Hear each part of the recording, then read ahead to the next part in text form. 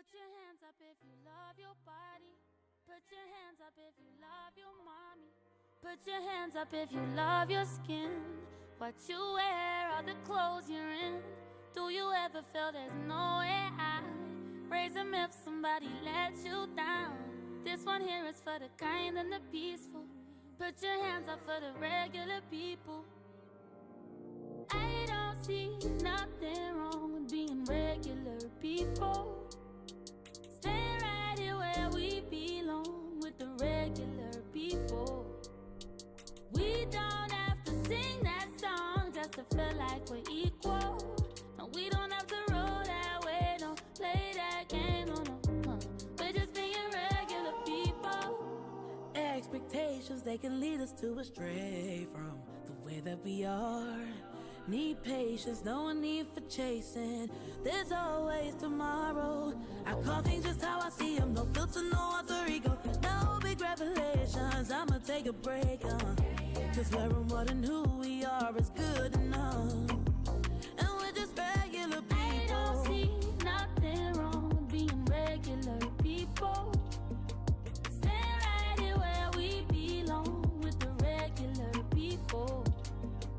We don't have to sing that song just to feel like we're equal. No, we don't have to roll that way, no, play that game, no, no. We're just being regular people. Lay back, chillin' with the crew. None of us got nothing left to prove. I'm working on me true. I can't play by the rules. I know you've been looking for something valuable. Baby, I value us. I wish that you could see it, everything you worth. Can't put a price on worthless. Never mind what they say, do. Can't live my life like they say so. See some little switch sides, but inside they be dying. I'm looking for happy, you trying to succeed. You think I'm naive, you trying to deceive. Fight on who gon' love me. We don't gotta do it for Put your hands up if you still believe. Put your hands up if you're still with me. This one here is for the odd and the equal. So put your hands up for the regular people. I don't see nothing wrong with being regular people. Stay right here where we belong with the regular people. We don't have to sing that song just to feel like we're equal. No, we don't have to roll that way, don't play that game, no, no. We're just being regular people. Put your hands up if you love your body. Put your hands up if you love your mommy. What up, what up, what up, what up, what up, what up, what up, what up, what up? What up, chat? What up? What good, what good, what good? Welcome into the stream. Welcome. Welcome,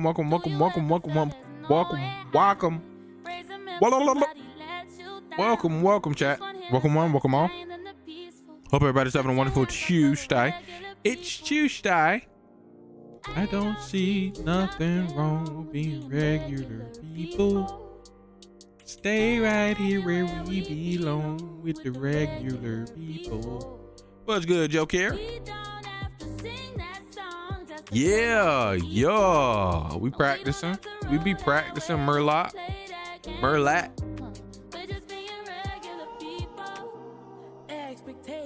Lead us to a stream from. What's good, Stram? Hope everybody's having a wonderful Tuesday. How does it, Joker? How you doing on this fine Tuesday, my friend? I'm gonna take a break.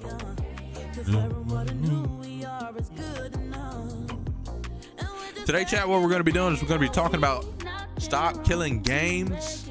Beyond talking about stop killing games, we're also going to be talking about the Nintendo directors. First, we're going to start off with the not killing games thing. That's going to be a little bit of a time in the talk, time invested in the talk. I gotta find where find the catalyst. Give me a second. I'm working on me true. I can't play by the rules. I know you've been looking for something valuable. Baby, I value us. I wish that you could see it. Everything you worth ain't put a price on worthless. Never mind what they say, do. Can't live my life like they say so. See some little switch sides, but inside they be dying. I'm looking for happy. You trying to succeed. You thinking naive. You trying to deceive. If I don't, who gon' love me? We don't gotta do it for Put your hands up if you Today, chat, I listened to like the entire history of the Alien series, like lore history. Man, it was crazy.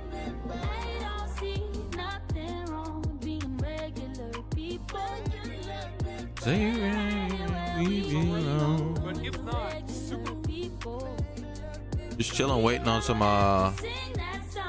life updates. Hell yeah, hell yeah.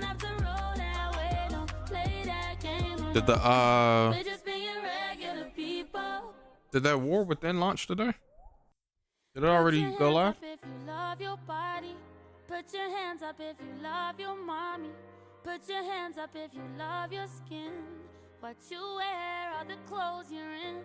Do you ever feel there's no way out? Raise them if somebody let you down. This one here is for the kind and the peaceful. Put your hands up for the regular people. I don't see nothing wrong with being regular people. Stay right here where we belong with the regular people.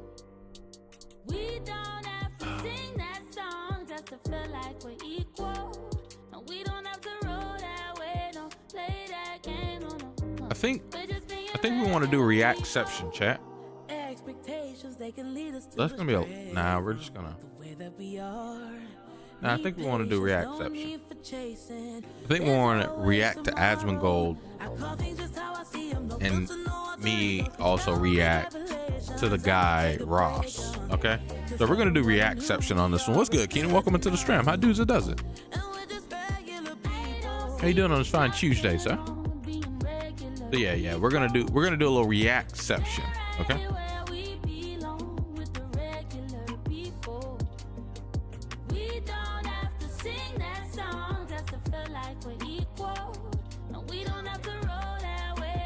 When do I get my diploma? Because that lore time I take study.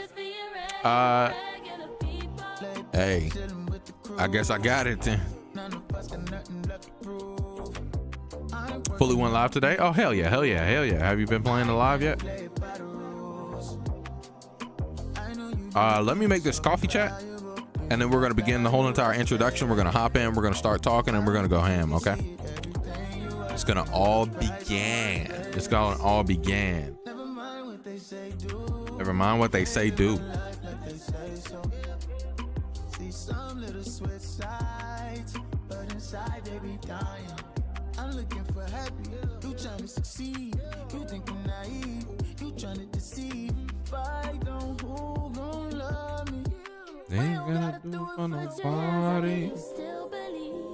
Put your hands up if you're still with me. All right. This one here is for the art and the Give me 2 seconds. Let me make this. Yeah, I listened to the whole entire man, Alien anthology. Listening to it, yo, who knows the whole story of Alien? Yo, fuck David, straight up. All right, 2 seconds.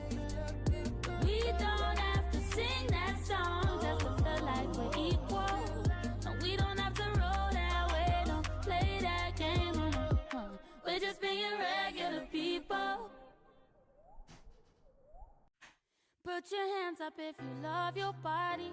Put your hands up if you love your mommy. Put your hands up if you love your skin. What you wear, all the clothes you're in. Do you ever feel there's no way out? Raise them if somebody let you down. This one here is for the kind and the peaceful.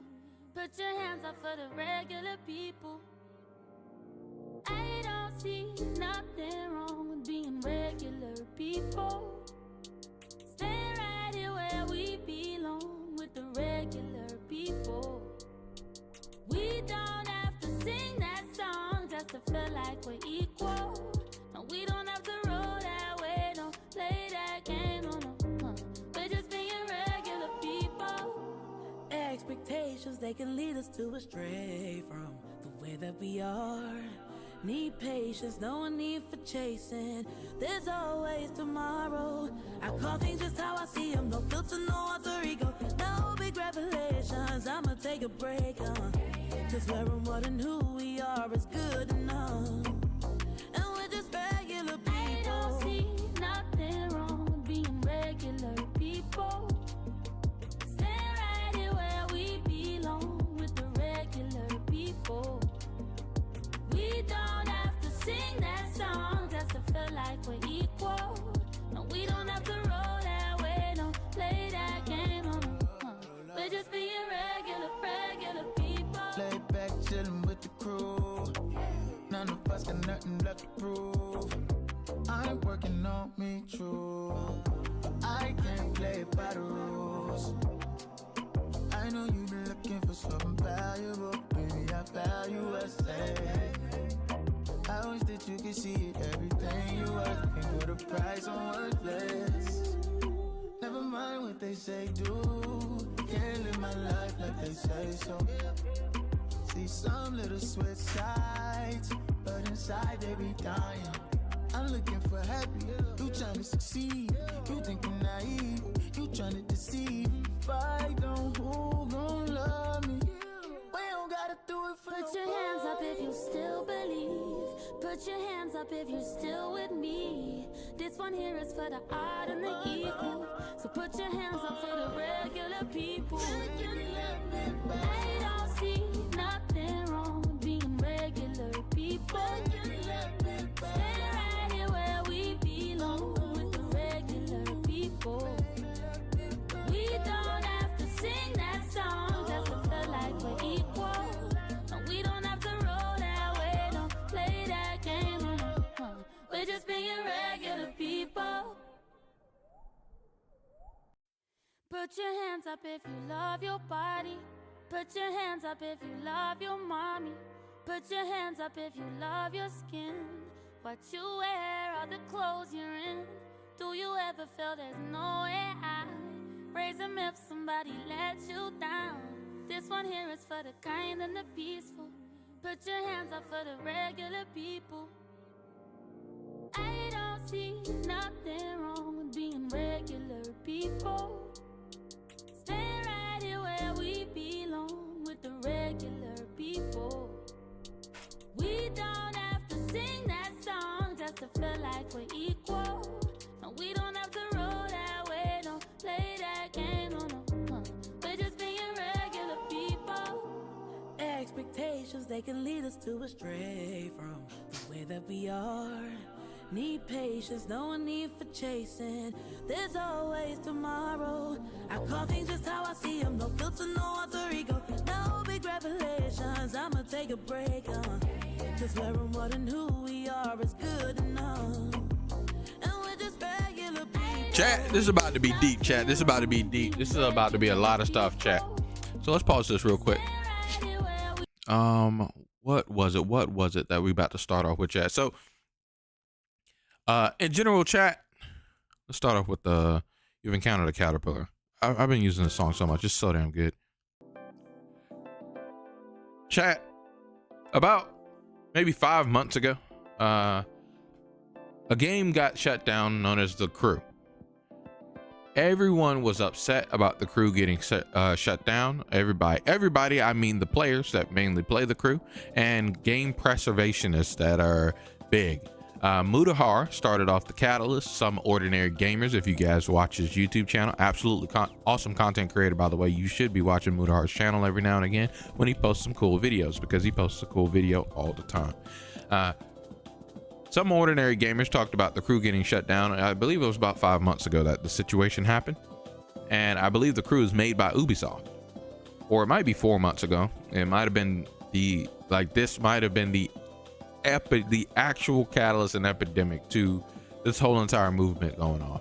But nonetheless, what I know is from that, a movement started, and this movement has lasted for quite some time. A lot of gamers have signed this movement known as Stop Killing Games. What we're going to be doing is we're going to be looking into everything that people claim And what the original person that kind of pushed this situation forward is calling for, and we're going to talk about the Gabo Lord's thoughts and opinions and all of that 9 and the 50 yards on it. And recently it got sparked back up, discussion on it, because one of the big internet pirate software, the game developer who's like come over to fame of one of the biggest Twitch streamers over the past year, he talked about stop killing games, and his thoughts and things like that on it were vastly different from the actual motion. So we're going to be reacting to all of that right here live with you and everyone else. And so we're going to get your thoughts and opinions, my thoughts and opinions, and we're going to talk about it all today and form what the Gabo tribe thinks about stop killing games, shall we? So gather around, guys. Grab your drinks, grab your snacks. It's time. Let me show you what time it is. Let me grab my coffee and we're coming back. We're locking in.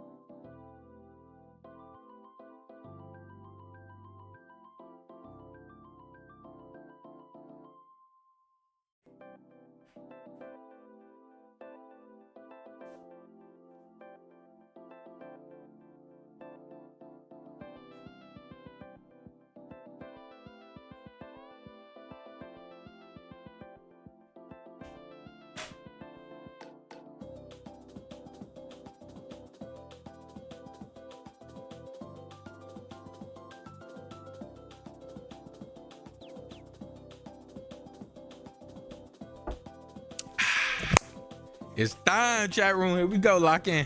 Yes, sir. Yes, sir. Here we go, chat. Come on. Stop killing video games. Publishers are destroying video games. What's good, Jay? Welcome into the stream. How does it does it? How does it does it, cuzzo? So how you doing on this fine Tuesday? It's Tuesday.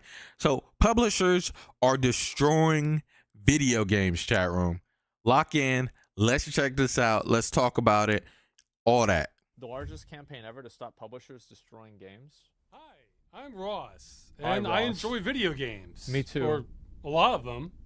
I also enjoy owning things. You know, like things in my Ross is in for a bad time. Ross enjoys As McGold's over here, things. chat. We got a react section. hand or my immediate vicinity that I use frequently. When I walk down the street, I like how people don't usually run up to me and try to take the clothes off my back, because it's He generally doesn't live in San Francisco. understood by They do society that that, over those there? are mine and belong to me. No. But see, just by me saying those things, Toronto. we already have a problem. Uh-huh. Yeah, you can probably see where this is going. Uh-oh. The video game industry has a lot of problems. Yeah. Like, True. a lot of problems. Yeah. True. I think regulators have no idea, actually. But there's one problem in particular I've been hating for decades. What is and it? it's getting worse and worse. And that is destroying video games so that no one can ever play them again. And I don't mean your brother sticking a disc in the microwave so that your copy is destroyed. Ooh, I we mean did that in middle school. everyone's. There's a really specific way this happens. Did the AOL discs. Just as a quick refresher, for most of gaming history, this hasn't been much of an issue. Most games contain the code that scared I'd break interfaces the with the microwave. hardware and run the game, and that's the whole story. Sure, Now, for yeah, online simple. multiplayer games, it's a little different. Where a lot of the older ones will let players host the server that runs the game, then other people would connect to it. Or sometimes give you the software And that's what to happens with a lot of older games, is that, like, you still have servers online, but they're not run by the company. They're, like, peer-to-peer. make that server a standalone thing and connect to that. But over time, more and more companies decided, hey, instead of letting the player host the game, what if we did it instead? Well, there are pros and cons to that. It's but actually interesting he brings this up, because I looked recently and it looked like there's a couple of Monster Hunter games that are actually ending their service as well, where you're no longer going to be able to play online with those. And this just happened, it got announced in the past couple of days. Yeah. It's sad. that can be a valid approach. Like Monster Hunter 4. in theory. But here's the problem. Yeah. The games industry has a horrible track record of maintaining its own games. There was a large study conducted last year that showed only 13% of published video games are still available by the publisher commercially. So what happens when the... Still available by the publisher commercially. Oh, okay. Yeah, I agree with that. That's probably true. Yeah, no doubt. Absolutely. Publisher with the takes over the publisher? responsibility Okay, yeah, I of get it. running the game. Because you think about every single Super Nintendo game that isn't on the Wii Shop or like the Nintendo Switch store. Yeah, yeah, true, it makes true, true. sense Well, whenever you it's think about usually it. pretty good while they support the game. Then when Yeah. they stop, it's a complete nightmare and has been responsible for destroying more video games than any... The other day, I was talking about wanting to play Beautiful Joe. This is a similar situation that I'm running into with Beautiful Joe. I have no way to play Beautiful Joe. I don't own a GameCube. Even if I got a GameCube, I would have to buy, like, Beautiful Joe, I think is a insanely outrageous price right now.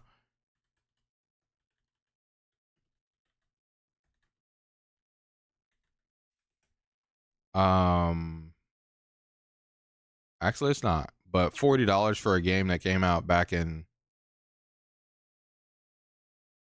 when did Beautiful Joe come out? 2003 is crazy.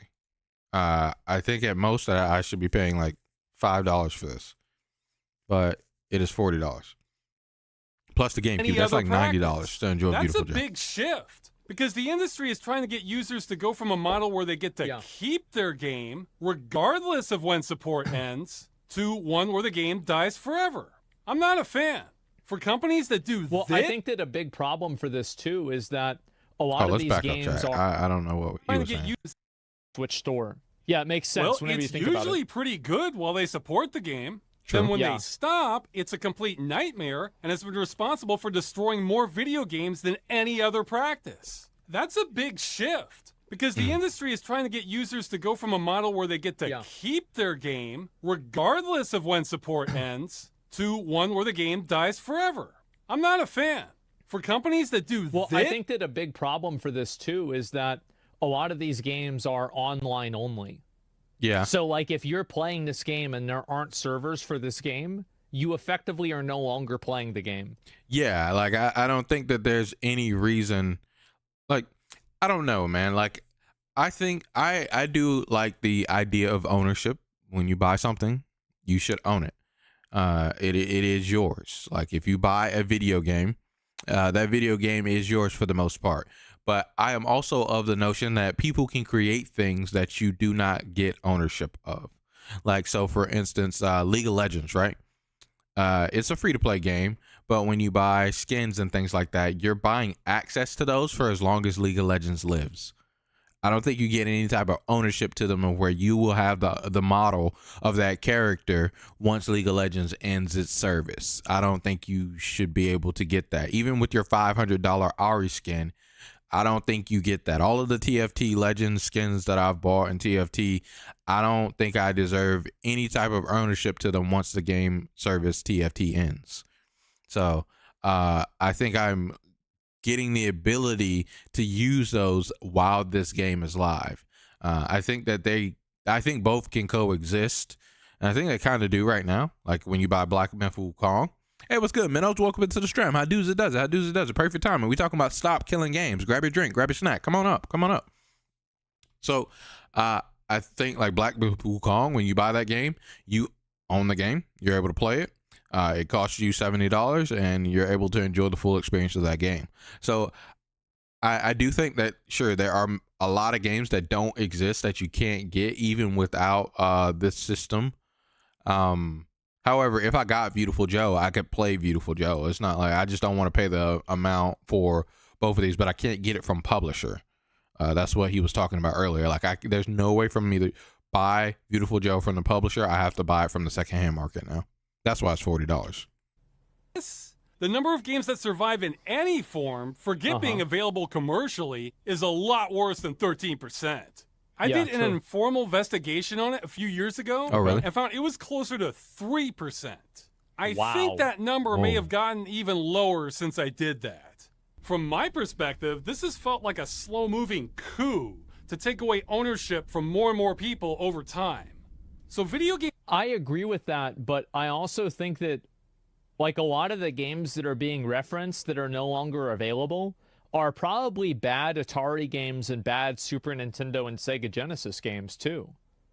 That like these games are no longer being they're no longer being like provided. Like I think it's actually both. Like it's clearly there are issues like fundamentally, but why this percentage is so high is because there's a survivorship bias of the games that are like everybody knows well. And like, oh yeah, we can't buy this game anymore. That's really bad. But there's like 50 other games probably that are out there that you can't buy and nobody cares because nobody wants to buy them. True. I think he has a huge point there. Like, I think a lot of the games that we can't buy are just trash games. Like, they don't matter. Like, I'm pretty sure you probably can't buy that Gundam game that came out back on PS3 where the water was flipping through the ground. But nobody wants that game. But I'm pretty sure that some people, like, and it may be small still, like, and that's another thing, right? When it comes to the market of anything, supply and demand matter, right? And so that's why games are getting shut down. If people still wanted Beautiful Joe right now, like a million people still wanted Beautiful Joe would still be being sold. But a million people don't want Beautiful Joe. It's me. It's just me. Only I want Beautiful Joe. Only I'm thinking about, damn, I wish I could play Beautiful Joe. In a legitimate way, but there's another way I could play it, which I might resort to. But this is like where we have to be realistic. Just because I want that thing doesn't mean that makes sense for the company to continue to try to supply this means. Let's back up. 50 other games probably that are out there that you can't buy and nobody cares because nobody wants to buy them. Yeah, so literally the games that people want are the only ones that are standing out. Selling you a game as a good, not telling you how long it will last, purposefully killing it later so you're left with nothing, but then they get to keep your money. Well, I don't know if I agree entirely with this based off of the premise of every single game is off of this. So, for example, if you bought a Super Nintendo game in 1995 and you're playing it now, does the company have an obligation to continue selling that Super Nintendo game? No. Because whenever you're using that 87% metric, I think that includes those Super Nintendo games. I would agree. So I think that this is really relevant in terms of like online games and games that are no longer functional without online server support and developer or publisher support. Yeah, I think that's what we're talking about. This is really about primarily. Because it's logically not about NES games that Nintendo isn't selling. It's logically not about Beautiful Joe. Which I think Joe. are the vast majority. Yes. Don't confuse this with rentals. Rentals are sold as a service and tell you exactly how long they last. A customer who rents something is informed. Video game publishers don't want that. Because they know if they put on the box exactly how long the game will last, then that will hurt sales a lot. Oh, absolutely. So it's important to withhold that information. Like, for example, that's why I didn't play Season of Mastery. Season of Mastery, there's the first, like, a Classic Plus thing. That's why I didn't do it. Customer. Because customers are used to video games lasting forever, more or less. You could have bought games from the 70s that still work today. You could have bought games from the 90s with online... Well, those games aren't also being, like... I guess I'm probably being like kind of stupid about like hyper focusing on the 87% thing, but like the developer isn't really publishing these either. And those are included in that metric. Multiplayer that connect to the internet that still work today. Like he is including those games in his metric, and he just referenced these games and what he's talking about. The buying games from the 70s. Buying games from the 70s. I don't think that there were many games in the 70s. Look, I could be wrong, but I'm pretty sure I did a lot of studying on video games when I was younger, and I'm pretty sure that there were not a lot of games in the 70s that had some type of multiplayer functionality of where you could play people without sitting next to them. And those games, if you bought those games, you could play those games right now. I'm positive. Same thing with games in the 90s. Like, so I don't think that these games can support his point, right? So the game in the 90s that he's about to talk about, let's hear him out. Correct. multiplayer that connect to the internet that still work today, even if the companies that made them no longer exist. But a lot of publishers like to place modern video games that are designed to die, but they won't tell you when, right alongside ones that last forever, so they can try to cash in on customer. Okay, so he is drawing the distinction. Okay. There it is. Yeah, all right. I understand now. Got it. Confusion, because the average person believes they are buying something. Now, I personally hate this practice because art has innate value to me. And while it's debatable if video games are art, they undeniably... They're undeniably art. Anybody who thinks they aren't is probably like 65 and doesn't know how to use a smartphone. Contain art. So seeing games destroyed to me is the same as if someone were to walk into an art museum and start torching the paintings. Yeah, I remember that happened like at the beginning of like 2010s, right? With like ISIS taking over like different places and destroying the like different like statues and shit. I thought that was really sad. Yeah, that that's happened. silly. It was awful. It's insult to injury that companies that do this face no penalties. Nor is there a good reason for them doing it. I won't get into the I disagree with that. I think there is a good reason for it. The What's company the good no reason? longer finds the game viable or worth hosting anymore because they're not making enough money off of it, so then they stop doing it to save money. Like, that's as good of a reason as any. True. I guess, that somewhat goes back to my beautiful Joe point. Even though it's not online, I could change it to an online reference of any kind that you could think of. But essentially, like, a game, if it's not making the company money, they should have every right to not pay for the game, not pay for servers whatsoever. Now, I think we're going to a point, like if I want to foreshadow, I'm a bit ahead. I kind of know where this goes, of where people are referencing and saying that they should have to make this game available for players to be able to host it themselves. So let's keep it going, though. Let's not jump too far ahead. Here, and you may hear it is anti-consumer, and it doesn't make it okay, but I think that there's a very obvious reason why. The problem is that a lot of these games don't have the option for dedicated servers that people can run on their own. Excuses as to why companies have to destroy your games, even though they largely didn't used to do that, even for online multiplayer. That's what we're talking about. What I found is that the people saying that tend to either be uninformed or else incredibly unimaginative and can only see things one way. When we order the pancakes, they're going to bring the maple syrup. Maple syrup is supposed to be on the table before the pancakes. Of course, when they bring the maple syrup after the pancakes. And he's right, because if you go to IHOP, it's on the table whenever you get there. Actually, I went to IHOP 2 years ago, and the place is like it's like a prison cafeteria now, because too many people would go to that one and get in fights, and so now there's like nothing on the table because people would throw things at each other. Maybe too late. Yeah, actually, I was thinking about that. Too late, huh? Right? Yeah, talking with people who defend this practice can feel a lot like that. I'm reminded of when Microsoft was sued by the Department of Justice for bundling Internet Explorer with Windows, and Microsoft claimed it was impossible to separate it from Windows 98, even though it wasn't even with Windows 95 when it launched. And through the power of hindsight, they actually did remove it from Windows years later. This reminds me of like Shadowlands Covenants. Remember that?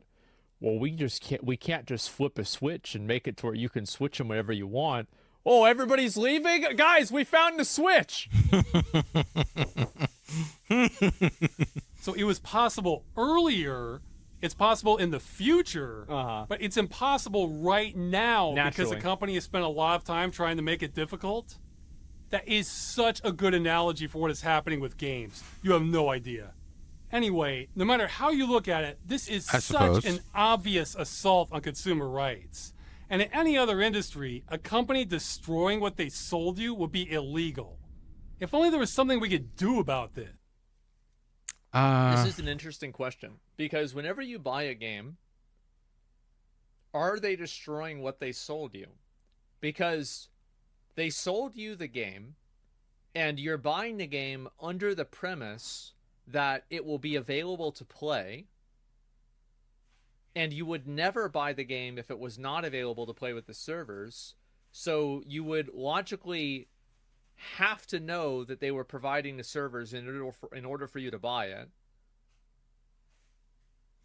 I You mean, didn't buy the game. Well, you're buying the service. I mean, this is just like one of those situations of where, like, yeah, sure, games like Destiny. I think Destiny says on the case that this game is not. When you're buying the disc of this game, you're not buying the game. Let's look at the Destiny 1 case. Or maybe that's something that we stuck on it at GameStop back when I used to work there. Ah, no, the sticker. Here it is. Is this doxing me? No, I'm not logged in, I don't think. Nope. No? No? Wait, what? So, yeah, maybe I'm tripping. Maybe this is something that we stuck on at GameStop. Because it says purchasing this game is not... purchasing this disc is not purchasing the full game.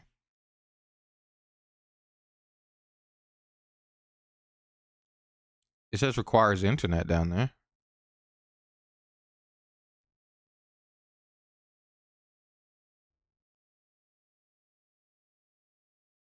This one doesn't say requires internet.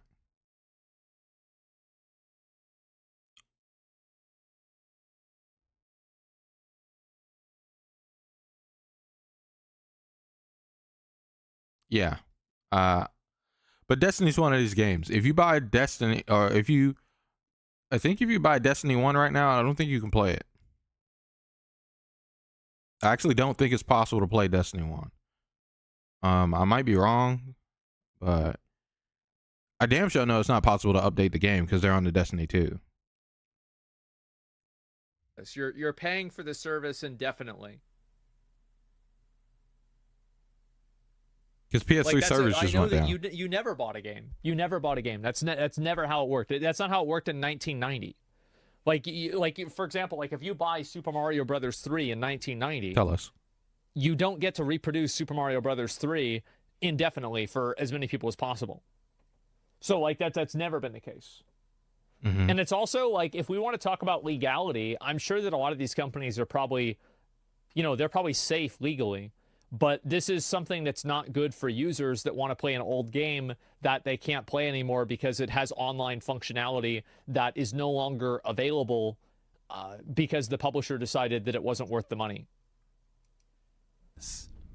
Well, but yeah, I think that's just like a good memory. Like I like, for instance, right? Like I think of this as an example. Let's say there's some MMO that came out back in 1990 and the developer shut it down. This MMO that came out back in 1990, the developer shut it down. Let's say you had 10 years worth of time, like of fun in the game. It got shut down in 2010. You had a decade worth of fun. You loved that MMO. It was your favorite MMO. They shut it down. There's no way for you to play it anymore. Do you have the right to be able to turn on this MMO and somehow access a desolate land of an MMO?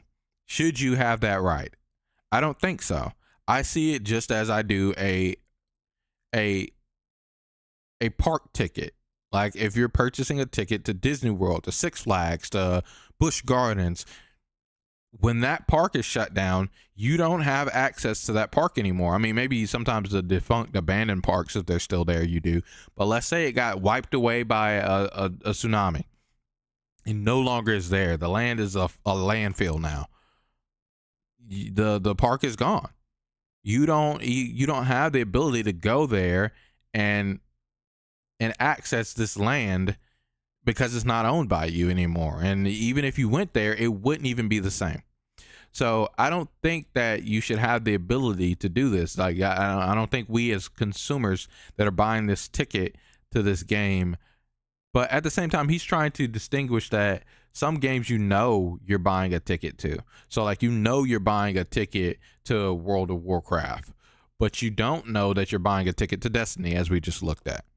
So maybe that's what he's going down. Like he's picking, like maybe he's upset at Destiny for not presenting you with, hey, you're buying a ticket. As it so happens, Let's see. we have the best opportunity ever to take action on this. How's that? A few months ago, the company Ubisoft announced it was shutting down a game of this nature called The Crew. Yeah, I remember this. Now, The Crew, I think, is a flawed but remarkable game. I paid to but participate none of and that experience matters the here. game. It's okay. What alongside the matters is studio. it had at least 12 million players. Studio- This affects a lot of people. And Ubisoft is headquartered in France. And Okay. France has some of the strongest consumer What the hell laws in is the that? world. See, this isn't really about The Crew or even Ubisoft. It's about trying to find a weak link in the industry so governments can examine this practice to stop publishers from destroying our games. Outside of the United States, this practice is very hazy legally. Many governments I think that what needs to happen is that publishers that are making games that are online only should have to provide, maybe not have to, right? But this is what I would want to see, is that the publisher would provide an opportunity for, if they're shutting down servers, for other people to maintain servers in their place. Because I don't think that a publisher has a indefinite responsibility to host servers for everything forever. Because if you gave them that responsibility, nobody would ever make a game online ever again. Yep. Because it would just be impossible to do that. Like, it would be like it's an indefinite financial commitment that you just can't do. Yep. So like it should be like, the goal should be to fight to have people who are able to make servers for themselves. I don't think even I'm have- necessarily against that. I in general, when it comes to game preservation, chat room, your Gabo Lord, I want the games to stick around. I wish that you could play games that you played when you were 5 years old and you enjoyed right now. I wish that there was a way that I could turn on Beautiful Joe and not have to struggle and try to figure it out. There is a way compared to some of these games like The Crew or Destiny 1. I don't think you can turn on Destiny 1. But I really wish that there was a way that you could turn on Destiny 1 or turn on The Crew and play it. However, I don't think that there's any way legally that you can obligate these companies that they have to do that. I don't think it's possible. I think companies hold every right, especially in America. I don't know about in these other countries, but I think especially in America, companies hold every right to stop distribution and use of their product. Well, maybe not use once you've bought it. This is kind of hard, huh? But and like, I guess with Destiny, especially since it's not plastered all over it, hey, this game is a ticket. You're buying a ticket to access this game. Maybe that's the line, because I think that's essentially what it would be, right? Like, we would just come to, you have to stress that your game is possible to be shut down one day. laws regarding this. That's what I think. I'm not kidding. More on that later. If we can find even More on what later? laws regarding Servers for themselves. don't even have laws regarding this. That's what I think. I'm not kidding. More on that later. If we can find even one major country to penalize this practice, that might fix everything. Okay. Because the thing about letting you keep your game is it's not that expensive for companies to do it, especially if it's a known requirement from the beginning. Then it's almost negligible. So if I also disagree. Like, if I don't you think have a that's true. game that has an online component, I think that the publisher should be able to take away the online component if they deem you as problematic. Like, for example, like if you're playing online and you're hacking, or you're playing online and you're screaming into every single lobby, then I think the publisher should be able to kick you out in the same way that if you buy a ticket to, you know, a concert and you're rowdy, they can kick you out. Yeah. Or you go into a restaurant and you're loud, they kick you out. Like, there's no other instance where you can buy something and be in a public space that destroys other people's experience and like not have any repercussion for that. Like, it's very obvious that you should be able to.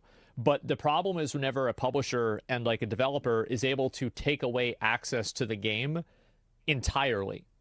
I can understand removing a person's access to their publicly hosted servers. I think that's fine.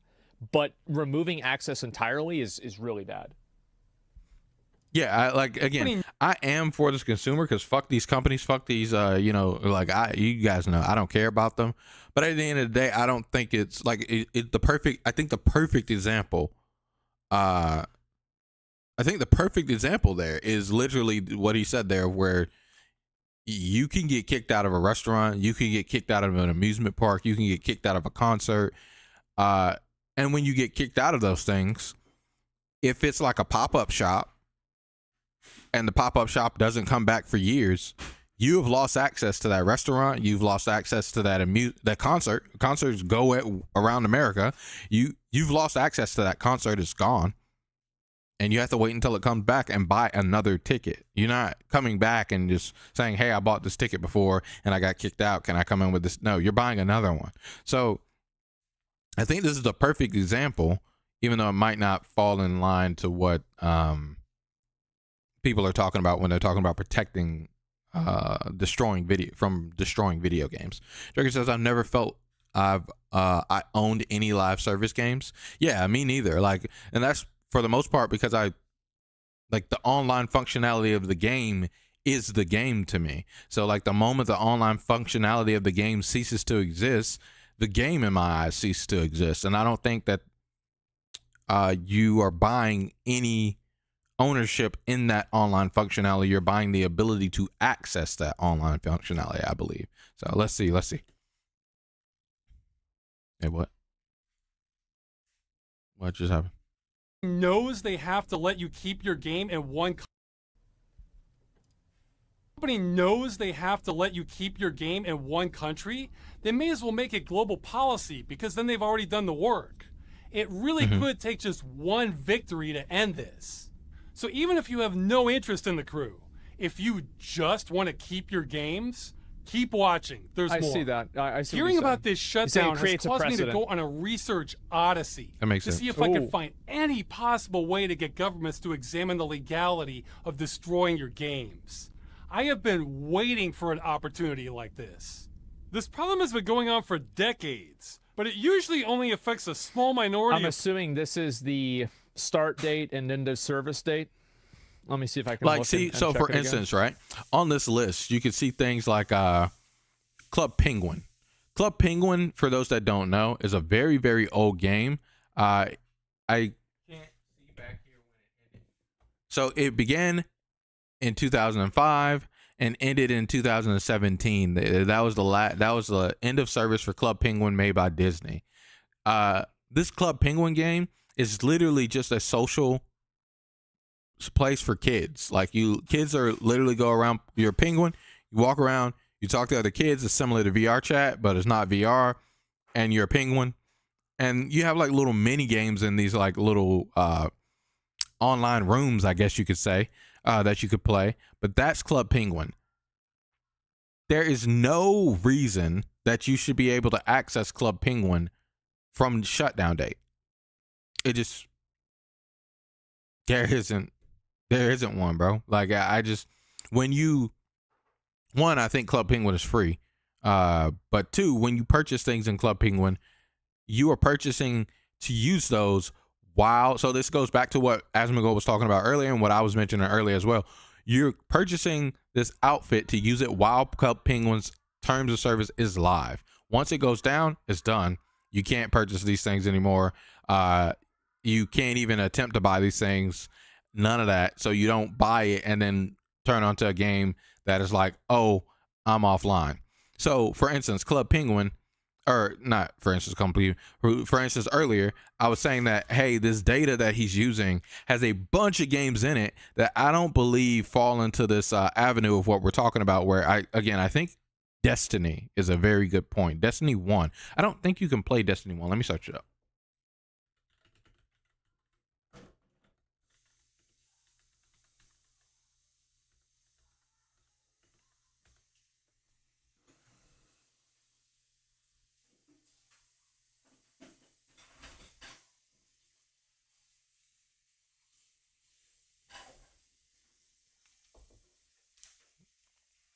Two years ago, people are saying, yes, this is still a great game to play, and they're on there.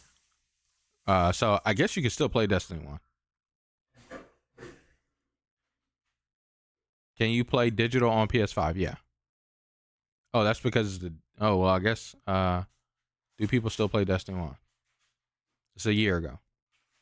There are still players.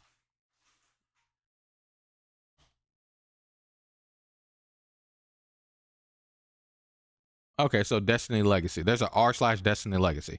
So yeah, you can still play. Oh, there's legacy support for Destiny 1 activities. Oh wait, hold on. Destiny 1 will no longer receive planned updates. Destiny 1 content through Destiny. Rise of Iron will continue to be available on PS4, Xbox console. However, players have a limited access to Destiny 1 activity. Please see below. There's legacy content, but you can't access everything. So you can still essentially play Destiny 1. Unavailable Destiny 1 activities. Trials of Orisis, Iron Banner. Live events are no longer available on Destiny 1. Live events are limited, time-limited. Destiny event include specifics like quests, bounties, rewards. Examples of previous live events are Festival of the Lost, Crimson Days, and Sparrow Racing League. Bless you, baby. Okay, so yeah, they have. You could play Destiny 1, but there are a lot of things that are unavailable. Okay, but yeah, y'all get my point. Like even another one here, Battlefield 2142. Is that the one I think it is?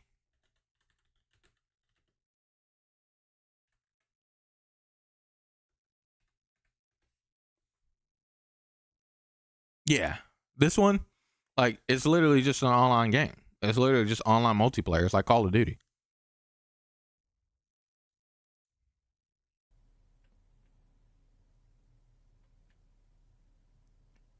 Yeah. It's been going on for decades, but it usually only affects a small minority of players that are too dispersed to do much. Most have moved on when a game is killed, and the industry has been counting on that lethargy. Metal Gear Online, same thing. It's just An event multiplayer. like this that's big enough to do something is like the planets aligning. We have to take action on it. Now, I do not think I'm the ideal person to do this. I'm not a legal expert. I have limited reach. Honestly, everything about what I've been doing has been an amateur effort. I don't even want to be doing this. But if you care about this issue, Never heard of I'm what you're 2142. stuck with. Because nobody else Yeah, has 2042 is the current Battlefield, but yeah, 2142 is like a super old one. Let's see when it came out. Yeah, it came out 2006. But it's strictly 100% multiplayer. It doesn't have anything.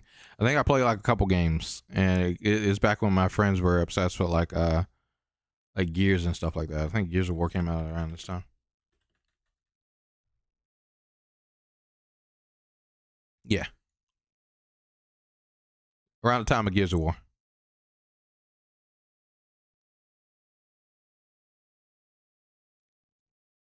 stepped up.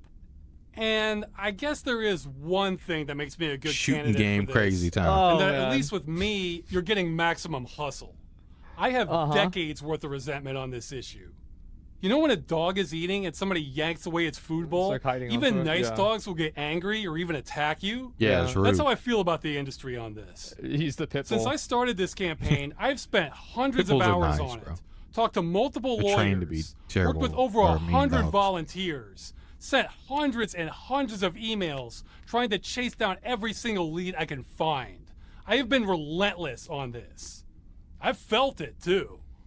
In the game trailer for Yes... I don't think that you can hold the companies legally accountable for this because of the terms and services and like the condition agreements that you sign up for. True. So I don't think there's ever going to be a way that you can hold them accountable legally with what exists right now. I think what needs to happen is that there needs to be some sort of allowance for when a game publisher is no longer providing a commercial like a commercial option to consume a game. The people who own the game should have the right to provide their own option. Because like, yeah, if the game's making its own servers and you have to play on those servers, that's totally fine. EULA has no bearing on the law. TOS isn't binding, but at the same time, it's also like, it is and it's not. It's like you can sign away some degrees of your rights with TOS and EULA, but you can't sign away other degrees of your rights. Does that make sense? Yeah. Your Grace. Like you can't the king sue is them for hearing certain so many things that you requests from sign his up in the subjects TOS. that at one point he just keels over from it all. You can, but it probably won't hold up in court. Like if you sued them for something that you signed in the TOS, the only thing, like it's like signing a non-disclosure agreement or terms of service, legal terms of service. Like it's like any of those, or signing up for a job. Like any of these things, if in those terms of service it is something that they're asking you to do that is illegal, that can't be held up by the terms of service. But if it's something like your access to this is at our discretion, there's nothing that you can do, bro. Like there's absolutely nothing that you can do with the terms, like once you sign that. Now I don't read terms of service. I'm gonna be 100% 5 million honest with you, chat, because again, I know that baseline. If I'm signing a term of service, if I'm signing an NDA, nothing can be illegal within that terms of service or NDA. And if it is, I can hold it up in court. It will 100% hold up in court. But I go off of that assumption, as long as it's not something dealing with my like social and all of these things. I don't read the terms of service because it's whatever. But I signed this and I know that I will have to allow them to do whatever with this game. They can change the game entirely. They can do so much with the terms of service because of in there they're putting in things of where you do not have the rights to sue them or take them to court, or I say the right. You don't have the ability to hold up in court them changing this or preserving this in a way that you see fit. It's the way they see fit. Joker says, now TOS isn't all powerful. They can't be sued, but it's really hard to win in court. Exception would be a wrongful death lawsuit that Disney is in at the moment. It's a perfect example of TOS not being able to stand up in court. Nah, that wrongful death thing is that one is that one's kind of like goes along with what I was saying of where it's anything illegal can't be covered by the terms of service. Like I remember you told me about that slightly, and I think I listened to Mudahar talk about it. Like a lot of people have been talking about it, funny enough. I've listened to a couple people talk about it, and of what happened. The lady ate the food. She told them extensively like, hey, yo, I have this allergy. And the crazy thing is that the restaurant was known. The crazy thing is that the restaurant was known for attending to allergies. Like I think you told me that as well. But Disney's like, or she ate the allergies, unfortunately passed away. And then Disney's like, you can't sue us. You have to sue the restaurant. But the company's owned by restaurant. Like what? That's silly. And yeah, they're agreeing to arbitration if you sue to Disney for anything. Yeah, it won't hold up in court. Like again, that's why I changed it to you can sue them, but it might not hold up in court depending upon what it is, as long as it's not anything crazy or illegal. Which the courts are looking at this. You agree to not being able, like you agree 100% to arbitration if you sue Disney for anything after signing up for Disney Plus. They're like, dude, this is stupid. And so now they're going on with whatever it is that they're doing. So shout out to them. Hopefully this wrongful death thing gets solved pretty quickly. But yeah, Disney even walked back on it afterwards. But that's what the lawyer. I mean, it makes sense that they're doing that because it's the lawyer's job. It is kind of crooked for them to put that in their terms of service for Disney Plus, though. Exactly what it feels like.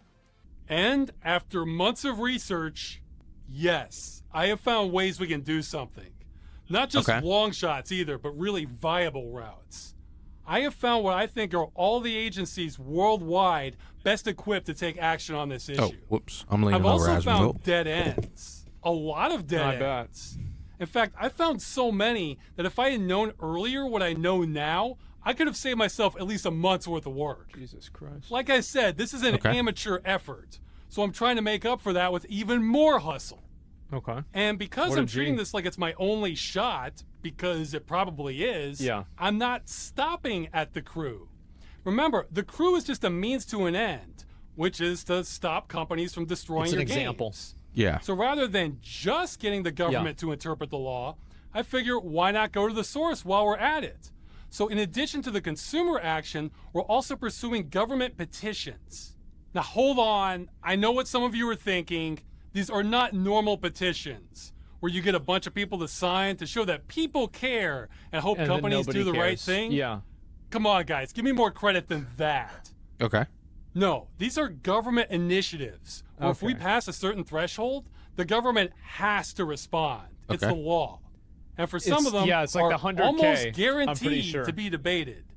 Yeah, we'll see. But this is how a lot of At laws least like get in made. the U.S. So what's in these petitions? I mean, I fully support using the system. Like, I don't think you should mock the system just because it takes a long time. There's reasons why it takes a long time. You shouldn't be able to petition for something silly like you want your stuffed animals. You want the right to be able to walk down the street and stuff stuffed animals down people's throat, and you get 100K people to sign it because they think it's funny. And then we have the government have to pay attention to the law of you're able to stuff animals down somebody's throat when you walk down the street. Like, like it should take time in order for stuff like this to happen, though. Well, So it I'm with varies it. for every country since they all have different rules, but they all share the same fundamentals. I tried to design the fairest proposals I could that still solve the problem. Okay, what are they? Yeah, remember that, naysayers. I'm trying to solve the problem. Yeah, I think that's one component is like, I think that this guy, even if people might disagree, because I've seen some people in chat that are like disagreeing with like what he's trying to do, this guy is trying to improve video games for everyone. He's not against you. Like, you shouldn't be against him at all. Like, this guy's really trying to do a good thing. True. But I'm also trying to keep the scope as narrow as possible. I am not trying to reform the games industry. I am just... Somebody says too much of a double-edged sword to force companies to maintain something for a very small group of people. I don't think the companies should have to. And I think that's unfair. I don't think the company should be held accountable for making a game available forever. But I also don't think the company should be able to shut down other people for making the game available after the fact that they're not making it available. Basically, like, if you're not providing it, somebody else can. Trying to stop companies from destroying games that they've sold That's my to you. perspective. I mean, in a way, I kind of do. I kind of do agree, but it's just at the same time, I'm pretty sure these guys agree too, but I 100% do not think you should be able to be doing things that monetize this situation. Like Beautiful Joe, I can't get it from the publisher. I should be able to download Beautiful Joe online. For instance, a very good example is PS1 Croc. The PS1 Croc game, you could download this game right now. The developers posted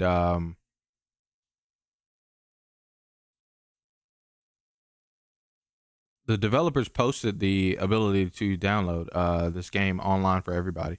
So if I type in PS1 Croc download, funny enough, I'm typing this in. I think I actually have this. That's emulator cool ROM, CD ROMs. These are ROM sites, but I think there's an actual like Reddit post of where the developer, the owner of this game, posted it, and it's like, here, you can download it. You guys can all have it. And everybody, like, you can just get this game. And funny enough, again, I think I legitimately have this game. I love that fucking game, by the way, chat. So, with that in mind, while the game is being supported, any game, It's abandonware. absolutely Yeah, nothing exactly. would It's happen. abandonware. Companies could do whatever they This is want. We're going for a light touch. It's only once support ends that requirements would kick in. The first is any game sold or licensed, for those of you who want to be pedantic, will be required to be left in a functional state when support ends. This does not mean a 100% perfect state, but it means a hell of a lot better than completely inoperable. I wonder what that means, a functional state. I really do, because, like, for example, like, let's say all the WoW servers shut down. Does that mean that you can, like, spin up your own server by yourself? Like an offline server that's available to the player? Because I think that you should be able to make your own server, but should that be available for, I don't know, like on a personal level or for the ability to join servers? I'm not really sure. It's something that's like kind of confusing to hear, but I do think that, yeah, I agree with it. This WoW is one of the big reasons of why I don't think that this makes sense, because games sold must be left in a functional state.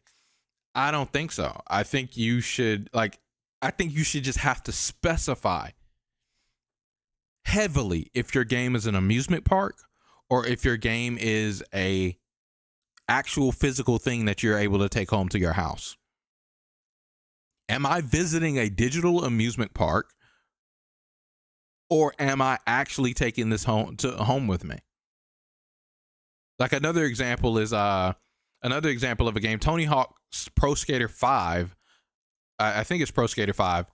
The disc contains the first level of the game. The rest of the game exists. You have to download it. But those servers don't. It's Tony Hawk Pro Skater 5. Doesn't exist anymore.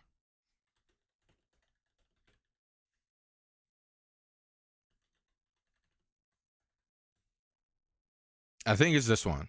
Yeah, from 2015. The servers do not exist anymore. So you can't download this game. You can actually, unless you have it on your PlayStation 3, Xbox One.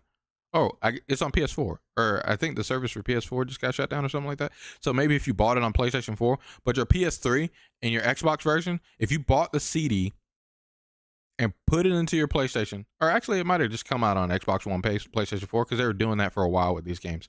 Anyway, if you bought the CD for PlayStation 4 for Pro Skater 5, put it into your PlayStation 4, that works perfectly fine, you would be able to play the first level, and you could not play the rest of the game. This only matters for the CD version.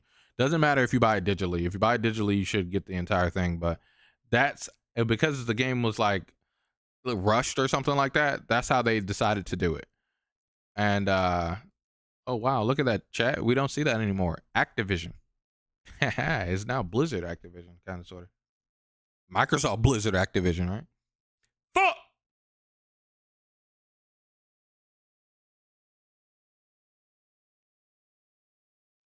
Let's carry on. Like an offline server that's available to the player, because I think that you should be able to make your own server, but should that be available for, I don't know, like on a personal level or for the ability to join servers? I'm not really sure. It's something that's like kind of confusing to hear, but I do think that, yeah, I agree with it. Also require no connection to the publisher or affiliated parties in order for it to continue functioning. Require connection to the publisher. I 100% agree. Game sold must require no further connection to the publisher or affiliated parties. So you would need to be patched to either 100%. Be offline or have private hosting only. Yes. It's the only way. Yes. Anything less and the game dies. That's right. And yes, this would include DRM that needs to connect to the internet. And because why would you need DRM? Like, let's think about this logically. If you're not selling the game anymore, then who cares if somebody steals it? True. Being forced to go to all this trouble, I really want to end this. So this would also apply to games with microtransactions. Except we didn't say microtransactions since these were in plain English. So this would cover free-to-play games. Because if you've been sold something like a virtual horse, but then the publisher destroys the game, well, now you can't access your horse. Oh, no. I've been told undisturbed possession is a term for what I'm talking about here. And finally, these rules cannot be superseded by end-user license agreements. See, that's the kind of stuff that I'm talking about. There are some things that you can cede to a company with license agreements, and some things that you can't. True. Like, for example, like this is not with an EULA, but like just here in the U.S., you cannot enter into a contract of slavery, even if both parties are adults. Yep. You cannot sign a contract that says I'm a slave. That's how companies have been getting away with highway robbery in the first place. We had a big war over it. In the US. A big thing. There's no point in having rights if you have to sign them away just to play a game. I'm sure a few of you right now are scoffing at this proposal, but just remember Internet Explorer, guys. It was impossible. It's complicated, yeah. And that's it, pretty much. Now, one thing we left off the table, but it's kind of an open secret we'd be willing to compromise on. Yeah. Or at least I would be if a company doesn't fix the game, but they give you all the information, tools, software, and so on so that a programmer could be reasonably expected to get it working again, yeah, that's an acceptable substitute. Though the resentment some others had helping on this was strong, and they didn't trust companies not to abuse a provision like that. And they could be right. so we left it out of the proposals. Okay. We also left out this applying to all software and restricted it just to video games. Now, don't get me wrong. I personally think all commercial software should have these provisions also. But this is already such an uphill. It's smart for him to say that and to do that because it just increases the scope so much larger that it would be almost impossible to approach. Battle. That expanding the scope would invite many more enemies and weaken our odds. True. Remember, source code release seems unreasonable. I kind of agree with that. I'm not sure if I agree with the idea that they have to provide everything to a person to fix the game. I'm not sure that they need to provide that. I don't know. I am single issue. The point is, even if you don't own the crew, you'll still be able to do something if you live in one of the countries where these petitions were launched. Right. This is a multi-pronged attack. I have prongs for everyone. Well, no, but a lot of people. It's complicated.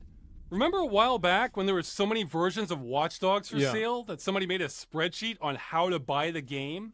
Standard edition, special edition, vigilante edition, Uplay exclusive edition, limited edition, DedSec edition, digital deluxe edition, Uplay deluxe edition, gold, season pass. It's not that bad, dude. But it does have a lot of variables. What I found is that's nothing compared to Skyrim. What people can do varies. He said Skyrim at the time, dude. Wait, yeah. I mean, just like this is just in general what Ubisoft loves doing with their games now. That's just what they do. Where they live and whether they own the crew or Ubisoft, not. right? But even then, it can still be confusing. So I've seen it as a priority to make this as easy as possible for everyone. Yeah. To that end, I've been working with volunteers to launch a website to do just that. StopKillingGames.com. I hope you can remember that name. It has the 2 G's there back to back. That might throw some people Killing off. Games. All it's right. a multilingual website that can easily steer you exactly where you need to go to have maximum impact. Some people can do multiple things. So I even tried to prioritize your options a little bit. In fact, you can even just stop watching and go here if you want. There's nothing else you have to know that's not on the site. We have blazed a trail for you to hit back against the industry.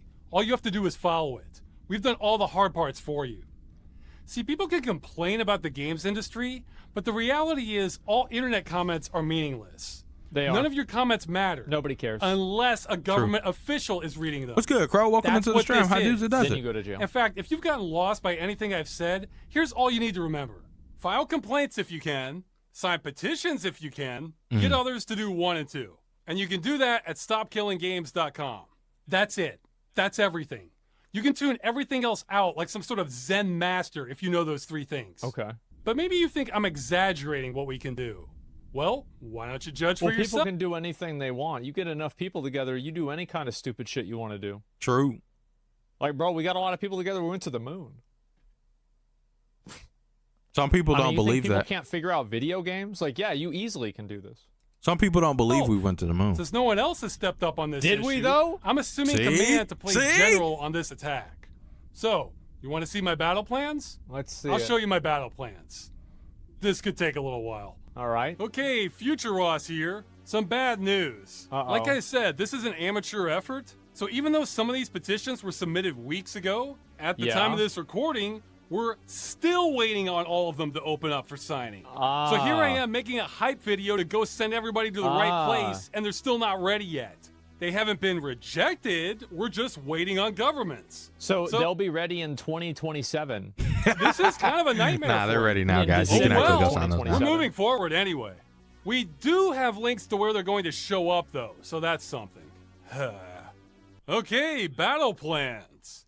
Now, before we get into regions, the first option is worldwide, and it's eligible for literally anyone who owned the crew. Yeah, anyone. Aren't you glad I cleared up those dead ends? Although it does have a critical flaw that can't be avoided. See, the option for all owners of the game is to contact the DGCCRF, France's National Consumer Protection Agency. I think here he just begins to talk about how you can, support Stop Killing Games. Guys, if you guys want to support Stop Killing Games, I don't want to make you guys subscribe to what I subscribe to or believe what I believe. You guys can go support it. Go check it out and read all of the stuff if you'd like. There's the link there in the chat. At this point, I just want to be involved in the discussion of if we should be able to access the game after the developer intends to stop supporting the game, period, or stop selling the game, period. So that's all I care about. I'm not signing Stop Killing Games, but also for other reasons. So now let's move on over to Thor. Pirate Software. Pirate Software, you guys have seen him. I've talked about him on the channel before. He has this awesome game that we played a while back on the channel called Heartbound. He is the developer of it. He has his own studio. He's worked for Blizzard. His father is a famous, or I guess not famous necessarily, but his father, that didn't look right. His father is a big guy that worked in World of Warcraft. Pun intended. He's also featured in a South Park episode. So this guy is the son of that man that I'm talking about. And he's big in Blizzard, big hacker in the world, in the space. And so he's gotten very, very big on YouTube off of YouTube Shorts. And he does a lot of cool things. I don't know the guy personally, but from everything that I've watched and paid attention to, he got big around the time of Helldivers. All that stuff. Guy's a good guy. Seems like a cool guy. And he just loves video games. He wants people to go out and play video games. And so here, he talks about Stop Killing Games about a month ago. So let's listen to what he says as a game developer. He gives this whole introduction. So let's listen to him. My name is Jason Thor Hall, also known as Pirate Software Online. I've been in the gaming industry for about 20 years. I used to work at Blizzard Entertainment, then Amazon Game Studios, and now I own my own studio, Pirate Software, by the same name, which is an indie studio, and I've been here for about 8 years now. I also run a massive community. We've got about 180,000 people in Discord, and most of what I do is try to teach other people how to make games, teach them that they can make games, show them the tools to do so, and try to do everything without any paywalls or bullshit in the way. It's incredibly important to me that we keep making games and that the next generation has the tools to do so that our medium doesn't die out. And it never will. And that's the whole intention of all of this. So with that in mind, that community brought me this and tried to get me to sign it. And I don't want to. Number one, I can't because I don't live in Europe. But number two, I wouldn't sign it even if I could. And I'm going to kind of go through this and try to explain he talks about as to why that would be the case, without all of the internet hate machine that's grown up around it. So let's go into how this works and why this is an issue to me. First things first, what is an initiative? So an initiative is actually not law. It is something that you put together so you can put it up in front of representatives and they can start the conversation. The reason why I have a problem with Stop Killing Games is specifically it starts the wrong conversation. If we're trying to kill off the practice of developers putting together a live service game, pitching it as a single player experience, and then taking away support in the future, this ain't it. And the reason why is specifically on this initiative, under its own description, it says, this initiative calls to require publishers that sell or license video games to consumers in the European Union or related features and assets sold for video games they operate to leave said video games in a functional playable state. Specifically, the initiative seeks to prevent the remote disabling of video games by the publishers before providing reasonable means to continue functioning of said video games without the involvement from the side of the publisher. This isn't always possible in all video games, and it doesn't call out the specific practice that this is supposedly trying to defeat. It is incredibly vague and will damage all live service games. How would you keep League of Legends in a functional playable state? You'd have to re-architect the entire game. The game is what is called client-server. So in client-server models, there's a server and there's a client, and all of the math, all of the game, everything happens on the server. The client just displays it. And the reason we want to do it that way is so that you can't teleport around and do a billion damage. You don't. Yeah, for instance, like back, you guys might not know, back when New World started, it was the opposite of that. It was a server. It was all of the game of New World happened on the client. It happened on your computer, your machine. When you downloaded New World, you had the entire game of New World on your computer. And then it communicated what you did to the server. That caused very crazy things to begin to happen inside of New World. So like, for instance, people would be in a fight and they would just grab their browser or grab their New World and start moving around like this. And it would cause crazy things to happen. And the server would not be able to pick up what the hell was going on. And so it would cause people to see you teleport around and dodge things, and you're just straight invincible. Like, I'm pretty sure the first rendition of you grab and drag was you were entirely invincible while you were grabbing and dragging. And it's like, how does this make sense in a PvP style game that I could just grab my browser, start swinging it around, or grab my window? I keep calling it the browser. Grab my window and start swinging it around, and I'm entirely invincible. This is crazy. Don't trust the client. You trust the server. The client just displays what it's told, right?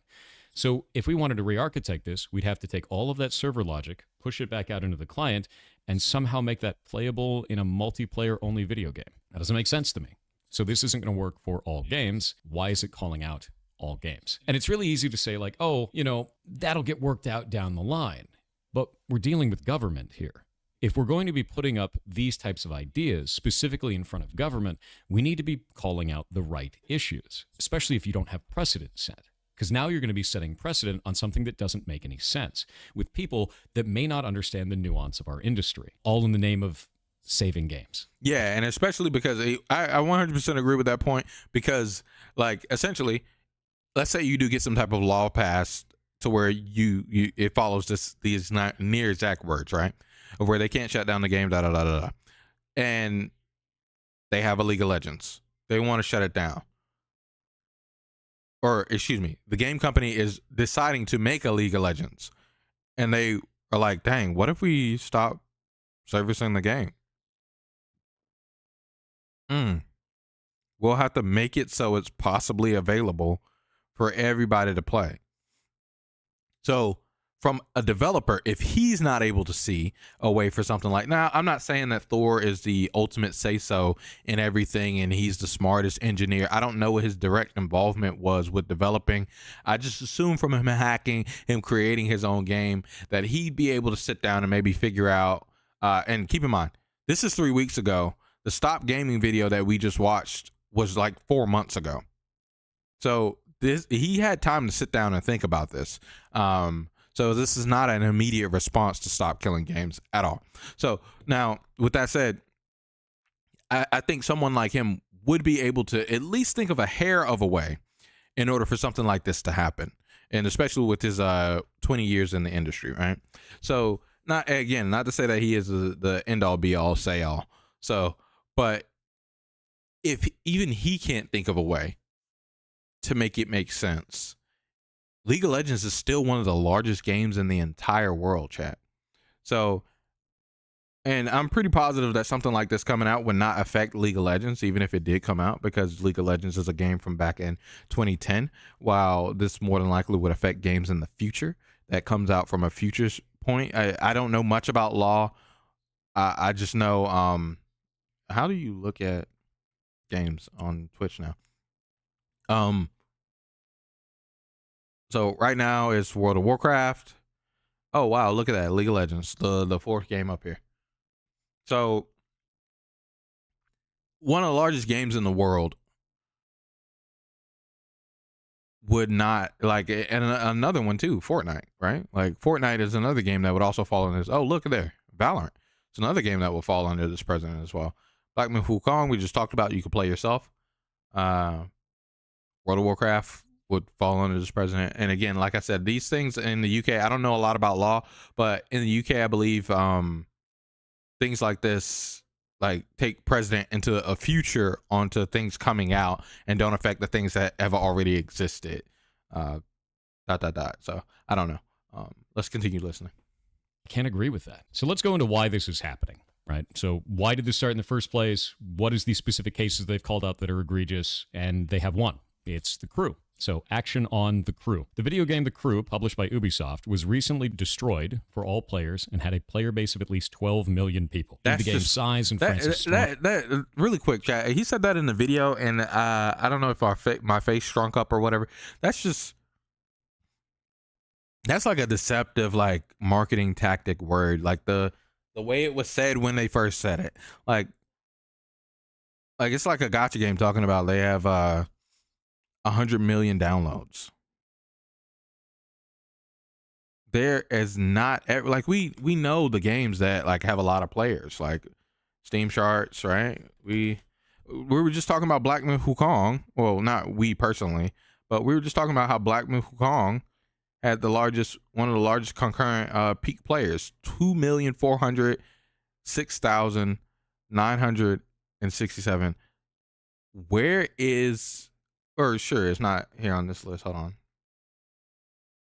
Let's click Black Myth Wukong. Can I go to all-time peak?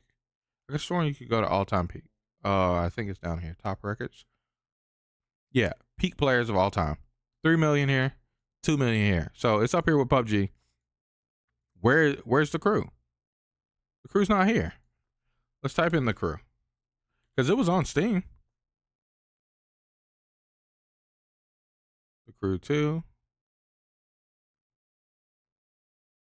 The crew Motorfest. The crew. Here we go. Oh, maybe I can't see it because it's been shut down. Is that the case?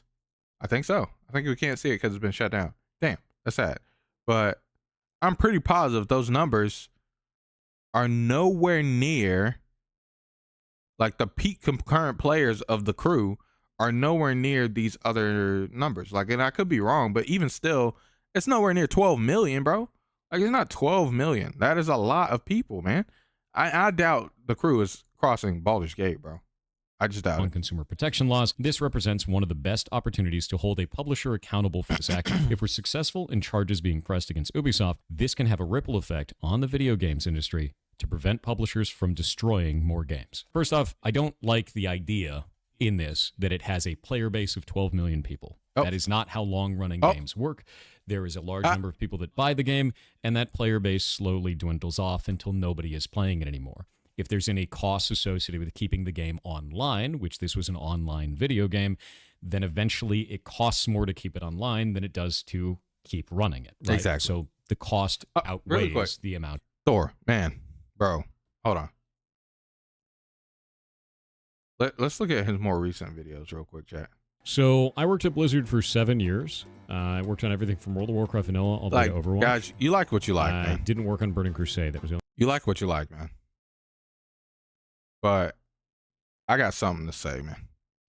I got a lot to say to you. If you're I part got of the a lot to say. altered. Nah, he still got it. Man, get rid of this disgusting blue Yeti, man. This thing is gigantic. This is like a fucking fat cock in front of your mouth, bro. Like, get this out of your face. You want a slender one. You want a nice, slim, nice profile. Like, there are plenty of mics. Like, let me recommend, chat. Let me recommend. This is Shure. He's a big, like I said, it's 10K view. This is Shure SM7B. There's a newer version of this, too, that's like a USB mic as well. I think it's, if we go to Shure.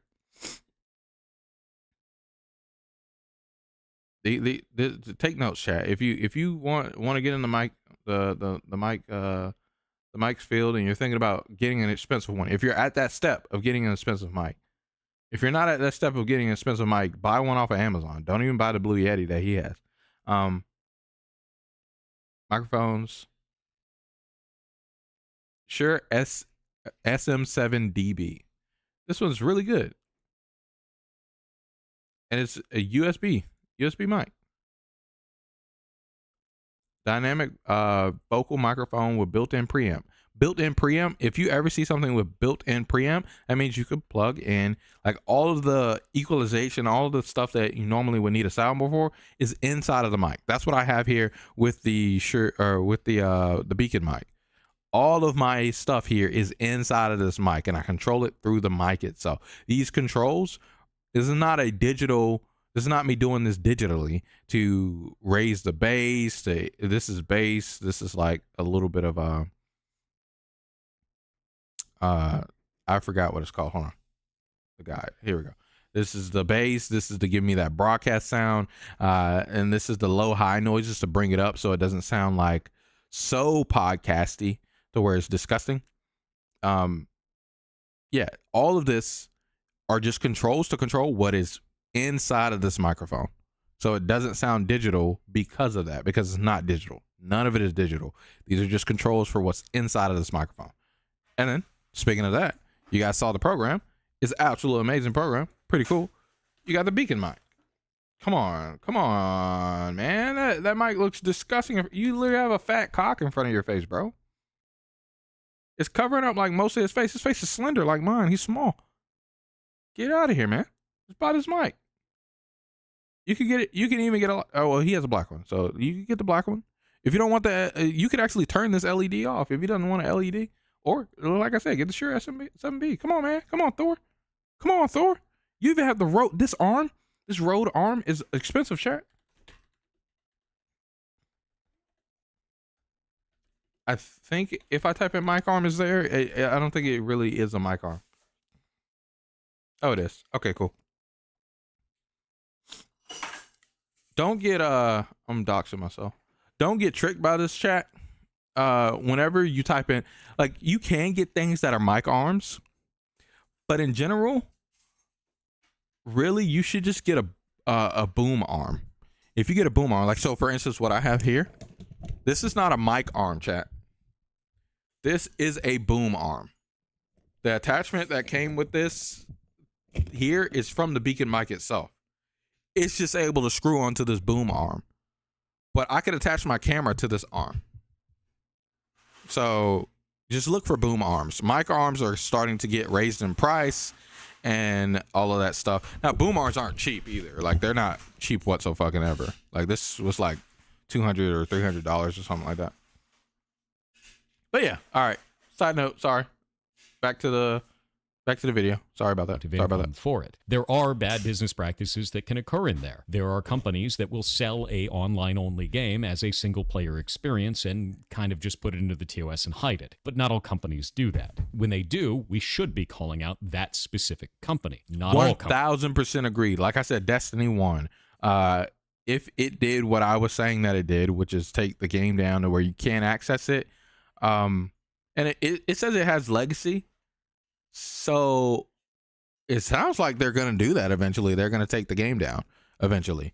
Yeah, the Destiny should have to make sure that you can access Destiny 1 in some type of way, because the game is just a single player experience outside of that. Like, it's simple as that. Like, Destiny should make sure that you're able to access Destiny. Destiny 1, that is. And maybe even Destiny 2, like, because there's a lot of single player content within the Destiny games. Companies. So let's take a look at this and find out more about the Crew itself. If we pull up their Wikipedia, we can see that the Crew was actually created in 2014, which, much to the hatred of all of us oldies on the internet, was 10 years ago. Oh.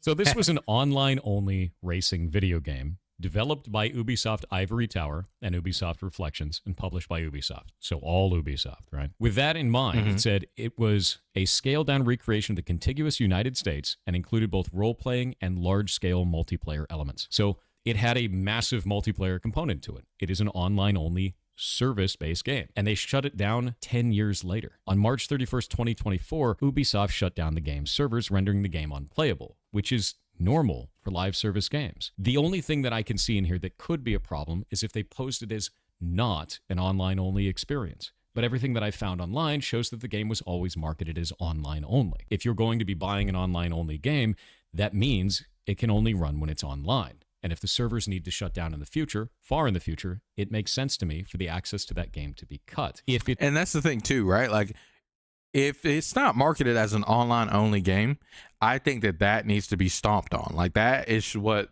this Stop Killing Games initiative should be about, of where they have to tell you if that game is going to be online-only and has some type of plan, or not plan necessarily, because you don't want to plan the run out, but is okay with, yeah, we're cutting this game off. I think that should be like big and very well understood when you purchase the game, when you pay for it. Not once you turn it on, you figure it out. No, you should know. In every advertisement for the game and on the case of the game, it should tell you, hey, this game may turn off one day. Just letting you know. You're purchasing a ticket that we can revoke at any time. It's online only. If it's a single player experience that has online only functionality specifically just to shut down the game in the future, and the online only doesn't actually add any gameplay functionality, I'd agree with you. That's a shitty business practice. True. But that's really rare. And in the specific cases where it does happen, I'm not even. Can I even think of one? You can play Borderlands offline, but you do have to be online to access Borderlands in a lot of cases. You can play Elden Ring offline, but it does require online access if you have it. But you could definitely turn on Elden Ring offline. I can't think of a single player game that I have played that I have to be online in order to play. I mean, my entire Steam library has offline mode.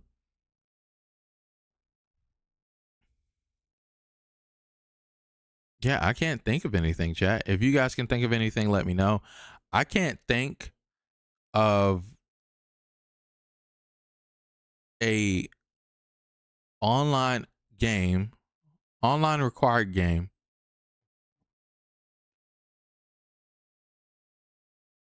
at all.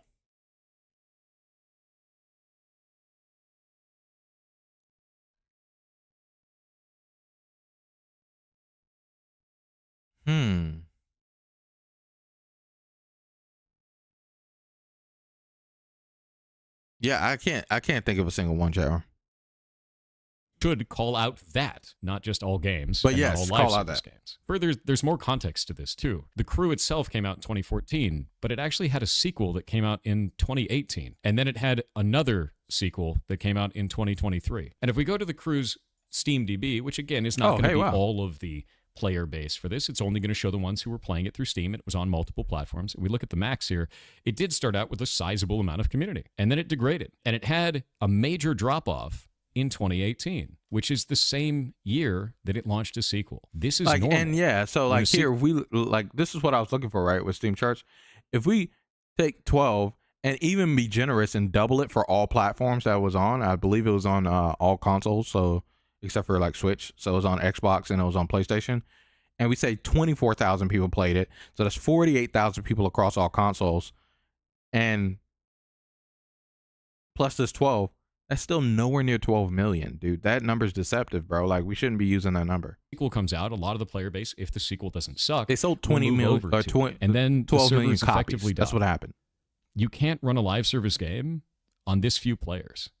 You can't most of the time, especially not if there's anything else that goes into it. And if we go into that anything else, and we could see that there was license problems. So on December 14th, 2023, Ubisoft delisted the Crew and its expansions from digital platforms, suspended sales of microtransactions, and announced that the game's servers would shut down on March 31st. So they gave them 3 months. Usually I would say, hey, 6 months is probably a better deal, but if they're going to do 3 months, they're going to do 3 months. The only thing that I'd be interested outside of that is if there was a contractual obligation to do more than 3 months and they didn't follow it, if it was in the terms of service or not. Citing upcoming server infrastructure and licensing constraints. What were those licensing constraints? Well, it turns out that all of the cars in the game were licensed from the car companies. And a 10-year running game likely means that they had license to them for 10 years. And that means that it would likely reopen for negotiation. Now, understand that's speculation, but I've seen this type of a deal many times in the industry while I've been working in it. So it's not unlikely. If you're going to have to renegotiate on a game that has so few players and is not turning a profit anymore, you're probably just going to forgo the renegotiation. And if those servers are aging, you're not going to want to recreate that infrastructure. And there are some people that'll say, well, just make it all single player. Well, I've explained that doesn't make any sense in the first place. If you're making it all single player, you'd have to carve off all of that, and it's developer time and money. When you already have sequels out and the game has basically no players left anyway, it makes more sense to just move on. I don't find that to be a problem from the developer perspective, and I understand that people find that to be a problem from the player perspective. True. These are two different ideologies, and that's okay to have two different ideologies. I just won't agree with it because I understand the burden that puts if we raise that problem in the way that we are right now. If you try to tell me that every studio needs to run their live service game indefinitely or not want to run one at all, then no one's going to run them. And we're going to miss out on adventures like Final Fantasy XIV. And even though I don't play anymore, League of Legends or any other live service game, any of them. You're talking everything, like even phone games, as funny as that is. A lot of people don't realize that phone games require online-only activity. Yep. What about things like Pokemon Go? What about stuff like Monster Hunter? And yeah, Now? that's fair enough. Yeah, I guess that's fair.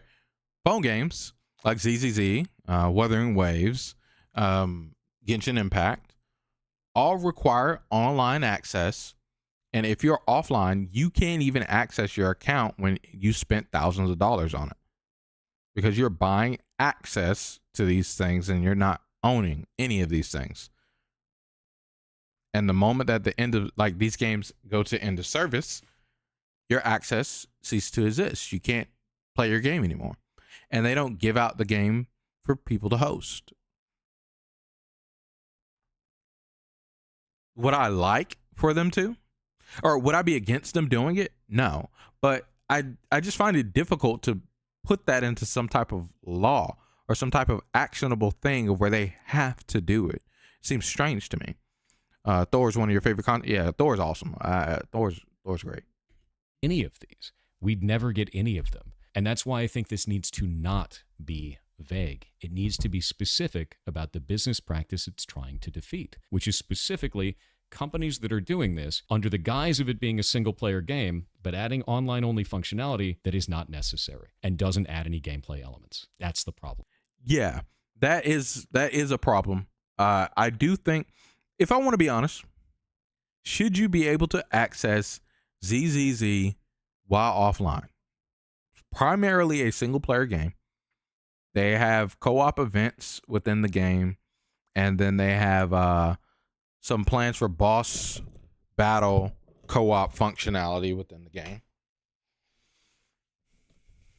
Should you be able to access ZZZ in an offline fashion? Or Goddess of Victory Nikkei, or Genshin Impact, or Wuthering Waves? Honestly, I don't see a reason why not. I don't see a reason why not, because again, it's primarily you're playing a Legend of Zelda Breath of the Wild for Wuthering Waves and Genshin Impact. You're playing a stage fight simulator for ZZZ. Goddess of Victory Nikkei, same thing.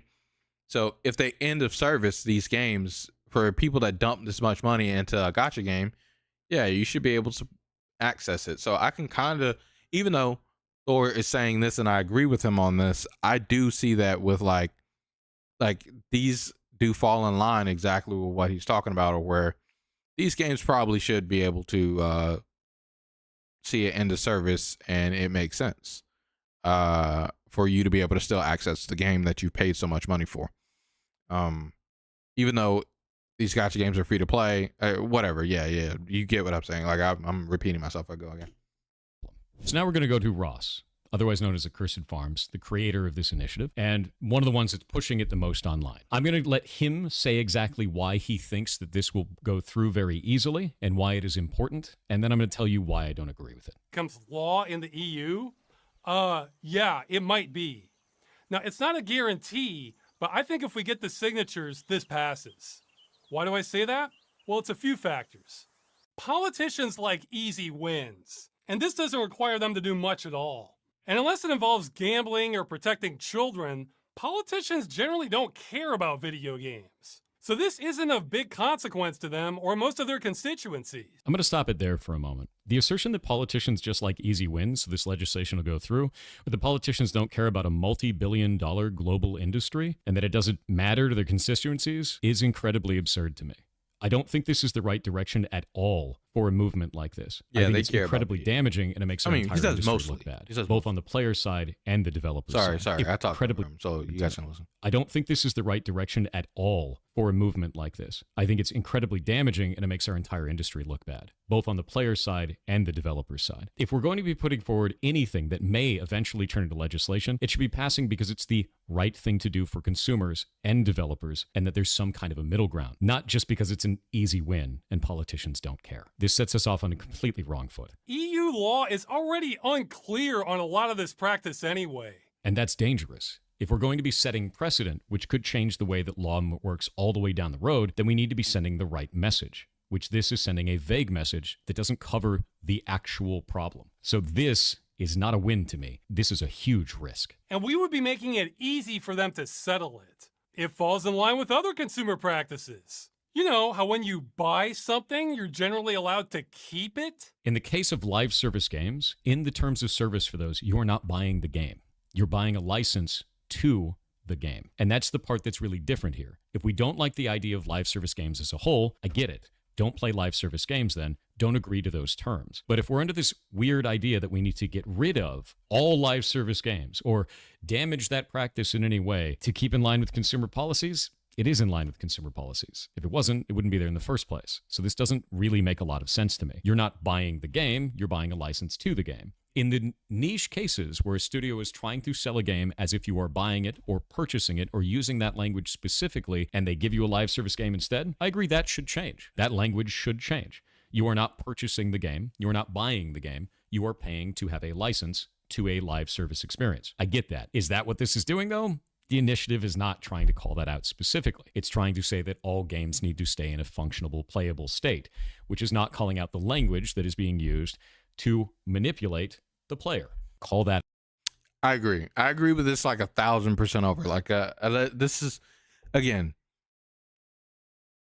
if you are being sold a game for $60 or $20 and they say, buy my game, and then after that you have to be online and it says nowhere on the box that you have to be online, it says nowhere on the box that this is a live service functionality, it says nowhere on the box that they could take this game down at any time, they should have to put that.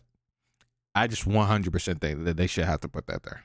So that being said, I don't think that this initiative is bad, mind you, at all. I don't have such a strong stance against it as Thor, but I do think that this initiative needs a bit more structure. Like, it needs more, hey, we're doing this before I'm with it.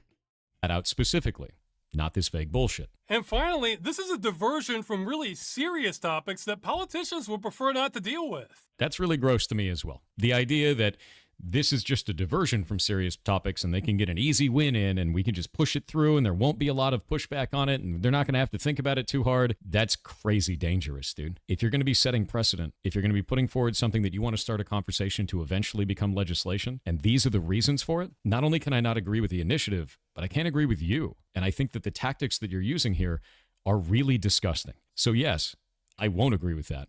And I won't agree with Ross. There's no way around that.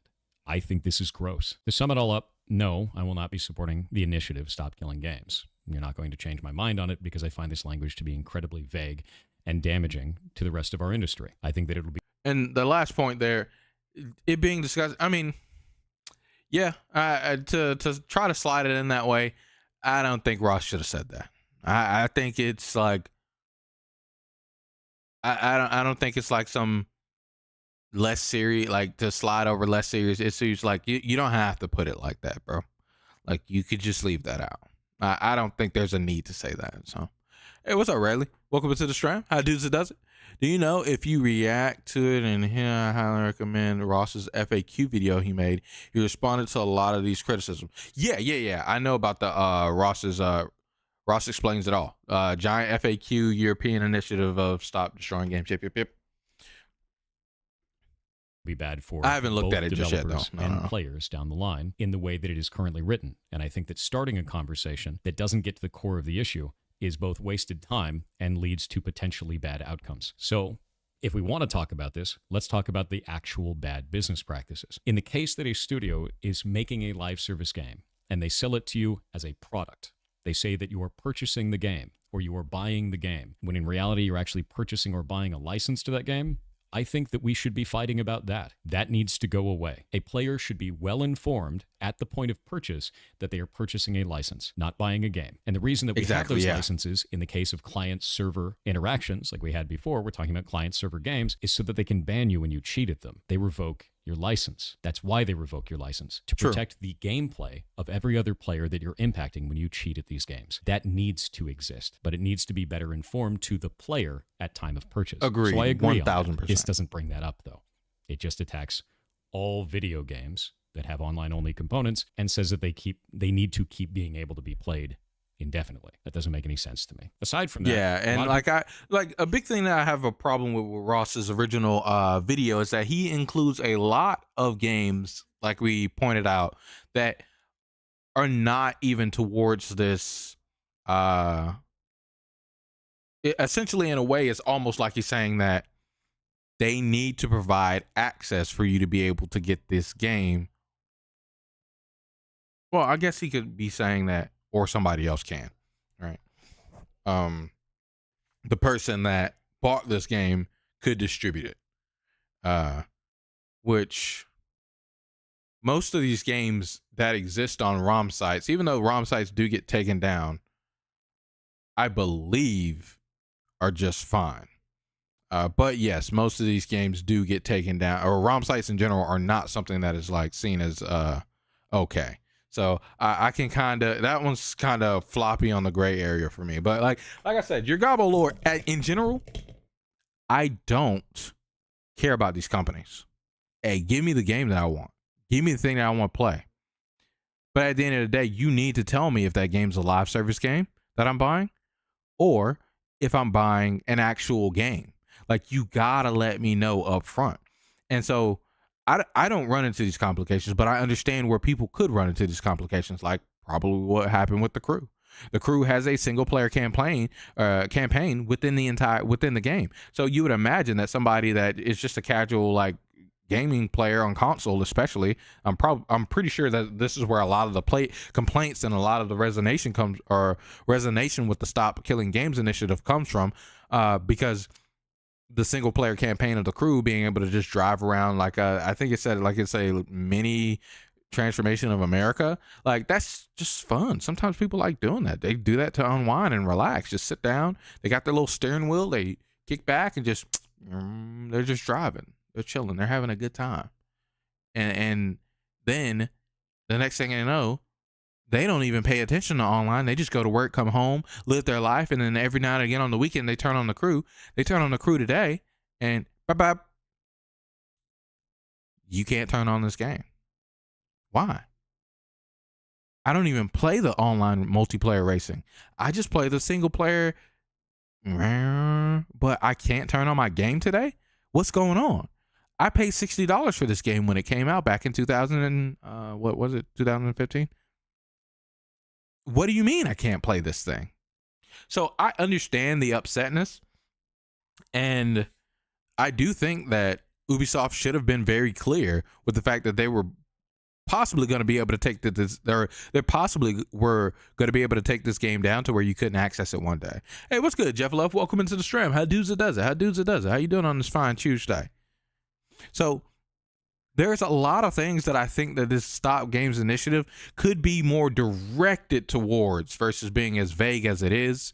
Now, again, like I want to stress, I don't have as strong feelings as Thor on saying, hey, I can't agree with this because like you're doing snaky and shady things. From listening to Ross, I don't think he's snaky or shady in any way, shape, form, or fashion. It's just like that last line. Why do you include that? Like I don't think you need to say this. I don't think you need to say it's a diversion from more serious topics. Like I don't think this needs to be said whatsoever. Like, of course, it's not as serious as war and you know, poverty and as you know, homelessness and so on and so forth, and health issues. Of course, it's not as serious as a video game. However, come on, man. Like, you don't have to talk about the deceitfulness to slip it by, how easy it could be to help somebody pass. Jeff says, yeah, that's crazy, man. I own the Crew and never played it much, but it kept it on my backlog for later. Oh, damn. I'm sorry, dog. Yeah, that backlog is... They blew that one out. Hey, they cleared a spot on your backlog, bro. I'm sorry to laugh at your pay, for real, if you wanted to play it. But, yeah. It's gone, man. It's gone. So, yeah, these are just... After this is just Thor's closing thoughts. So, let's listen to Thor's closing thoughts. And then after that, really I'll listen to a bit of Ross's FAQ, like Rayleigh has recommended here. And check out and see if he says anything, and then after that, we're gonna talk about our closing thoughts on the whole entire Stop Killing Games and what we think about it. Like live service games, achievement unlocked as they exist now. So trying to kill off all live service games, as some people have said online, doesn't make any sense either. Live service games are a great way to get away from the real world. They're about social interaction between players. Some people get married in them. Some people met their spouse in them and then got married in them. It's a really cool thing for a point in time in which you're having that social experience. And to destroy that just because you don't like them is very weird. I don't think that makes a lot of sense to me. I also don't think it makes sense the way that Ross is posing this is why it's going to pass. I think that's incredibly inflammatory and could lead to a lot of damage to both what he's trying to stop and to games as a whole. To say that the government just doesn't care and this is an easy win and we're going to get it through is disingenuous. You're talking about a multi-billion-dollar global industry. True. To think that the government isn't going to be meticulously looking through this and looking for flaws and holes is absurd. So I don't think that's honest at all, and I find it disgusting. So for everyone who's mad about that, fine. Be angry about it. I'm not going to change my stance on that because I can't agree with this, both as a dev and a player. I see the danger involved, I see the vagueness in the language, and it doesn't make sense to me. If we want to fight for better conditions for players, then fight the actual problem. Don't make new ones. Hi, my name is Jason Thru. Oh, yeah. He has a part 2 on the Stop Killing Games, because obviously, like, when he posted, again, this is like one of the largest creators in the space of gaming, on actual creating games. So his voice on this was extremely important to the people. And when he finally talked about it after 3 months or something like that it took him to speak on it. Once he finally talked about it, that was his response of he couldn't support it for his reasons why. It blew up again. And as you can see, his response here has almost 1 million views. And the other video, I believe, has 1 million views or something like that. Oh, almost 1 million views. Wait, what? Why does it say 500,000? Nuance of our industry, all in the name of... It almost has 1 million views. Whatever. The other one has 500,000 views. Whatever. Anyway, so nonetheless, a lot of people, it sparked a lot of conversation. Mudahar posted a video. Again, you guys know Some Ordinary Gamers posted a video about it. This man talked about it, and Mudahar is a strong game preservationist. That man Mudahar wants games to be preserved, and that's it.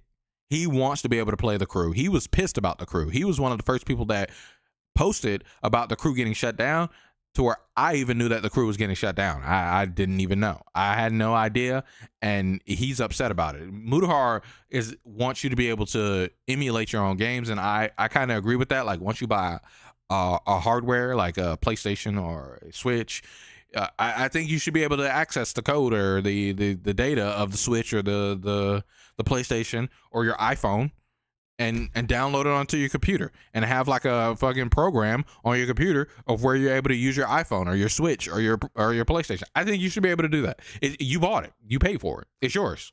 Like, let you do whatever, let you tamper with it. Should you be able to sell any of that stuff? No. I don't think you should be able to sell that stuff. I don't think you should be able to make money off of somebody else's products. In any way, shape, form, or fashion. Like, I don't want to even encroach into that area. However, a lot of people began to talk about this. Another one that I kind of wanted to look at really quick was Josh Strife Hayes, because he's over in the UK, and he's also a game preservationist. He loves to preserve video games.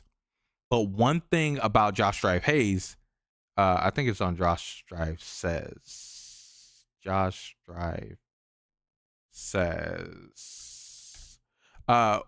One thing about Josh Strife Hayes is he hates live service games.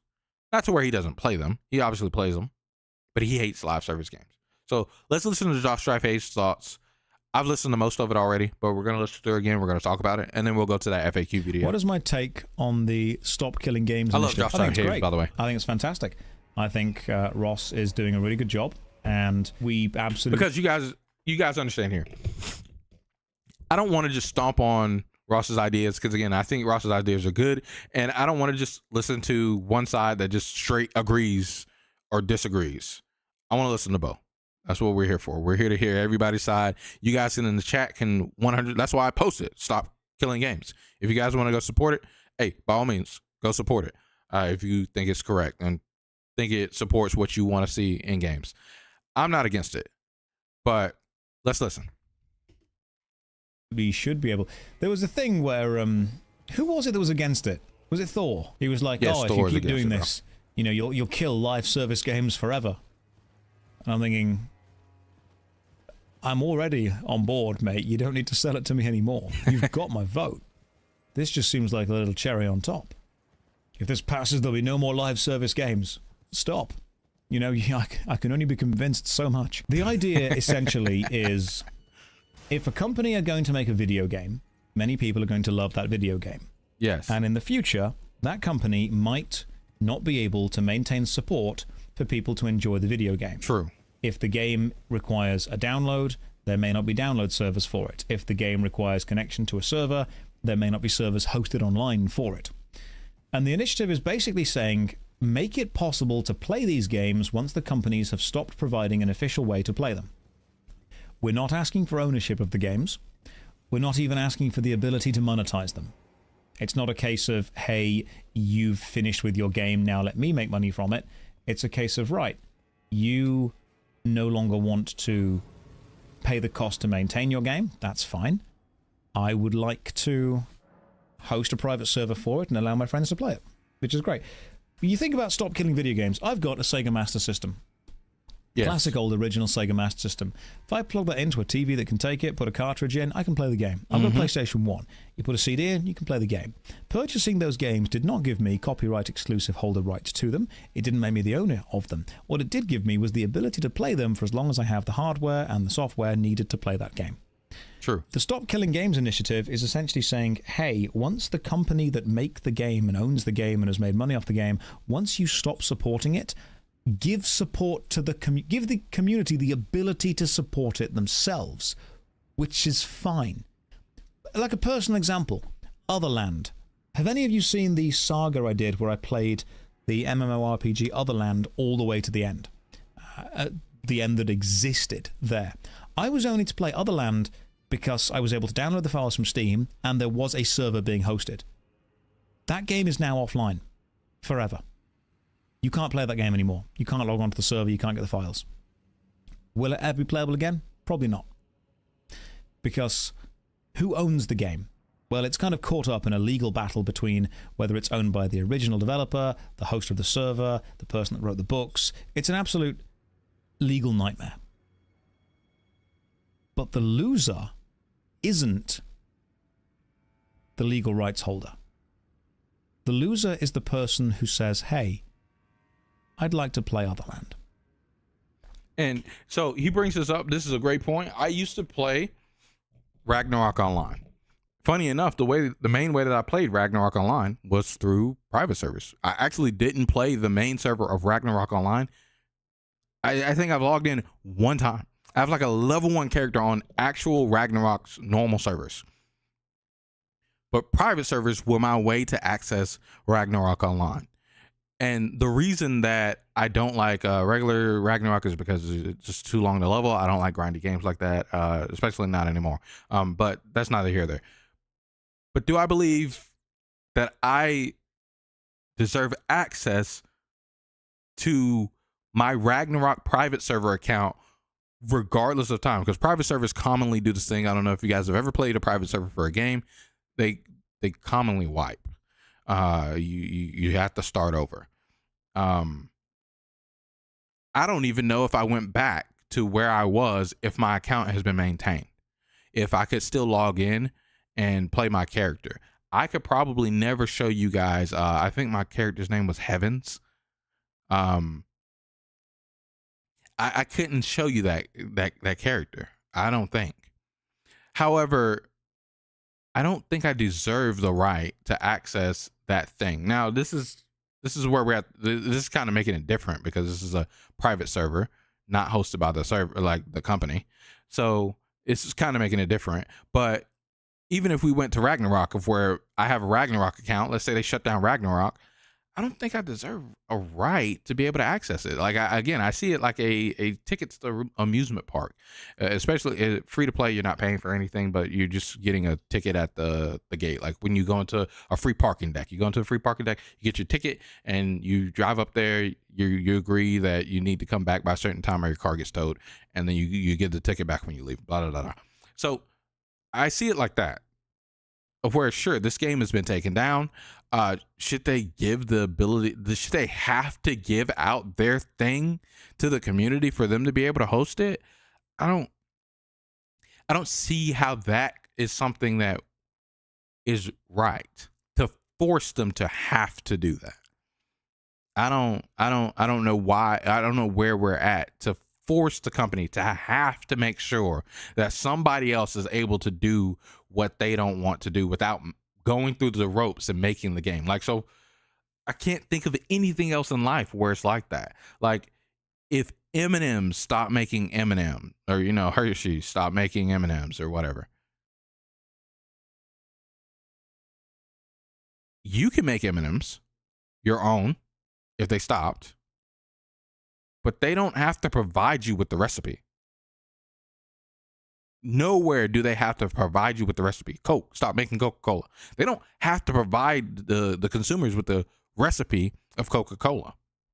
It's not like KFC. We can think of so many things like that have stopped being made, gone away, that we're like, oh, we don't know how to make it. I wish we could have that thing from when we were kids. Like, damn, that thing was good, man. I wish I could have that. And even if you own a candy company, you can't make that candy, or a drink company, a soda company, you can't make that drink. But you'd have to figure out your own recipe, but you never get the exact recipe of it from the company. The company may be gone. The company may like exist. They may still have the thing to it, just not releasing it and talking about it, but they don't have to. I don't think we should be saying that they have to. That's the only thing. The loser is the person who says, hey, but I agree. I'd like me and my friends. It would be nice. I'd like it, though. I like it if we could. The loser is the person that says, hey, wouldn't it be cool to get a 5-person group together and try and run through Terra? The loser is the person that buys The Sims that requires an online download for it and then can't play it. Here's an interesting I think The Sims does fall under that. That one's a bit weird. Like, why do you have to connect to the internet in order to play The Sims? I'm old. I haven't played The Sims in a long time. Isn't that thing fucking a single player ass game? Like, aren't you not even doing anything when it comes to online, when it comes to The Sims? Like, there's a Sims online game, I think, but like regular Sims is just regular. Like, you're not online at all, right? I think it was Tony Hawk's Pro Skater 5. Correct me if I'm wrong on this. It's one of the Tony Hawk's Pro Skater games, but I think it's Tony Hawk's Pro Skater 5. When you purchased the disc for Tony Hawk's Pro Skater 5, is that the correct one? The disc contains the first level of the game. And when you put the disc in, what it then did was download from a server the rest of the game. Yeah, you downloaded the reason they did this was because they weren't able to get all of the data printed to the disc in time. They didn't have everything ready for the print date of the disc. So instead of delaying the game, they printed what they had on the disc, effectively the first level, and then they gave the disc the ability to connect to a server to download the rest of the game. That server is now offline. Doesn't exist, yeah. Which means if you purchase, even secondhand, the disc of Tony Hawk's Pro Skater 5, you will get the first level and then nothing else. You can't download the rest of the levels. You can't download the game, because the server that it will connect to is offline. True. Provided you've even got a disk drive. When I was lucky enough to get a PS5, I specifically bought the one with the disk drive because I very much value physical media. Yeah, I had the disk drive one because that's the one that Brian got for me, and it was like a deal, But in general, I was planning on getting the digital only one. Like, you guys know, I don't care so much about physical and even game preservation. Like, the only game that I care about preserving, chat, the only thing that I have that I care about preserving, I'm gonna be honest with you. Look, like, let me show you.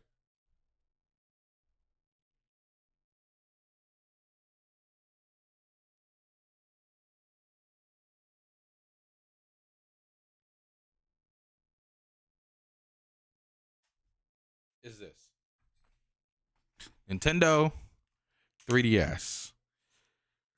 This is probably my favorite system of all time. It means so much to me because it was the first time that somebody else, I think I still have the other one too, my original Nintendo 3DS. It's somewhere around here. Not sure exactly where it is, but I have it. I guarantee to have it. And so I'll tell you the reason why. There's a friend of mine. His name is Marquise. He was one of the first people in my life to ever be someone outside of my family to just want to purchase something for me. He bought me a Nintendo 3DS because he wanted me to be able to play Monster Hunter with him. And I played the hell out of Monster Hunter 4 because of him. He bought that for me. He's one of my best friends. And so that's why this might be my favorite system of all time. But, oh, hold on. Let me make sure it's off. Is it dead? It's probably dead, chat. I don't play my 3DS like that. Oh, nope, it's not. The new 3DS is so good, chat. I know my 3DS, my original 3DS, probably doesn't work even if I find it. But I'm pretty positive I have it somewhere around here. It's like a trophy of mine. Okay, yeah. I'll just show you. Dragon Quest. Dragon Quest 8. I love Dragon Quest, chat. I've talked to you guys about how I like Dragon Quest so much. I have the physical cartridge of Dragon Quest 8. It's one of the only physical games I could count on my fingers and toes how many oh, it's fully charged too. Yo, Nintendo is crazy. Nintendo is crazy, chat. I haven't charged this thing in like a year. It's been about a year since I've had this on a charger, chat. And it's still fully charged, chat. That's crazy, chat. So anyway, I have a physical copy of this game where I don't have a physical copy of any other game. I don't have a physical copy of a single PS5 game. Oh, another one I have a physical copy of. Dragon Quest. Is funny enough, is a Dragon Quest game.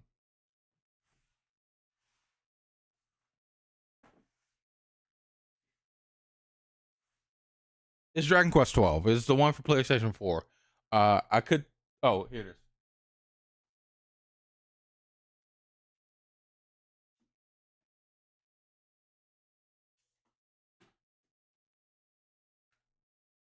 Dragon Quest 12. Or 11. Excuse me. I said 12. Dragon Quest 11. I have a physical copy of this game. It's in my PlayStation. It's the only game that has ever been inserted into my PlayStation as far as I know. Or no, period. Because when I bought it was new. Or when Brian bought it, it was new. So it's the only game that's ever been put into my PlayStation. So I understand wanting to be able to access and play. Like I said about Beautiful Joe, I understand wanting to be able to play something that is not supported by the developer whatsoever, is an entirely single player experience. But my only part of where this becomes like a weird gray area is when we're talking about an online game. When we're talking about something with online functionality of where the goal of the game is for you to experience a social dynamic and play with multiple people. That's where it becomes a little funky and weird to me. Whenever it's a single player game like Dragon Quest, Dragon Quest, both of them were Dragon Quest. I don't care. Like it's like, or I do care. It should be, you're able to play that game. This Tony Hawk Pro Skater 5 situation, that sucks. If you buy that disc right now, you could not play that full game. You should be able to do that. That's weird that they left that game in that state. So I digress. Let's finish listening to Josh Ray. Specifically bought the one with the disc drive because I very much value. You guys have been here with me for 2 whole hours. Hit the like button if you haven't already, and subscribe to the channel if you're new. Great content is here. My Xfinity just told me. Xfinity just said a Nintendo 3DS just connected to your home network. That's how long it's been since that's been on my home network. Media. The Stop Killing Games initiative is basically saying, hey, companies, we absolutely understand that you are not going to keep this service online forever. When you take it off, give us the ability to host it ourselves. Not monetize it, not own it, not take copyright from you, but at least host it. And hey, if you ever come back and want the official servers back on, we'll take all the private ones off. Not a problem. That's fine. Yeah.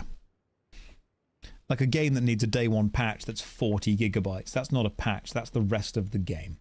Yeah. So I very much agree with the Stop Killing Games initiative. I think, personally, from an artistic point of view, Video games, when they have been created, should be able to be played for a long time. And now it's evolved into we only put on Epic Steam Hook. Yeah, pretty much. You download it from there. I mean, I've got Morrowind on disk. If I stick a Morrowind disk into a computer and install it, I get Morrowind. What happened with Warcraft 3, Reign of Chaos? Remember when they made Warcraft kind of reforged? The upgraded, remastered version of Warcraft 3? And what happened with it? In doing so, they actually completely removed the ability to play the original version. Remember that? So if anyone's not sure about this, and really? Again, you can't play the original Warcraft 3? Warcraft 3 is a very good game. The expansion, what was the expansion called again? It was, the original was Reign of Chaos, and the expansion was it the Frozen Throne? Okay. Because that was what set up the whole kind of Arthur's storyline. Yeah. Those games were great. I liked the graphics, I liked the style of them. When they brought out Warcraft 3 Reforged, they updated some of the I don't say upgraded, I want to say they updated some of the graphics and some of the gameplay. Okay. But they didn't just update it for the Reforged version. They went back and retroactively updated it for the original version as well. Really? Which means if you connected to Battle.net at all and you had the original version of Warcraft 3, it would effectively forcefully update your game to look like the new version. Which means if you liked the old graphics and the old gameplay style and the old balance, and screw you. Who cares? You're not allowed to do that anymore. The only way to get the game as it originally was is to own the original CD and to install it onto a computer that does not have connection to the internet, which I think is a shame. So the Stop Killing Games initiative is kind of a, hey, maybe if you're not gonna let me officially play your game, you could give me away. I mean, think about it with books. Imagine if you went to a library and purchased a book, or you went to a shop and purchased a book, or a library and borrowed a book, and then 3 or 4 years down the line, the publisher of said book stopped printing it. And what they then did was go around and collect every version of that book and take it away, saying, hey, you can't read this anymore because we're no longer making money actively off it. Imagine if a band released an album that you listened to. I think it's a bit unfair. And then eventually they decided, you know what? We don't really want people listening to that album anymore, so they took it away from you. Now, if the band was hosting the album on an online hosting site and they were paying, the hosting fees, and you were paying the rights to access the album, god damn it, and you were paying the rights to access the album, and they said, hey, we're going to take the server offline. Customers would rightfully say, hey, maybe we could just download the songs so we could always listen to them. I guess that's fair. You can't swim in Elden Ring. And then the company went, nope. No, you can't do that. That's not allowed. Because the executives aren't making money off it anymore. If I had... There's a famous saying, if I had longer, I would have written a shorter letter. That's because if you want to write a concise, focused thing, it makes sense to work out what you're going to say in a concise and focused way. True. So my thoughts on the initiative right now are neither concise nor focused. Okay. It's more of a stream of thought, a stream of consciousness. I don't know how long ago this was, but so this video I'm sure I'll be saying things that many ago. people will disagree with. I'll probably say things that I myself will disagree with when I go back and listen to this back. But in general, I think we should be able to find a way that we can access games even when their official servers go offline. Oh, I hate this game so much. If you paid for access, you must have access. Everything else is nonsensical. That's the argument as games as a service. Games as a service. Remember when they tried to do it with DVDs, when they had that thing where you could watch a DVD like 5 times and then it would implode? What? That was, I swear to God, that was a thing. What? There was a thing, there was an initiative for a while I'm old and where I they never heard of printed that. DVDs that had a built-in play limit on them. Seriously? Because the companies thought, hey, you're not buying the rights to this film, you're buying viewing rights 5 times, and that's it. And that didn't take off because... Look, when you grow up like me, a pirate, it don't matter what they say. I'm watching it. I'm watching it. Look at me. I'm gonna see your movie. I don't care about you. I'm gonna see it. You can't keep it from me. I probably shouldn't say that on national television, should I? That does not serve anything other than corporate greed. Allegedly. And this whole, you can't play the game because the servers are offline, that's just corporate greed. That's all it is.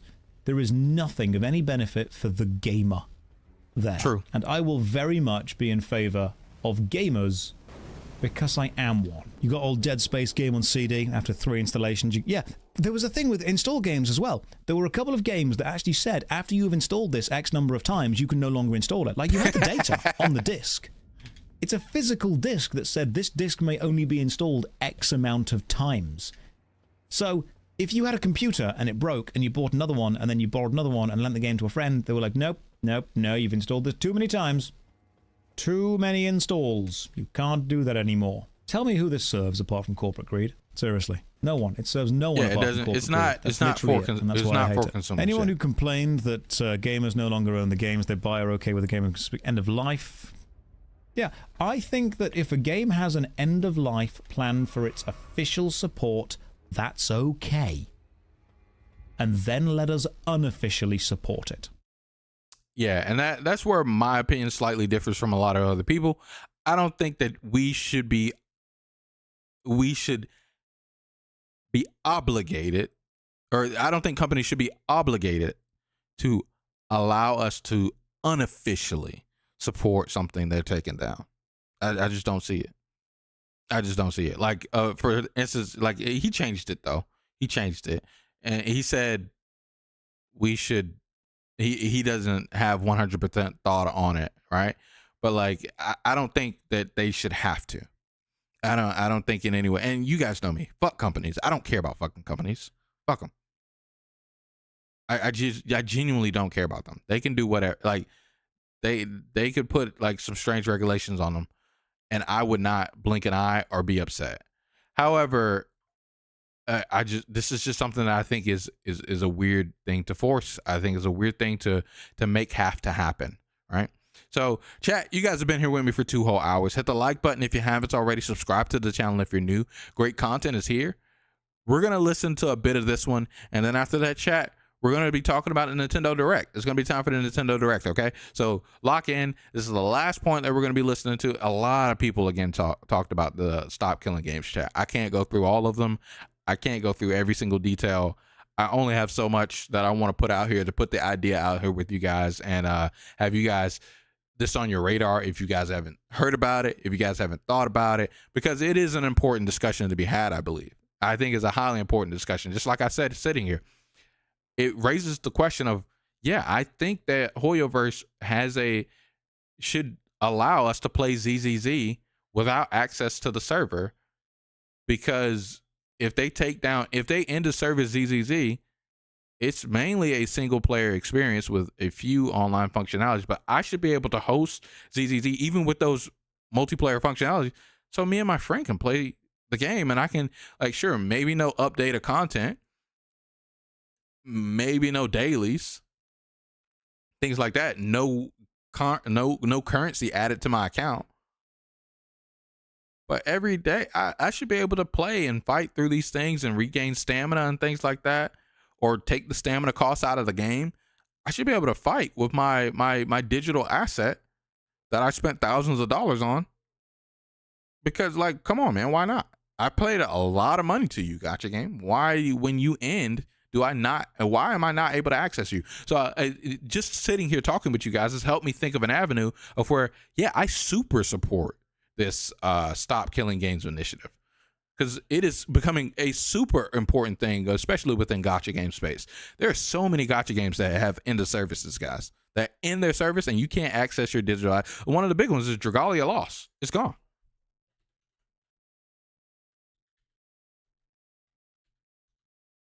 This was a big gacha game that people loved. It was super huge.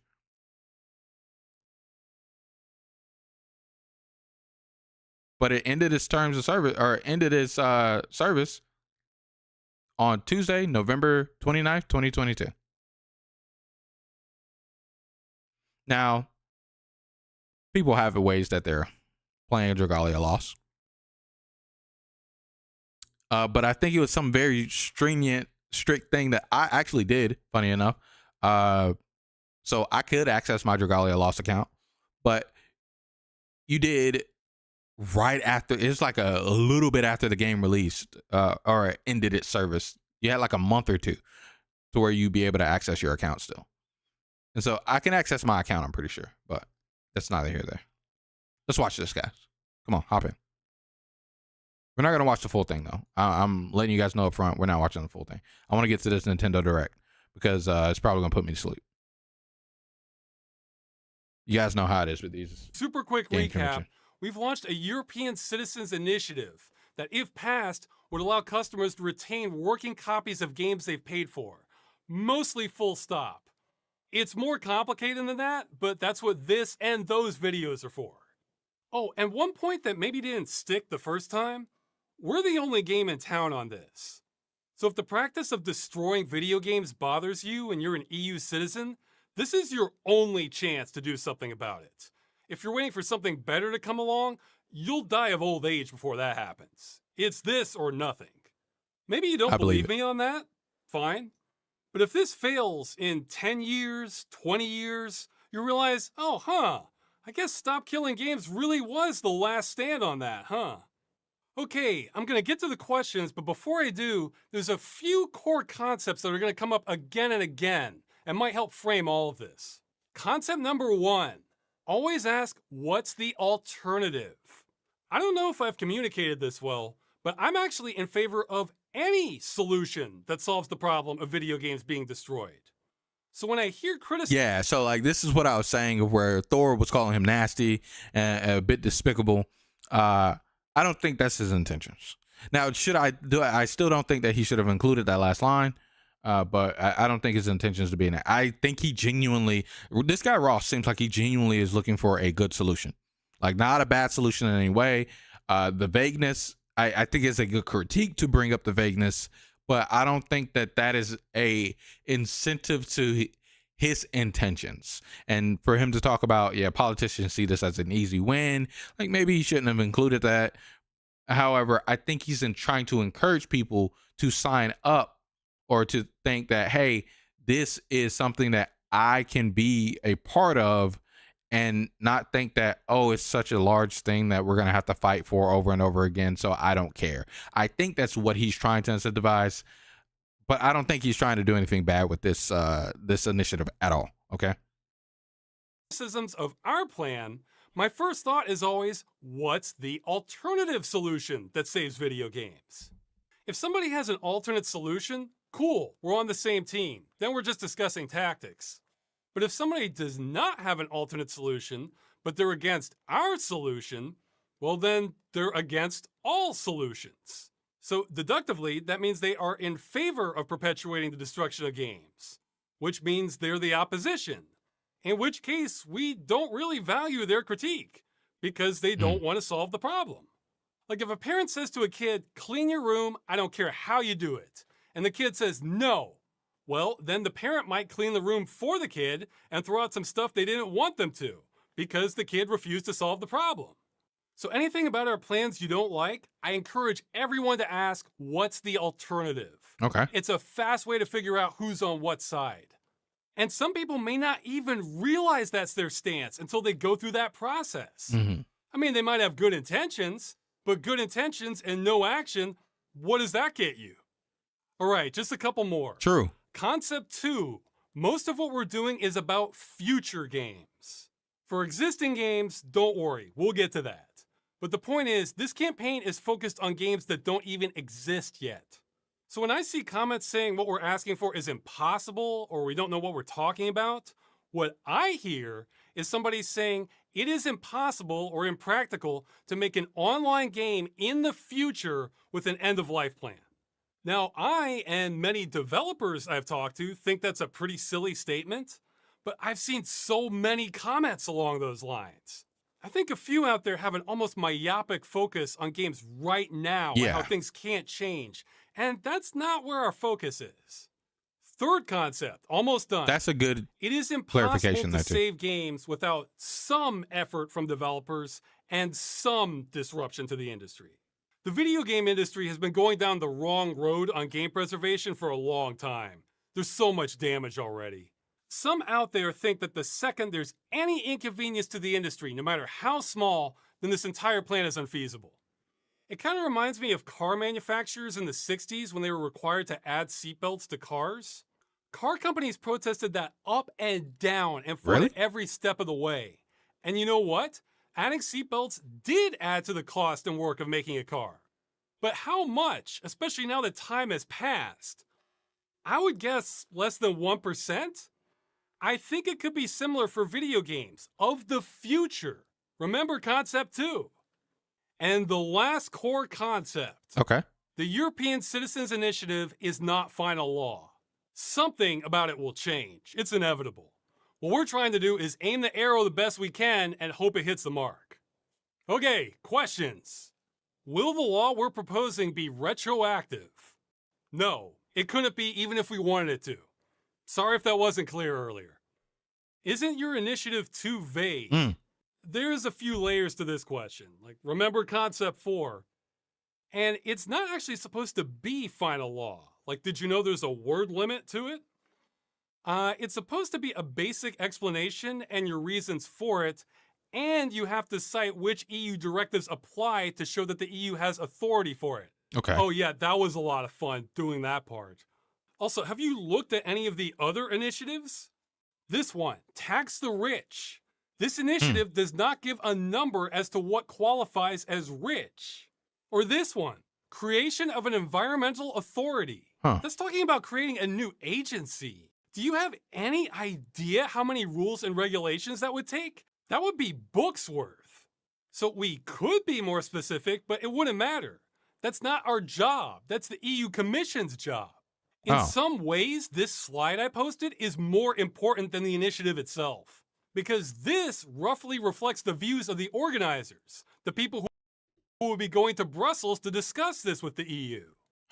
What the initiative would do? Require video industry. Yeah. Oh, so these are the 3 same points. Okay. Yeah. Okay. Another layer to this is the law itself can be vague or broad. Like, you know, police officers, they have to have reasonable suspicion to stop someone, and they need probable cause to arrest someone. What does that mean? Yeah, see, you have to use some common sense because the law can't cover every last scenario. Like, say an officer sees somebody who he thinks has weed on him, but it turns out it's just a bag of oregano. Do we need to write a law saying that if you're holding a bag of oregano, then that counts as reasonable suspicion? Well, what if we forgot to write a law for a bag of dried parsley? See, it just doesn't work. And it's the same. I think that's a bit disingenuous. The reason why vagueness matters, right, is because it's not because. So, how can I put this? Let me think. Give me a second, chat.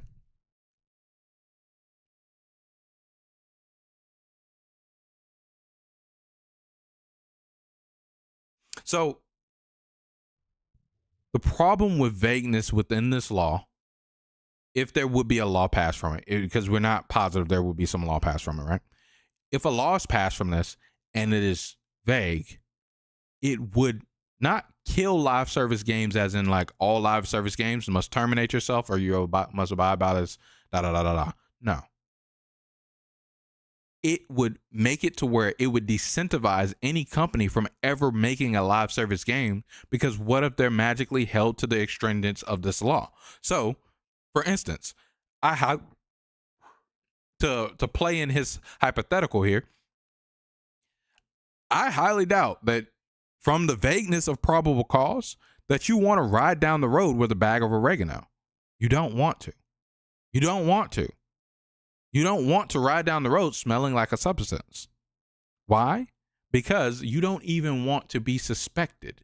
You don't want to have, like, when you are innocent, you feel innocent in most cases when a cop pulls you over or whatever, but you don't, like, when a cop's pulling you over, you're like, oh my goodness, man, like, the probable cause is so vague, it bothers you. It's like, dude, what?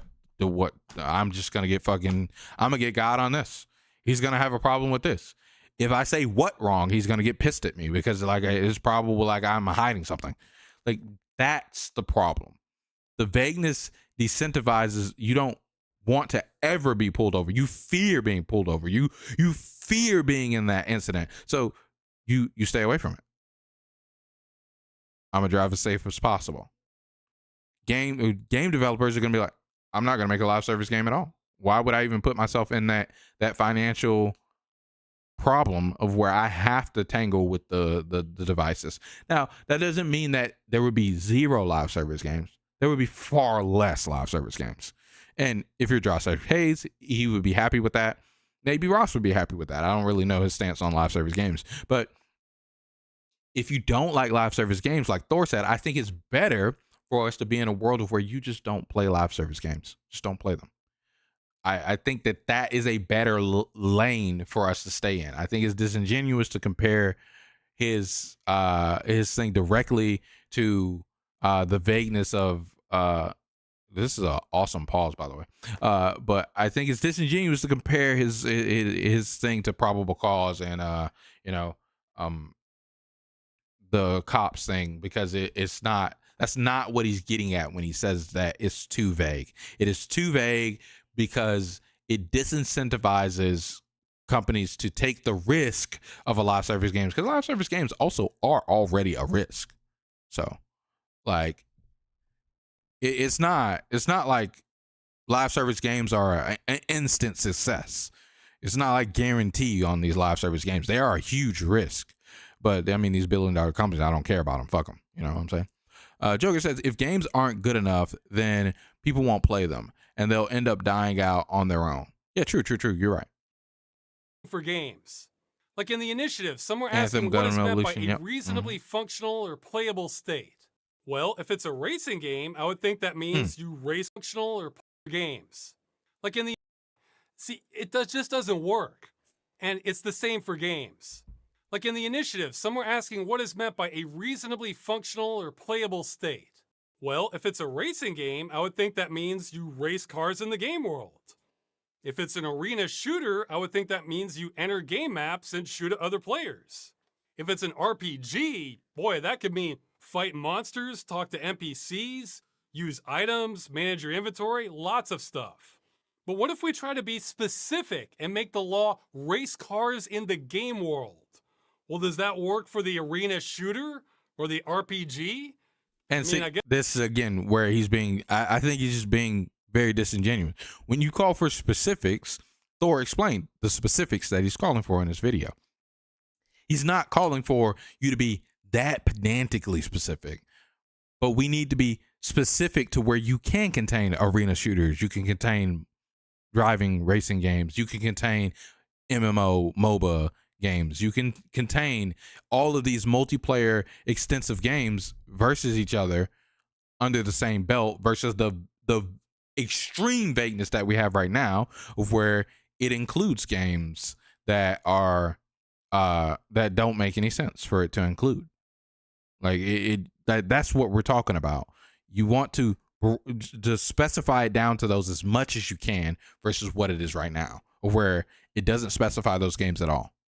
I guess a few of them, but not most. It just won't work. Same goes for technology. What works code-wise for an arena shooter probably doesn't work for an MMO. That's why we leave it to the developer. Some were complaining about that. Well, the alternative would be to mandate exactly how every company writes the code that fixes their game. Not only is that unrealistic, nobody wants that. Yeah, no. Specific rules do not work for all games. Yep, true. So you have to be broad. Yes, but I think there's a level of vagueness that is too much, and I think that's what Thor is saying. You're at the point of too much vagueness. You need to make it a bit more honed in on what you want when it comes to these games to be left in a playable state. Still go too far. Okay, we just covered why we have to be broad and can't be too specific, but there is a 0% chance this initiative survives with everything we're asking for. There's going to be industry input. In fact, I'm kind of worried about one of them. One of our members found out about a lobbying group, VideoGamesEurope.eu. If you look at the membership list, there are a lot of companies with live service games on here. I would feel so much better if CD Projekt was on this list. You know, a major European game developer that gives a damn about preservation. Back to the initiative, it's going to change. So we need to aim a little higher to hit the mark so we have some negotiating leverage. Fair enough. I am That's not a speaking for understandable the reason. initiative members in this next part. It's not a hive mind. Some agree with me, some are more radical than me. But here are some compromises I personally might agree to. Instead of insisting that the game works on shutdown, have a best effort from the developers so that savvy users could repair the game. This could be server binaries, server source code, though again, this is optional, guys. That would not be the only option. I'm not mandating that. Or if we want to be really generous, repair instructions. Here, I'll pull up my old slide from a while back. This would kind of be the bare minimum. Okay, back to compromises. Not include subscription service games. I'll get into that one later. Okay. And finally, grandfather in existing games. That would be a huge compromise because every game that's grandfathered in will die, or 98% of them, something around there. A higher percentage of those games would survive if they were not grandfathered in. So that's giving up hundreds of games right there. It would be a devil's bargain. Hundreds of games sacrificed to save almost all games in the future. Okay. And this is about as far as the compromises could go. If we bargain below this, there's basically no point to any of this, because then there would be so little protection, no games would be saved. So we have to have some buffer. Under your that makes initiative, sense. do all features need to work when the game is shut down? This is another point a few members disagree on. Me, I'd say no, but it's kind of a spectrum. We have that phrase, reasonably playable state.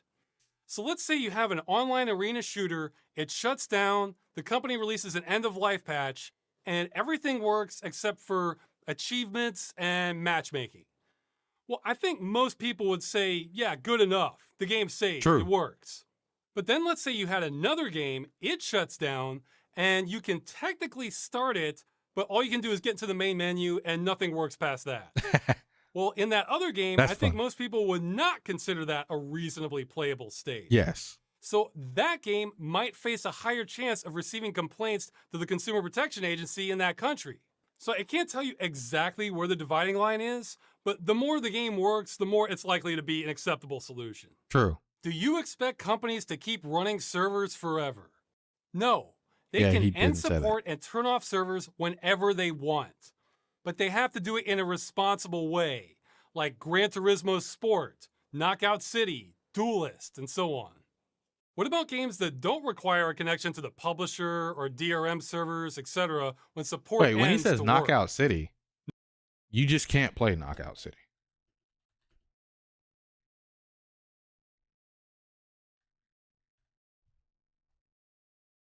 What did they? Or I don't want to say too much. Hold on, let's see.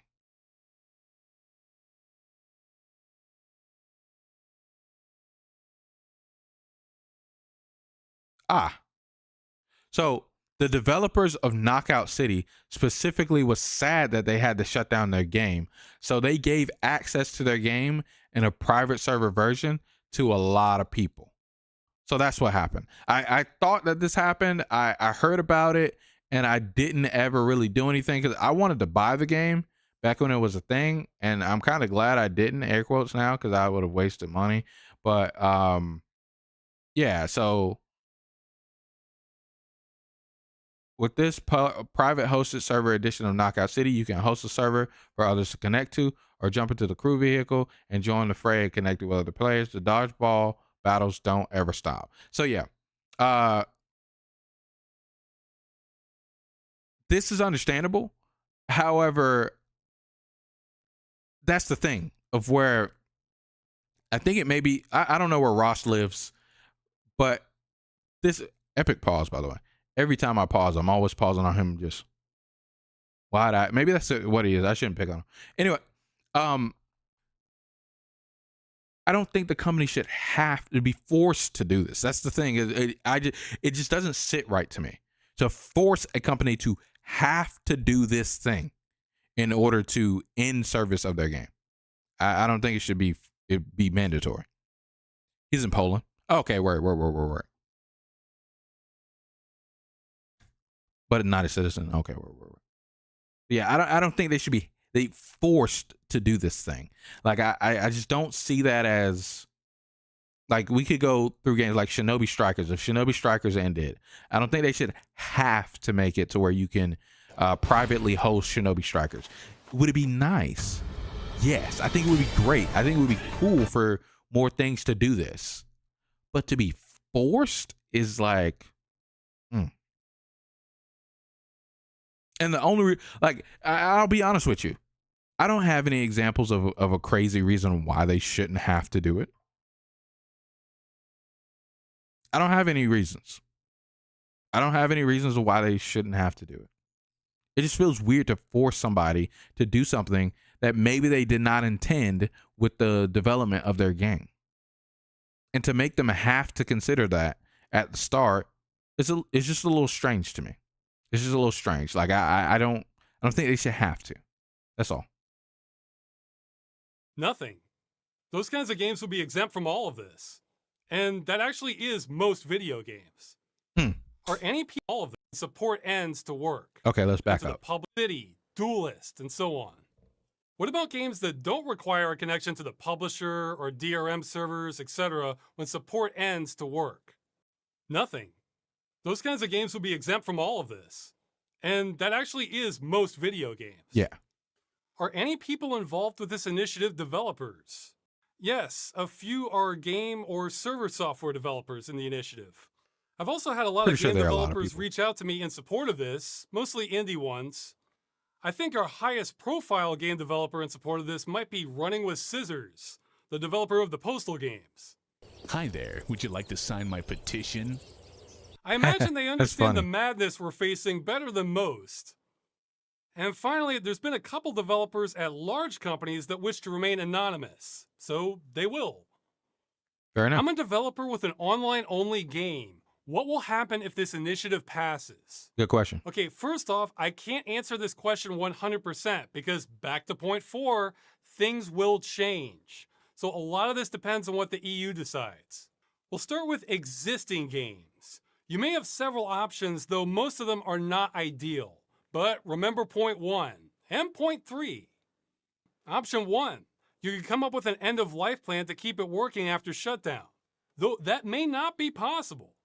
See, you could have licenses and middleware that you don't have permission to distribute, or you know what? Maybe you just don't want to work on the game anymore. I get it. Option 2, you could shut down the game before the law went into effect. Yes, that sucks. But you think it doesn't suck for the consumer every time every other game gets shut down? True. And the quick-to-react people out there might say, oh, look, this proposal is going to kill games. You mean games that were on death row and were going to get killed anyway? So, yes, this would move the timetable up, but the aftermath would be everything gets saved. Option 3, maybe. This one depends on the EU. You can move to a subscription model instead. Now, this is probably a losing proposition in the long term, we know. Absolutely. But then at least customers are informed how much time they have left at any given time. Option 4, another maybe. Make a best effort to let the customer repair or run the game after shutdown. So this could be server binaries, maybe server source code, again, not mandatory. Releasing packet documentation, I'll bring up that slide again. Removing DRM and so on. Something to give users a fighting chance. And option 5, another maybe, all games get grandfathered in and none of this applies to existing games. This would kill the most games, but this is probably the option most developers would want. Now that's for existing games. For future games, it's everything I just mentioned, which have multiple maybes, except for grandfathering and shutting down before the law is active, obviously. I realize this is less than ideal, but remember point 3. We have to break the loop of games being designed with no end-of-life plan. Otherwise, this excuse gets perpetuated forever and progress becomes impossible. Now, one thing I think some developers are... No, and I think that's the thing too, of like where we talk about it needs to be more specific. Making it mandatory for the game to be developed with a end-of-life plan, I'm 1,000% on board with. If the initiative said you have to make your game with an end-of-life plan, full stop. You gotta do it and give like thought processes behind that end of life plan. I'm with it. I'm with it, bro. I'm on it. I'm with it, bro. An end of life plan, meaning that the end of life plan could be, hey, brother, you're shit out of luck. You can't play League of Legends no more, bro. I'm sorry, like, but you're letting the people know up front the moment they turn that game on, hey, and it has to be blatant to them. It has to be in their face. It has to be, you can't dodge it. You can't just skip over it. I'm 1000% with it. However, I understand you can skip over the terms of service and it's not mandatory for you to read it and stuff like that. But I don't think that's not exactly what this initiative is saying just yet. It's saying that you have to leave it in some type of playable state. And that's where I'm kind of like, I just can't subscribe to you having to be able to leave it in some type of useful state. That's not what he means by end of life plan, though. Yeah, exactly, right? And so, like, that's why I just can't get with it 100% myself, because I'm okay with letting people know what they're getting into. I'm not okay with forcing people or companies to do something to where you have to be able to utilize the thing. And I understand the whole entire, again, like I said, about you buy it, you own it type thing being important. But like, man, and subscription-based things, I guess he's going to explain that as we listen on. Maybe we'll listen to this whole thing. Chat. Is if this passes and it becomes a known maybe he'll explain that. So let's go back and listen. Of games being designed with no end of life plan. Otherwise, this excuse gets perpetuated forever and progress becomes impossible.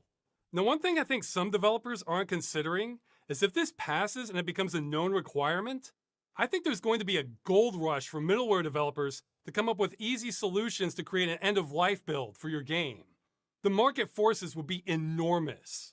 I'm trying to keep it real. This is not an ideal situation, and we actually want this to be as easy as possible on developers. Okay. But remember point one, what's the alternative that still saves games? I don't know how this works without some compromise from the developers. If the initiative passes, what would developers have to change for future games while the game was being supported? Well, visibly, absolutely nothing.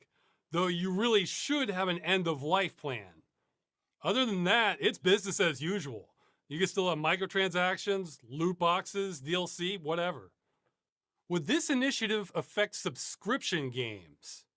Well, that's another question that depends on what the EU says. Personally, I think it's very unlikely because that doesn't fit well with other existing consumer laws.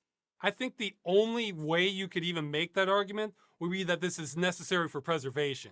And most governments don't seem to care about that at all.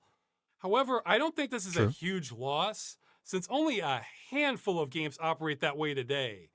So if we can give up those, but then save 99% of other games, I'm willing to make that bargain. Won't lots of games turn subscription only if this passes? Well, first, I think that's very doubtful, but if this were to happen, I'm not sure. Let me listen to that last part one more time, only chat. A handful of games operate that way today. Whatever. Would this initiative affect subscription games? Well, that's another question that depends on what the EU says. Personally, I think it's very unlikely because that doesn't fit well with other existing consumer laws. I think the only way you could even make that argument would be that this is necessary for preservation. And most governments don't seem to care about that at all. However, I don't think this is a huge loss, since only a handful of games operate that way today. So if we can give up those, but then save 99% of other games, I'm willing to make that bargain. Damn. 1 second, chat. I'll talk on that.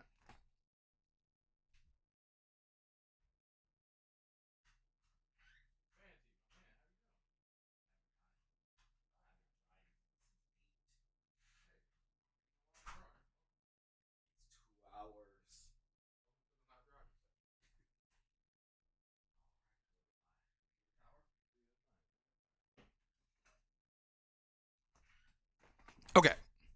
So depends on what EU says. Subscription-based games.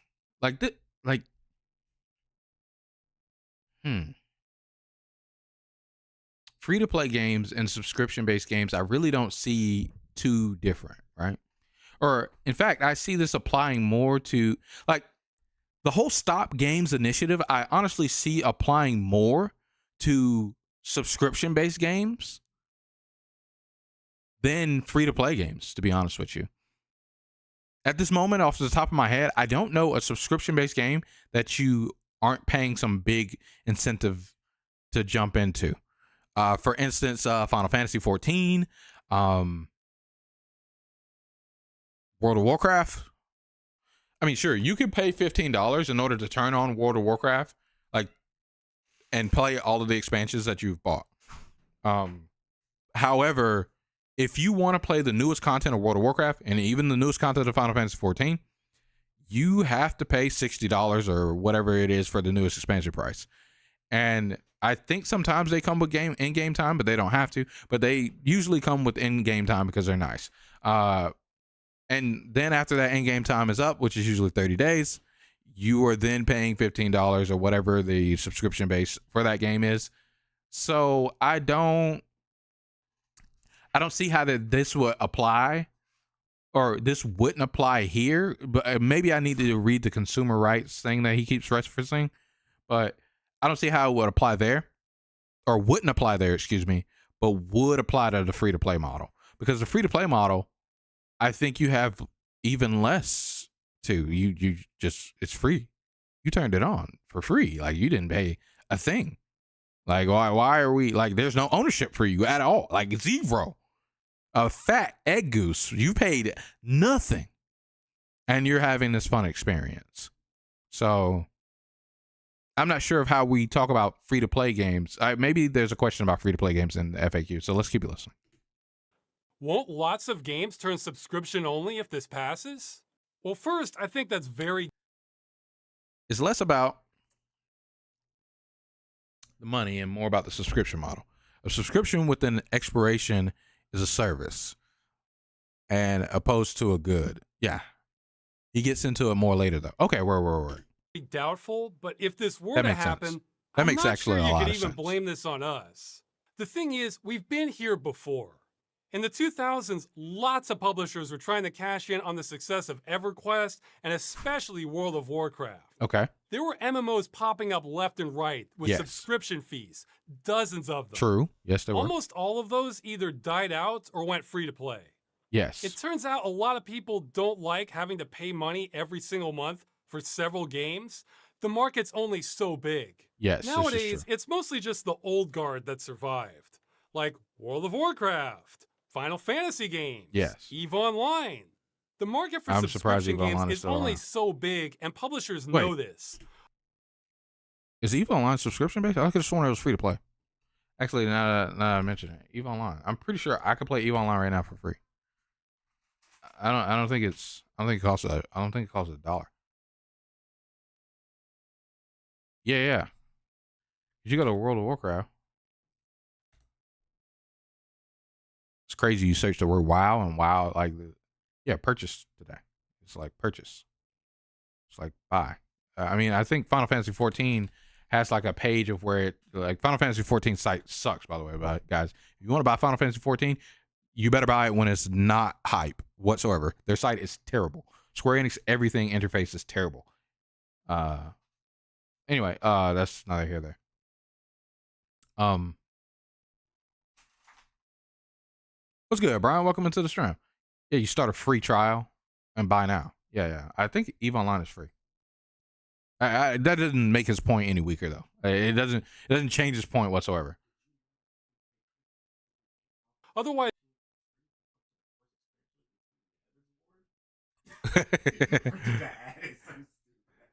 you're trying to get into Final Fantasy Endwalker, and yeah. Like, literally, when it came out, it was a nightmare. Yes. If a new patch releases for Final Fantasy, you want to play it, and you don't own Final Fantasy 14, I'm sorry.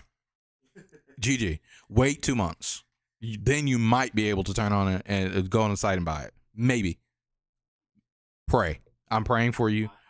As they be Straight up. Square Enix just needs to hire a dude to make them a website because their site is garbage for everything that they have. Subscription games down our mouth. Okay, let's hear them out. Let's hear them out. Otherwise, they'd be cramming these subscription games down our mouth. Speaking of which, this is already happening or trying to. EA and Ubisoft have subscription services. What just happened? PlayStation Now, Game Pass, Chrome, are you stupid? Stadia died. Google Chrome went crazy, chat. Y'all saw that? Hey, it's Ludwig. Oh, D? Yeah, D loves it. As they'd be cramming these subscription games down our here we go. Single month for several games. The market's only so big. Yeah, that makes sense. Nowadays, it's mostly just the old guard that survive. Yep, true. Like World of Warcraft, Final Fantasy games, EVE Online. The market for subscription games is only so big, and publishers know this. Otherwise, they'd be cramming these subscription games down our mouth. Speaking of which, this is already happening, or trying to. EA and Ubisoft have subscription services. PlayStation Now, Game Pass. Stadia died, thankfully, and it had exclusives. Well, what happens when these other subscription services decide, hey, we should have exclusives too that you have to rent to play? We're already on this trajectory, so there's not a lot to lose here. But I mean, we're on this trajectory, but I don't think it's very successful at all. Like, for instance, we bring up Ubisoft having their subscription-based services where you could play a bunch of different games, I'm positive that they're nowhere near. We're nowhere near the point. Maybe, like, if that problem of where all games or all media is under a subscription-based service is 100 years down the line, hey, look, I'm going to be 130 years old. I'm going to let them deal with it. I won't even be it'd be the grace of God that I'd still be on this green earth if it's around that time. Hopefully, we'll be on Mars. Like, if I'm 130, bro, like, come on, man. Like, what? Like, hopefully, like, we'll have, like, just figured out that finally that we convinced everybody that we've actually gone to the moon. Like, it's like, that's their problem to solve, bro. Like, it's not mine. Like, I don't think we're anywhere near, like, a subscription-based. Ubisoft is constantly chastised for their stupid idea of a subscription-based thing. And PlayStation Now, that service is literally a dead pan in the water of a subscription service. Like you just said, Stadia just died. Why did Stadia die? Well, come on, guys. We know why Stadia died. Like, PlayStation Now, the reason why it's still here, because PlayStation is just trying to push it. But I'm positive it's a neg. Like, the Ubisoft thing, if Ubisoft decided to say, hey, we're the #1 gaming industry, so we're just going to go to where you have to do this in order to play a Ubisoft game, we're taking our games off of Steam, we're taking our games off of Epic, we're taking our games off of PlayStation, we're taking our games off, they would die immediately. They already know. Ubisoft is a third-party game or a third-party company that has literally just been publishing games to everything for a reason. They know they're not going to do that. It's like a 100-year problem for subscription-based things to be a thing now. And we're even in places where people have to subscribe for stuff, like cable was one of the biggest ones. We fought for that, and now we're on streaming services, and people are still fighting for that, right? People hate that we have to subscribe to so many different streaming services. So I don't think subscription is ever going to take over. I think we'd find a new problem before we got subscription-based services to even really be like I don't think we're going to lose much on these lines anyway. You're talking mostly about live service games. Isn't it unreasonable to expect to own a service? Oh boy, this is going to be a long answer. This one gets into the weeds. Get it. First, let's talk about the legal answer to this. In Europe, the United States, forget it. Damn. Well, so I have no say immediately because I don't know anything about Europe law. Subscription-based games, I don't think we have a leg to stand on in regard to commerce law. So that's World of Warcraft, Final Fantasy 14, and so on. These games tell you exactly when they end, and that's what normal services do. So yeah. I mean, I guess, are we saying that they tell you exactly when your service ends, being 30 days until you pay $15 more? Or is it saying, because like I thought we were talking about, like, see, this is where he kind of conflates things a little bit, because we're talking about an end of life of a game. It needs to be preserved after that, right? World of Warcraft, as far as I know, does not tell you that World of Warcraft is going to end in the year 2055. I don't think World of Warcraft says that. Like, that'd be a weird thing to say. And yeah, could you imagine saying that? Like, I don't think it says that. Like, and the same thing with Final Fantasy. Final Fantasy 14, like, shoot, the original Final Fantasy 14, they didn't even expect it to end. They expected it to be a great game, but they released garbage. So they released Final Fantasy 14, the one that we have now, you know, right? Right. He's talking about the subscription time. Okay. Where that makes sense. That makes sense. If there's anything in the law that gets us there, and as I mentioned earlier, I also think it's a hard ask. But what about other live service games? Ones that you buy once, then that's it. Mm-hmm. So games like The Crew, Destiny, Overwatch. It is not clear in multiple countries if those are goods or services. You pay a one-time fee for a product with no stated expiration date. That sounds like a good, but it depends on an external service, except you're not told how long that lasts. So that doesn't really meet the full definition of a service commercially either. Now, you can buy lifetime memberships to things, but those are associated with the business operating.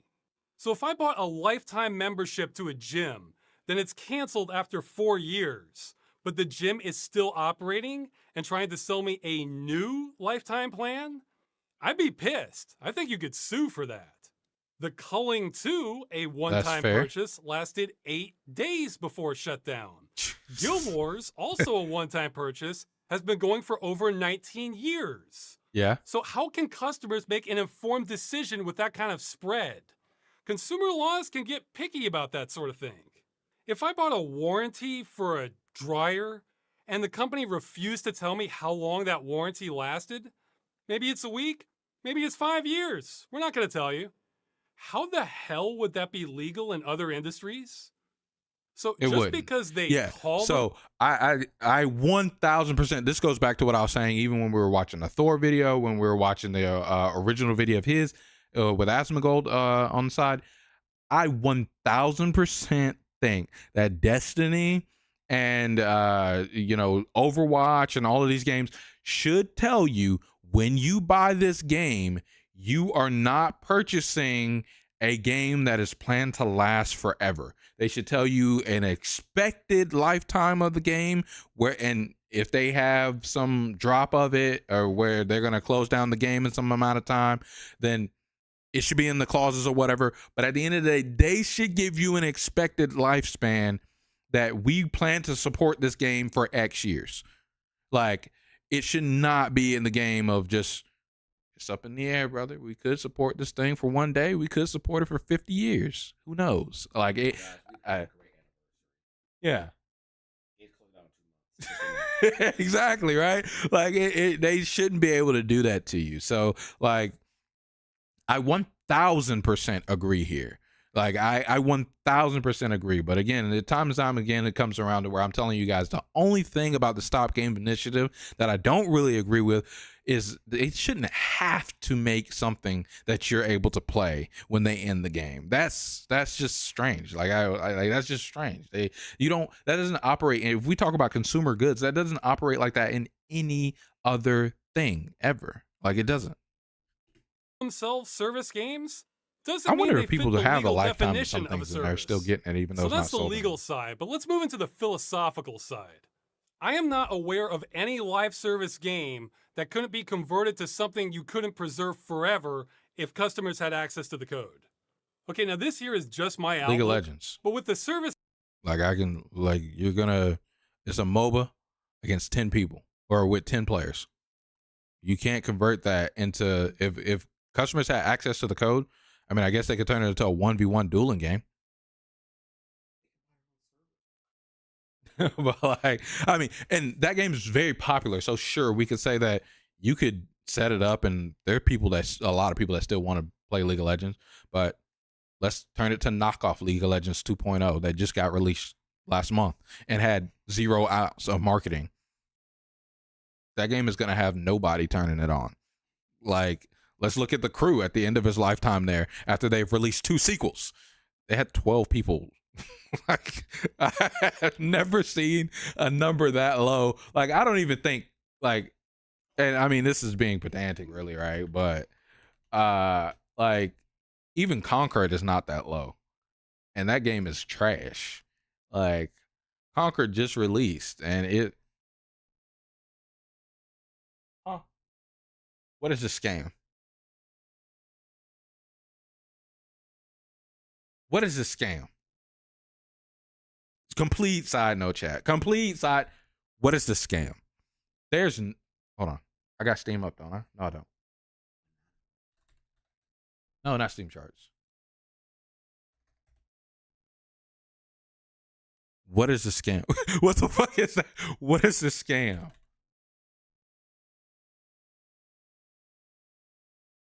Banana is a click.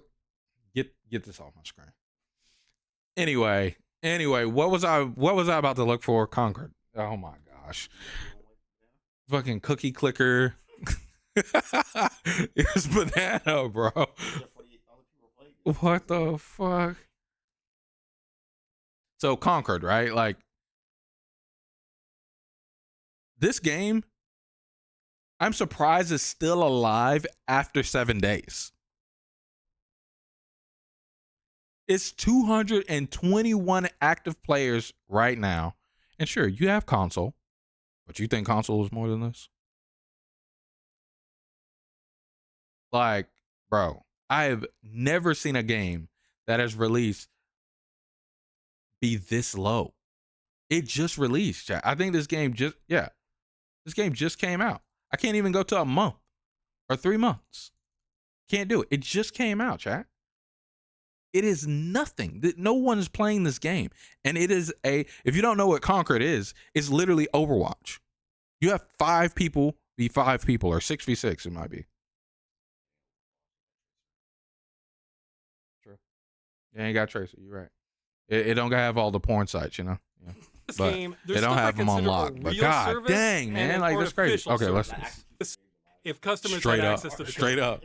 Okay, now this here is just my outlook, but with the service game, there's stuff I consider a real service and an artificial service. The real services take real people doing something. True. So that would be player moderation, creating new content, bug fixes, technical support, and the cost and convenience of running company servers. There's more. The point is, this all takes real people actively working. Yes. If they stop, so does the service. Yes. Now, the artificial service is being able to run the game. The only reason it's a service is because the code is being withheld.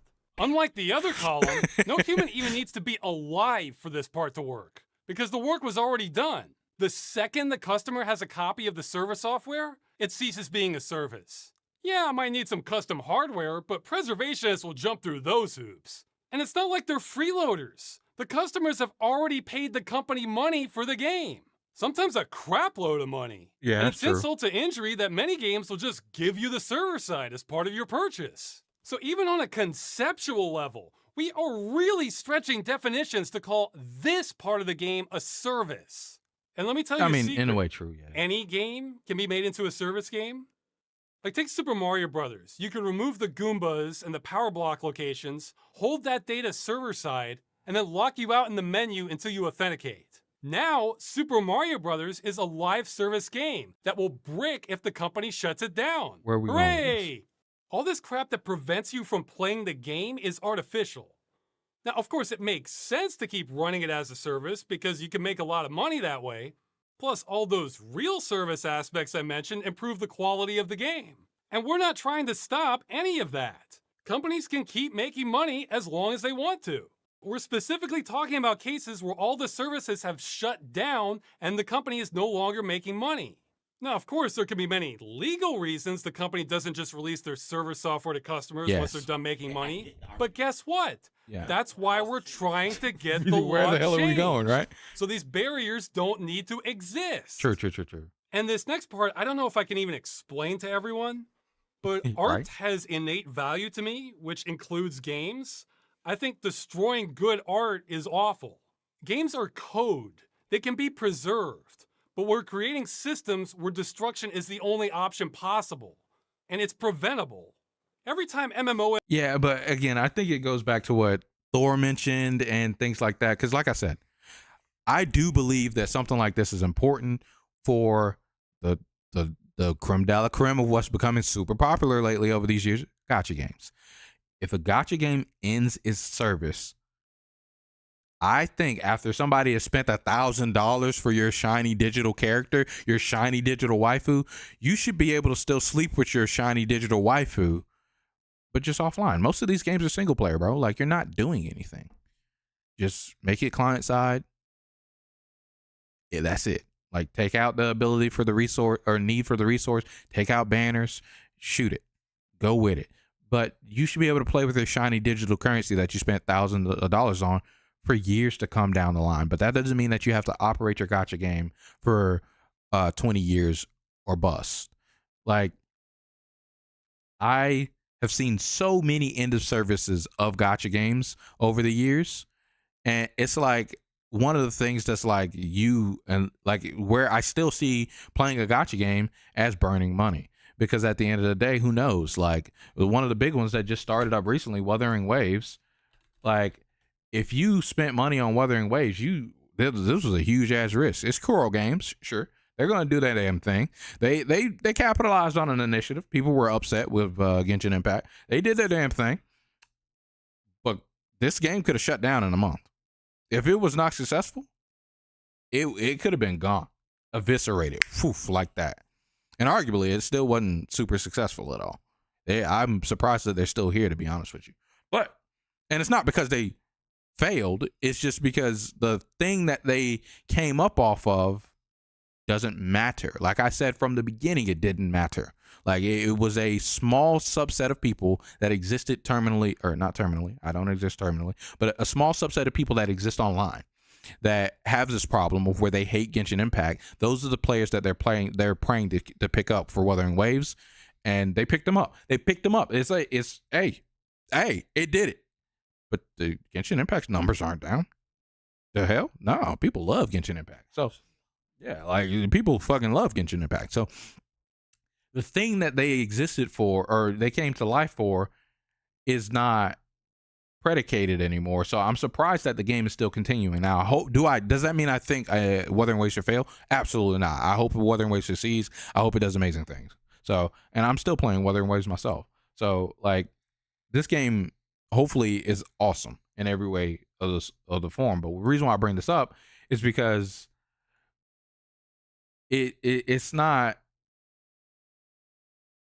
something that I see as a gacha game should end, and then after that you're like, I can't play this anymore after I spent thousands of dollars in it. But at this very current moment of where we're at, you are burning money by dumping money into any gacha game. Eviscerated is a fire ass word. Hey, man. But yeah, like, you're burning money by dumping money into these gacha games when they could just end at any moment, and you lose access to your waifu that you paid so much money for, and just because she told you I love you a couple times. So you better take your screenshots while you can. So because, you know, it's like, literally, gacha games have disappeared from so quickly coming up, and they're just gone now. So I think that these, like, gacha games, I think should work some type of end of service into their things. Like, I don't know. Again, I don't know how it will work out, but again, should they have to? I don't know. I don't know if I can say they should have to. What's up, Brian? I don't know if I can say they should have to work some type of end of service into their situation. Like, I just can't say that a company should have to provide you with something. Should they like we were talking about earlier, should they have to be more transparent with the things that they are giving you? Like we were talking about with Destiny and Overwatch. Yes, they need to be 1000% upfront with we expect our game to be here for X long, and we don't know if it'll continue afterwards. And they should be willing, it should be completely okay for them to say, yep, game's gone, you can't play it anymore.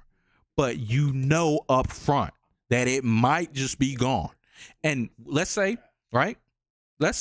you're playing the game, into services in the game, they say the game is probably going to end in about a year. We have allocated funds for the game to last for about 2 years. 2 years comes up. They should have to let you know of another expected date of. They should definitely have to tell you, hey, since the 2 years have come, we know the 2 years is coming up. We expect this game to live for X amount of time longer. They should always have to tell you that. Even World of Warcraft, even Final Fantasy 14, playing these subscription-based services, I think they should have to tell you that. How that will work out legally and paperwork and da-da-da-da, I don't know. Like, I just can't say. But let's keep listening to them. Emulators get leaked or reverse engineered or released by the devs themselves. It just shows this is all possible. I would like to see all games people care about saved, even the subscription ones, even though I know I don't have a legal angle on those. But other live service games, give me a break. At this point in time, it's not even clear if those are breaking the law or not. But even if they're not, customers hate having their games destroyed. True. This is not a hard concept to understand. The mindset here is aspirational, to try and make art and gaming better than it is now, because there's so much obvious destruction. Why settle for an awful practice that might be illegal when a better way hasn't even been tried? If you don't get it, I don't think you will. Like, at the end of the day, I think that this is a great thing to do. Like, the preservation of games is important. I think we want those to be here. Like, if I could play some of the gacha games that have closed down that I played, I might turn it on one day, just do a couple of stages, have a good memory and keep it going. And I could see people that are just straight still playing these games to this day. Would it be enough that I think that they should have to? No, in no world do I think they should have to. This video is an absolutely awesome video. Ross is over here talking about a lot of things when it comes to the Stop Games Initiative. So again, if you are in support of Stop Games, which I think in general, I think is a good thing to talk about. I think it's a good thing to flesh out. Check out this video if you have any questions. Check out Stop Killing Games, the actual website. If you have any, is it still here? Yeah, this is Stop Killing Games. Check out Stop Killing Games if you are in support of the initiative and everything. I'm going to let you guys check out the rest of this here and see the rest of it. We've watched half of this FAQ here. Thank you guys so much for joining in. You guys have been here with me for 3 whole hours. Hit the like button if you haven't already. Subscribe to the channel if you're new. Great content is here. I think it's time to get bored and fall asleep watching the Nintendo Direct chat. I think it's time for us to get onto that because Nintendo Direct happened today and your boy didn't check it out. You know what I'm saying? A real Nintendo Direct. All right. So, I will understand the pain as we watch it, but yes, spoil it as well. Okay, so this is not the Nintendo Direct. This is the Nintendo Indie Game Direct. Oh, they said that there's gonna be a Nintendo Indie Game Direct, and then there's gonna be a Nintendo. No, that's be a Partners Direct, not actual Nintendo Direct. Oh wow. Okay. So if you're looking anything for big franchises, ain't none of that. Got him. Not none of it. I mean, I'm gonna be honest with you. I was about to say, I'm gonna be honest with you. I don't think WoW is touching the Switch with a 10-foot pole. Yeah, it's cross-platform now. You can get Monster Hunter on anything, guys.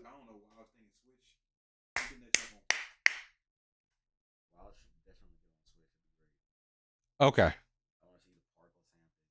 Dude, you want to see that in your Switch lag up and start smoking? Dude, I want to see the Divinity moment where it's like, throw the fireball.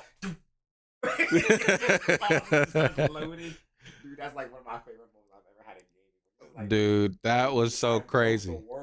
Dude, we were sitting there forever waiting on that fire to go around that whole entire. I think the fire would do it, pause the game, and then do it all at once, and just be on the floor dead. It's like, well, restart the fire, we're dead again. Straight up, dude. Like you be like as far away from the oil as possible. It's like now I'm going to live. You're now currently calculating if you're dead or not. Huh? Calculation is done. Wait, so okay, so it's two together. All right. The oil's over there. Well, the oil caught on fire and blew. That bomb was blew. This bomb would knock you off Chat. the stage. You have to fall down. Refresh your drinks. Refresh your snacks. I gotta get some water, chat. Also, chat room. You've encountered a caterpillar. Water text. I like that.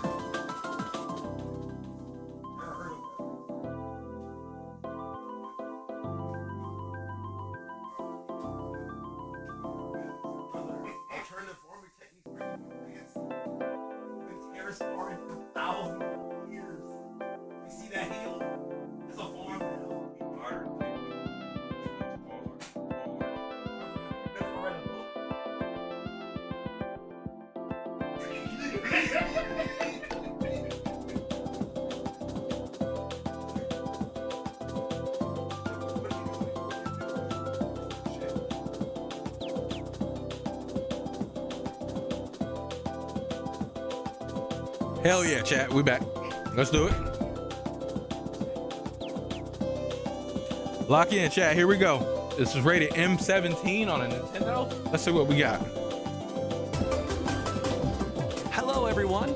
We'll now present today's Indie World Showcase and Nintendo Direct Partner Showcase back to back. First up, here's the Indie World Showcase. Okay. Indie World Showcase. Let's do it.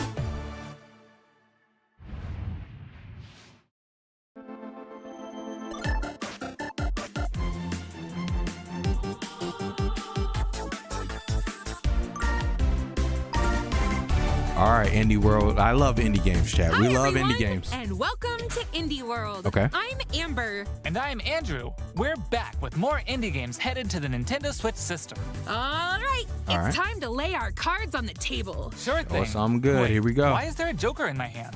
Here's the deal. Is this just now coming to Switch?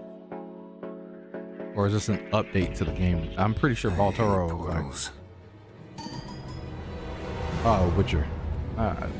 It's cool that Baltoro's having all these collabs. Dude, I've never played this game. I don't care about like poker and stuff like that. That's why this indie game isn't that interesting. Ooh, Vampire Survivors. I like Vampire Survivors. Okay. But I am happy to see that this game is getting all these cool little collabs that are like from other indie games too. So it's pretty cool. Dave the Diver.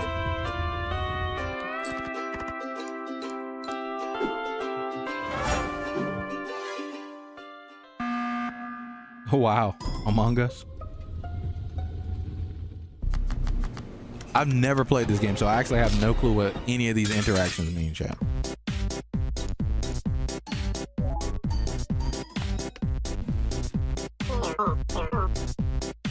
It'll do for now. Okay. Friends of Jimbo.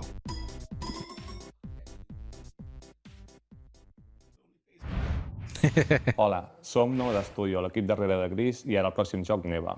El nostre joc és una història de maternitat on els jugadors assumeixen el rol de l'Alba. Començaran la seva aventura al costat d'una petita lloba anomenada Neva. Els capítols inicials del joc mostraran com l'Alba haurà d'encoratjar i protegir una jove Neva dels perills del seu món. Però al final del joc, una Neva més gran i ferotge es convertirà en la protectora de la seva figura materna, l'Alba. El equipo ha estado trabajando duro para mostrar una conmovedora perspectiva sobre cómo quienes nos protegen eventualmente necesitarán nuestro cariño y cuidados también. Estamos encantados de poder compartir las últimas novedades del juego y esperamos que os unáis a Alba y Neva en su aventura en Nintendo Switch. So, new game on Nintendo Switch, made by the people who made Gris.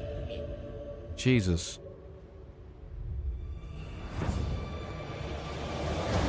Oh, we've already seen this game. Dude, I hate show glitches. This better show us a lot of new stuff. Damn. Hey, get off him. Or her.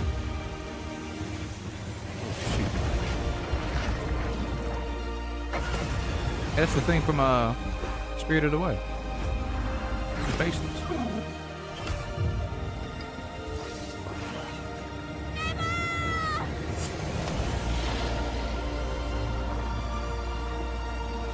October 15th? Yo, that's soon. That's soon, chat.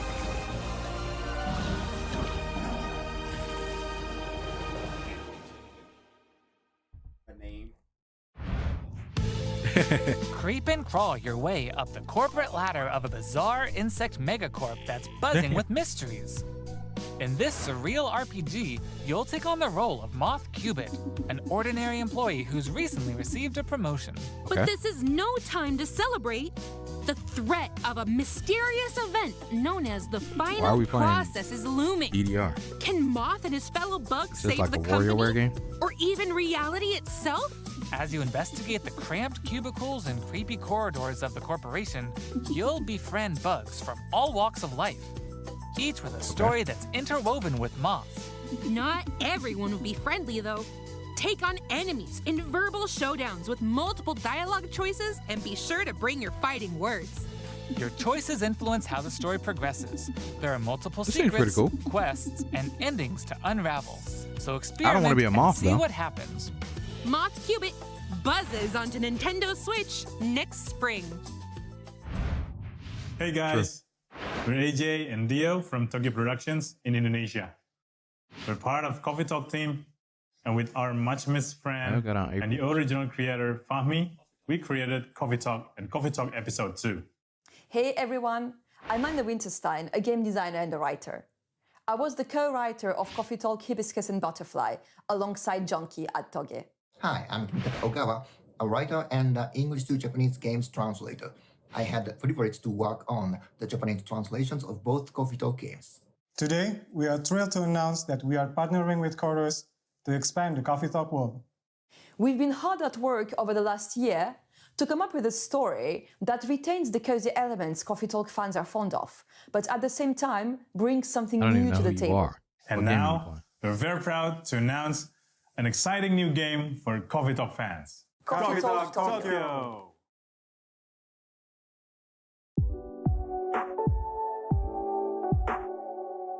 2025, that's next year.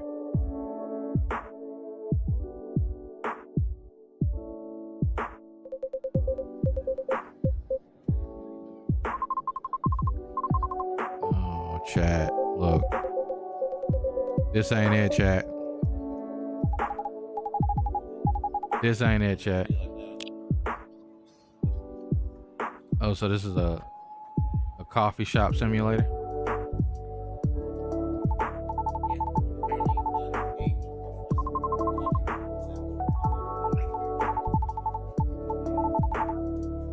Ain't me, chat. I can't do it. Yeah, it was a long time ago for me. I can't do it. I can't do it, chat room.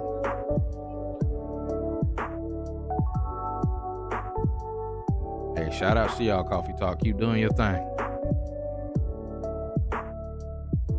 Coffee Talk Tokyo, now brewing. Okay, dope. Ready to pour in 2025. All right, dope.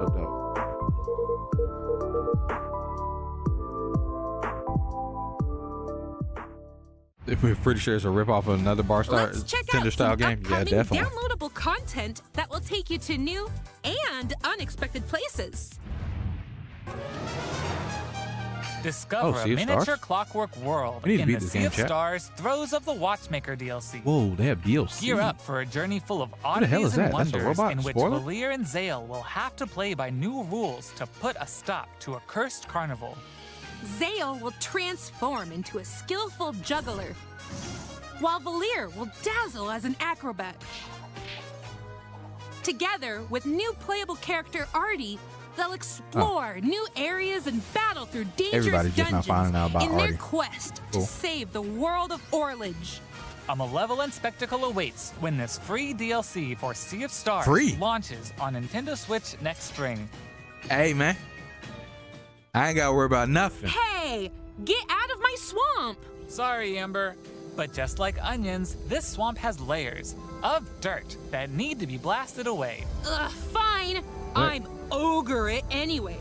A muddy good time awaits in the Shrek Special Pack paid DLC Oh, for Power Wash Simulator. Oh, they love it. Feel like an all-star as you wash away the grime covering 5 fairy tale maps from the Shrek universe, including Shrek's very own swamp and the Dragon's you're right Lair. about that. Don a shiny suit of armor with a new night-themed character model. And get your power washing game on when the Shrek Special At Pack most, chat, DLC makes I a watched the splash videos on talking the about Nintendo Power Switch Watch system Simulator this lore. fall. Hi, I'm Sam. And I'm Toby. What up? What up, Our Toby? team has What been up, working Sam? on a new game called Morsels. Okay. You play as a mouse fighting against the forces of wicked cats, using magical Oh, cards dear. to transform into a bunch of weird little monsters. It's Wait a a minute. challenging roguelike set in a grungy, whimsical world. How you talk about evil cats and then you got homie right there? And who is homie looking at? Is there a rat down there?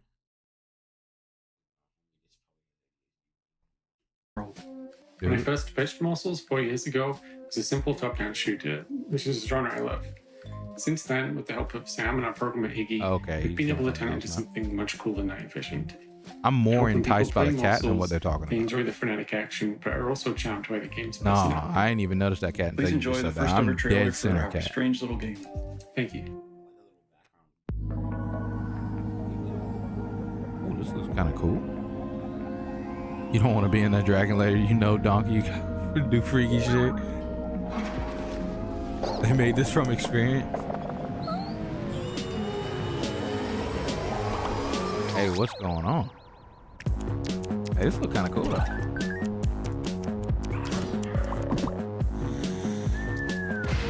Nah, this rat is tweaking. This is crap. This rat is tweaking.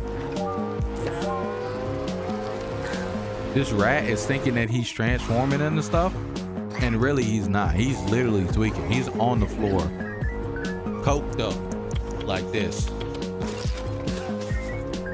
This is legit a rat's acid trip, 100%.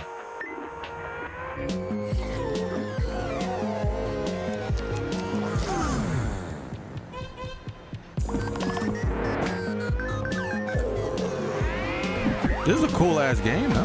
Whoa, I love games like, dude, I want to play that one game. It needs to come out. It comes out September 16th, I think, chat. I think it's like Adventures of Pip or something like that. Dude, I want to play that game so bad.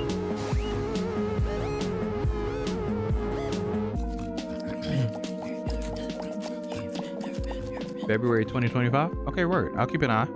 Keep an eye out. Morsels, let's do it. Let's do it. They say home Nah, is where Skylar, the we're heart good. is. We're good. And that's especially true for this Next next game. game. That's right. We're Household objects, appliances, and even concepts turn into eligible love interests in Date Everything, a game in which you can, in fact, date pretty much everything.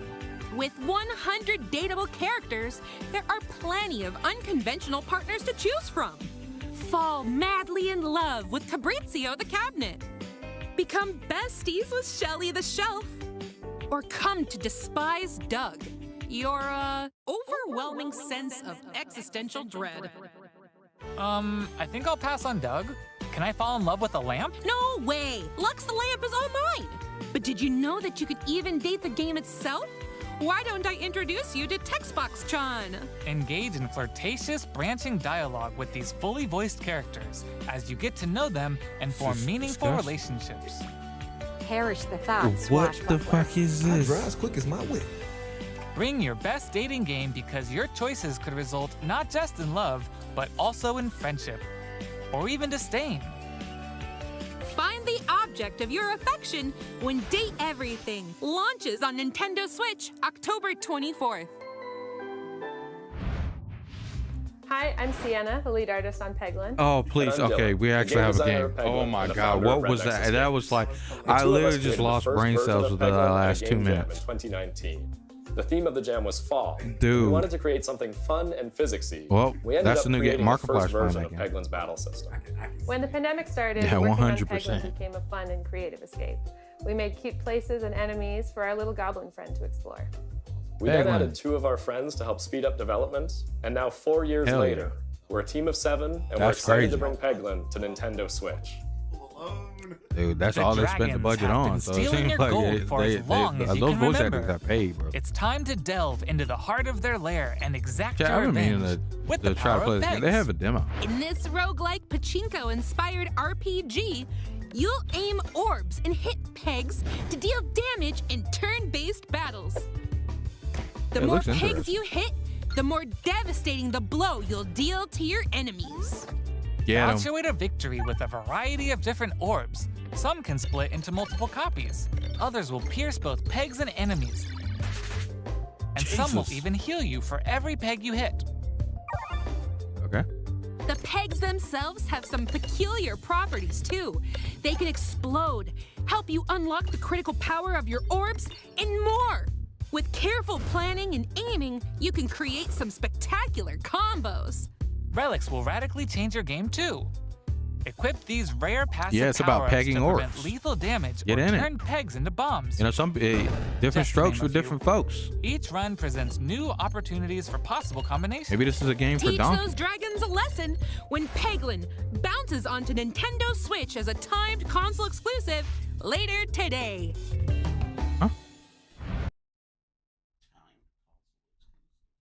Time console exclusive.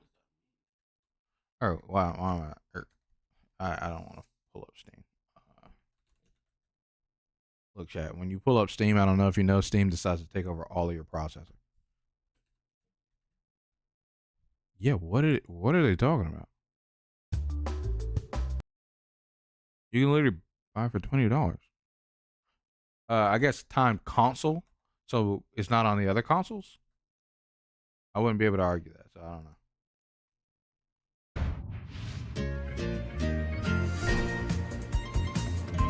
Wobbly Island. Hello, Nintendo players. Okay. Not actual gameplay.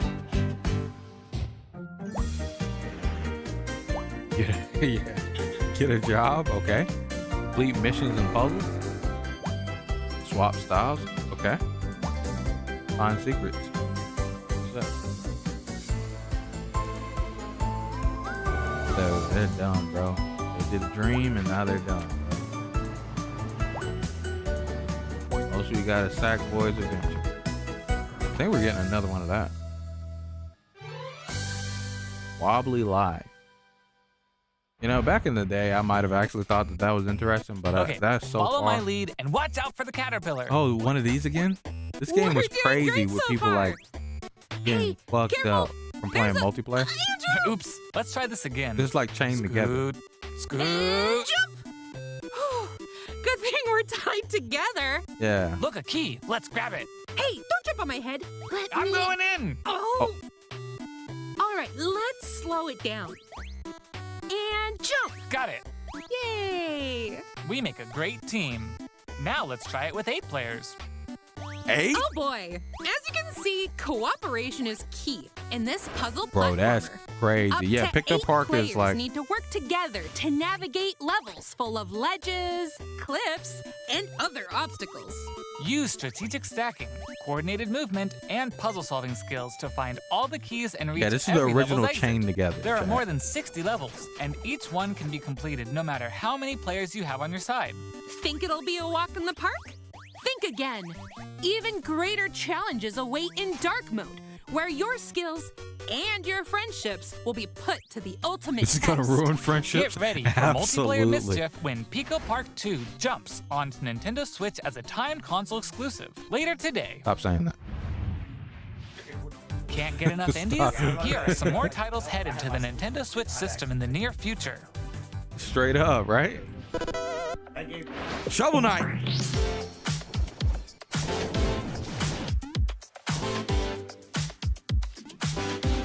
Ooh, co-op. Wait, what? Why didn't Shovel Knight get his own rule? This looks kind of cool.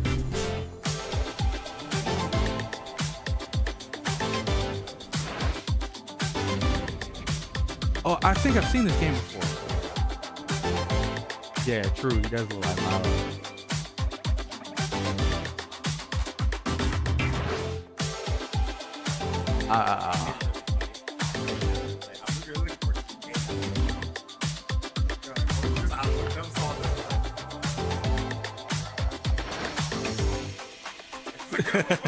Metal Slug Tactics? A tactics game from Metal Slug? What the hell, bro? What the hell? This is it, Plucky Squire. I thought it was Adventures of Pip. Plucky Squire, this comes out on the 60th chat. We're playing the shit out of this. We're gonna beat it. Dude, is he? Yeah. Okay, that's all It's for so today's good looking, dude. Hey, I'm trying to play the hell out of that game. I can't pizza? wait. September I found it in 16th, that chat. tower over September there. 16th. What tower? Oh, Pizza Tower? This game's not on Switch? I haven't played this game, chat. You know, I'm the platformer god, you know, Fall Guys champion, unrenowned, undefeated Fall Guys player. But a game like this, it's just too acid trippy, you know what I'm saying? I played Toe Jam and Earl back in the day. I don't need to play no crack. I play Wario Land, WarioWare. I'm chilling, you know. I've had my time with these style of games. Maybe the next Sonic game that comes out, I'll play it. Sonic 3 got a movie trailer too, chat. We might watch that. Paramount's weird though. They be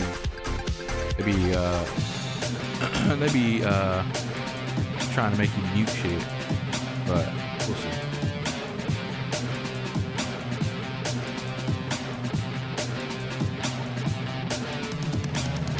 This game's good though, chat. If you have a Switch and you don't have a platformer like this, and you're down, you like WarioWare back in the day, I think it was Wario Land 4 that was specifically the best representative of this.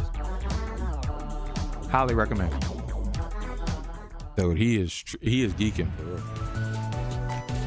That's all for today's Indie World. Okay, so we got the Indie We World. hope you enjoyed today's showcase. That was pretty all right. As always, Nothing a big spectacular thank over you the to our top. indie community and partners making Number games one I for saw is Nintendo Switch. probably a game that I already knew was coming out. Account to stay up to The date on all Adventures things of indie on the something Nintendo Squire. Switch Just system. talked about it. Stick around for more exciting Nothing news new and that I updates necessarily in super care today's about. Nintendo Direct Partner Showcase, starting right now. Absolutely not. Until I ain't next even time, gonna look at data happy everything until I gaming. see a Markiplier video. All right, partner showcase. Let's start the partner showcase. We'll be focusing on Nintendo Switch games launching in the second half of 2024 from our publishing and development partners. Okay, let's get into the headlines. Let's do it. These games are falling into place. Tetris.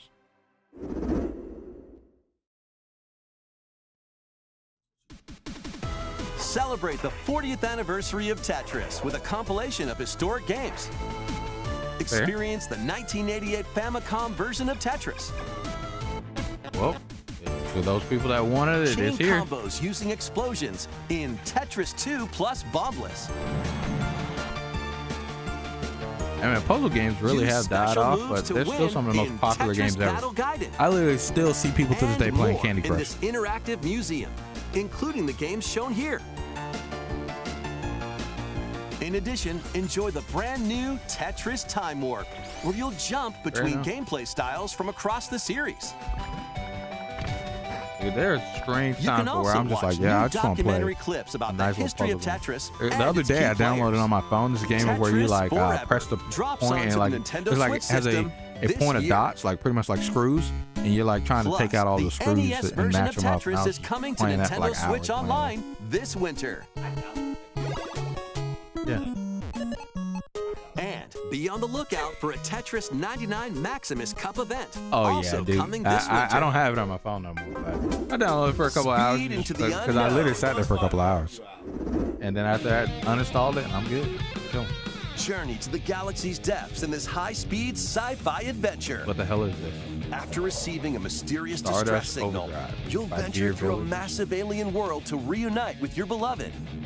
Ride the stylish hoverboard to explore stunning landscapes filled with all sorts of alien structures, from scorching sands to wavy waters. Each area You'd be will better showing me challenge the your tricks that traversal you can do on skills. this cool surfboard. Along the way, you'll face enemies in frenetic melee combat. By unlocking skills and combining different abilities, you can Show me find the more riding techniques, creative brother. ways to overcome foes. You can also customize the hoverboard to match your riding style, solve puzzles, and gather resources to boost its speed, steering, gravity, Yeah. and more. Show me them Whether tricks. you're racing through terrain at high speeds or in the throes kinda of nice, combat, the hoverboard It ain't will the be best there thing to help ever, you. but Leave no stone unturned. Man, as those you tricks look explore kinda clean. every corner of this vast planet. You never know what or who you'll find. Star Overdrive launches as a timed exclusive on Nintendo Switch Stop saying that. next year.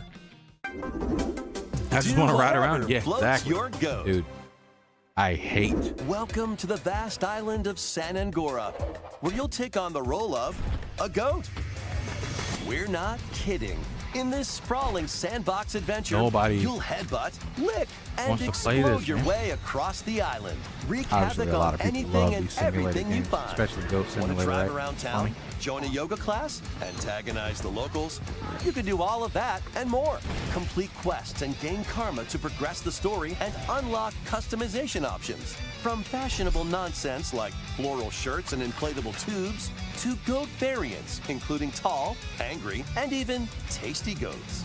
So buckle up and grab your fashion style by the horns. And you're not the only belligerent Billy around here.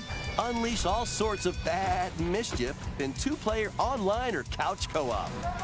Dude. Hope you're ready to hoof it, because the digital version of Goat Simulator 3 rams its way onto Nintendo eShop later today. Okay, The cool, physical cool. version of the game launches on Nintendo Switch this November.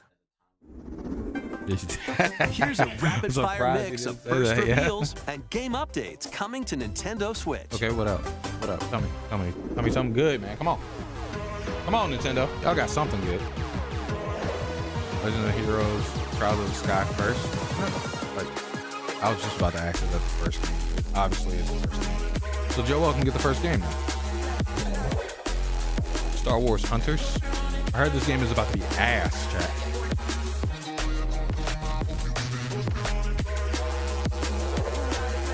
Stalker. I don't think we need games to teach people to get stalked.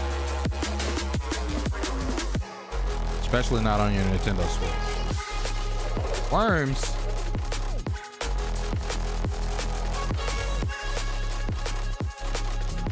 Oh, you play Goat Simulator? No shame?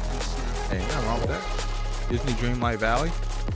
That's already... I thought that was already on Switch. I thought that was already out. Well, Switch is behind on a lot of things, chat. I'm not surprised. Make Bikini Bottom your playground. Oh, Hunters? Star Wars Hunters?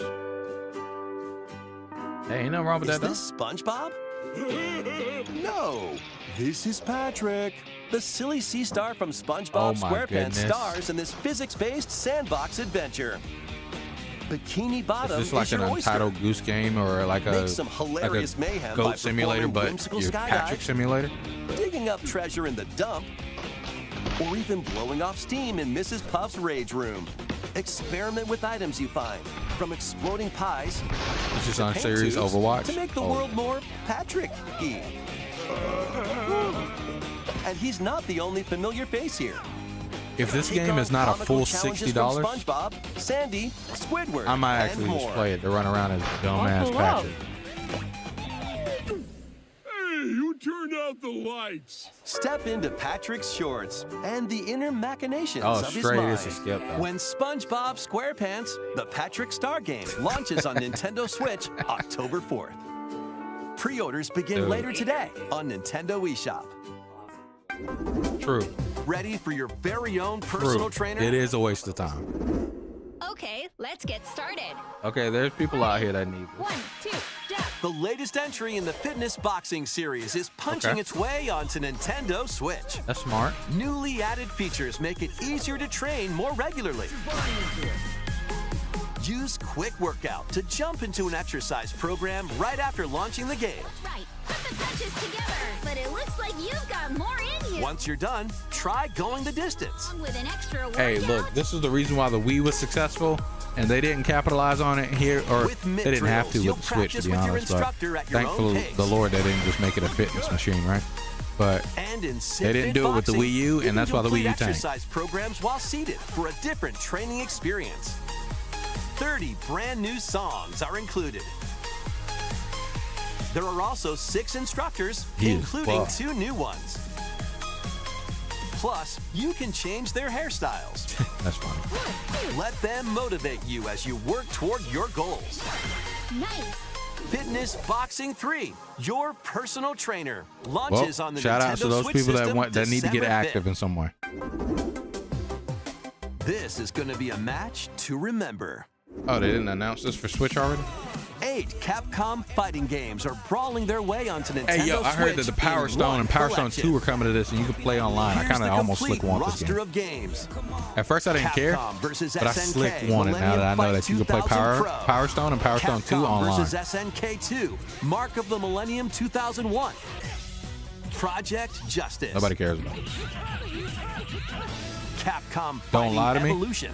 Nah. I would never lie like Street that. Fighter Alpha 3 Upper. I would never tell lies like Plasma that. It's Sword, not even Nightmare of Pilstein. not even built in me, you know? Power Stone And Power Stone 2. and Power Stone 2. And they literally have online play. One. I think he's going to say it now. Each game has its own training mode and is playable online. Look at it. With rollback netcode. It actually has You can great also rollback visit the netcode, too. museum to enjoy artwork and music from each game. I seriously am thinking about getting this. Not on Switch. Capcom Fighting Collection 2 But I'm about it on launches Steam, on probably. Nintendo Switch next year. Plus, jump into the fray when Marvel vs. Capcom Fighting Collection Arcade Classics hyper combos its way onto Nintendo Switch September 12th. Digital pre-orders begin later today Now, this on one, Nintendo eShop. free not The getting physical version of the game launches on Nintendo Switch November 22nd. But shout out to Marvel vs. Capcom, you know what I'm saying? Next, please take a look at this. 私の声を聞いている遠い時代のあなたへ What we talking about? 命あるものは Okay. 皆 Tell me about it. What we got 重 going? ねながら生きていく Don't just show me running and ziplining. You better show me fighting something. 魂を育み Building a house with a waifu. Okay. ユミヤにとっては Big tits. 見えるのが Okay. 正しいことでも正しいことって一つじゃないのよすべて滅びたと思っていたが正しいことって Okay. 絶対に許さない She'll never forgive. And he's some type of dragon. 今日はそうただのご挨拶ですともこれが私の全力どうか真相を解き明かして Ain't no way her oh, this is one of these games. I'm not playing this game. Chat, this girl is literally here for sex appeal. We hope you're looking forward to the newest entry And in for the you to Atelier build a house series, with her. featuring a For brand you new to protagonist. love your waifu. All right, let's see some more headlines. Adventures and allies await in these Nintendo Switch games. True. Adventures and Allies. HD remasters of the first 2 Suikoden games are coming to Nintendo Switch in one bundle. It's been so long. People thought that this game was gone. Oh, can you get that, Devontae? I think Brian probably locked the top lock. Meet and befriend up to 108 allies in these turn-based RPGs. During your travels, Keenan, you can I'll strengthen play your it, brother. home base and expand your Welcome back, spheres of baby. influence while fighting for your cause. This Hey, collection adds new support Keenan, it's here. features like Once the it ability to drops, speed I'll up play it, brother. combat and automate battles with a single button. Suikoden 1 and 2 HD Remaster, Gate Rune, and Dunan Unification Wars launches on Nintendo Switch March 6th, 2025. Damn! The HD 2D remake of Dragon Quest III draws near. After gathering your companions and selecting their vocations, you can now customize their appearance, voice, and more. Oh, really? With the new I'm trying to play Monster this chat. Wrangler vocation, Watch you out, can bro. use monster-like abilities to fight enemies and heal allies. There may also be places where you can put monsters to use, but that's for another time. Okay. Dragon I'm trying to play this chat. Y'all already heard. 2D remake. Like, look, chat. Dragon Quest 8, I got the physical copy. Dragon Quest 11, I got the physical copy. Chat. Shit, I might buy the physical copy of this one. You know what I'm saying? Yeah. I ain't a physical guy when it comes to physical games. But hey, I might just want to play it at any time. And it might be for Switch. This might be my first or second game. I want my money back though if I travel to this day. I might buy a physical 3 copy of this on Castlevania Switch. games For real. originally released on the Nintendo DS system. Okay. Dawn of Sorrow, Portrait of Ruin, and People Order love of Castlevania. Ecclesia rise again in a single I'm with it. collection. I'm with it. Arcade classic Haunted Castle is also included. No chat. Featuring I the give this original and this the showcase reimagined is version. better than the other showcase There's we a watched. gallery that includes exclusive art and a music Been kind player. of excited for a couple things already. Castlevania Dominus Collection launches on the Nintendo Switch system later today. And everything's like later today versus being like Build 2025. something you believe in. And also a limited time Award-winning exclusive. strategy Don't forget that series part. returns with Sid Meier's Civilization 7 is coming to the Who Switch. is Oh, one your of many Switch is gonna catch on legendary fire. Historical figures, Ain't no including way. newly added leaders such as Queen Himiko. Friendship is her strength, and she can initiate Dude, diplomatic I endeavors that help seriously you research new want to technologies. sit down. Like, I think it would be on my bucket list of life to sit down and complete a game of Civilization. It's so hard. Have you guys tried it? This is like an achievement as an adult. Like, when you're an adult and you sit down and you turn this game on, you open your eyes and it's 10 hours later and you still haven't finished. You're like, oh, this is a daytime job. Like, dude. Your territory, establish your empire across the map, and conquer or cooperate with rival civilizations. You can even create your own path through history by choosing different civs with each new age. In the modern age, you can evolve your empire into Meiji Japan, known for its scientific strength said you and can't do military it. force. Plus, you and your friends Forest can see games your intimidate kingdoms you. collide in online Man, like or there are a local couple of them I play. know how to play, Can but you yeah, I create an understand that empire there's some that stands are the test of time? super Turn the intimidating. page Like on a even Civilization, I revolutionary don't new super chapter understand how to when win the game. Sid Meier's Civilization I've never 7 completed a game of launches Civilization on the Nintendo ever, Switch system but I've played February a lot 11th. of. Pre-orders are available now on Nintendo eShop. That's so soon, February 11th. Dang. Forge bonds transcending time. Celebrate the 30th anniversary of the Tales Is of this game series still an with a epileptic remaster of seizure? the action RPG Tales of Grace's F. Is this game still an epileptic seizure? When the Chat, let's see. protagonist Asbel and Prince Richard meet Sophia's children. We will always be friends. The three soon become lifelong friends. Okay, lifelong friends. Several years have since passed. With their strong It's not friendship and new, it's desire to a protect their re-release loved of an ones, old one. the now grown-up trio get entangled in a It's from back conflict in, that will determine the GameCube fate of the days. world. This remaster adds enhancements like destination icons and toggling enemy encounters, as well as downloadable Now it's a good content one, from but the problem with this original game is it was a huge epileptic seizure. Yeah, it's still kind of crazy. It's hella toned down though. Oh, my Tales need to of take that back. Grace's F remastered Yeah. launches on Nintendo You started with Switch Symphonia? Yeah, me January too. It was 17th. really good. I love Symphonia. Symphonia and Vesperia are my Two favorite. adorable adventures. Yeah, that game's one still probably an cozy epileptic bundle. seizure. I'm saying I have epilepsy, but I just don't care to play it. There's too many lights.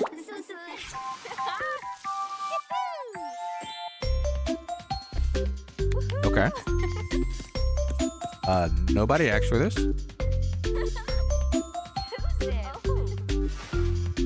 He was really happy with Arise. Arise was that. The only problem I had with Arise is that it was forcibly single player. I actually would have played it. I'd have played it with my boy Joel, but forcibly you have to play the single player. I haven't played a Tales of game since Vesperia, really. The burst area was kind of whack because it was just like the emo girl, and then what was after burst area? I think, or before burst area was like Hysteria or whatever. That one was ass. I used to be a Tales of junkie, but I wanted a Rise. I wanted a Rise really bad, but I didn't. Single player, and it made it where it's like, damn. More help is wanted. I don't want your help. Think you've got what it takes to manage this perilous pizzeria? Test your skills and your nerves in this first-person horror game. The most that y'all are gonna get me is me playing doors. I'm not playing this You'll game. have plenty of job duties, such as I'll play Roblox helping performers prep for a show in the Pizzaplex salon. Getting high scores by when is playing this coming out? nostalgic arcade minigames. This is going to be Corey Kenson's return, chat. Like a log It's been a year since he's come back, and he's going to come back when this game comes out. But you'll be doing all of this while avoiding animatronic atrocities along the way. Become a Fazbear Entertainment superstar in 5 Nights at Freddy's Help Wanted 2, launching on Nintendo Switch this holiday. Ooh, we're going to get a video this holiday from Corey Kenson. If you're looking for more Put it on adventures in camera. the Mega Pizzaplex, It's been a year. help Cassie find her friend and escape the ruins in this free story DLC for 5 Nights at Freddy's Security Breach, launching on Nintendo Switch this holiday. And that too? Yeah, holiday is happening. We're getting a video from Corey Kenson. Let's check out some Nintendo Switch games launching in time for the holidays. Okay, what up? What up? Show me something good.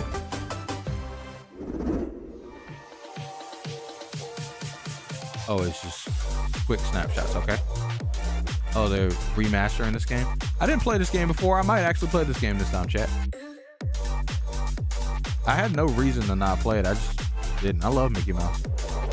Nobody wants this. This game is gonna make everybody mad. I might actually try it, but it's gonna make everybody. Y'all remember that old Lord of the Rings game that was like on PlayStation 2?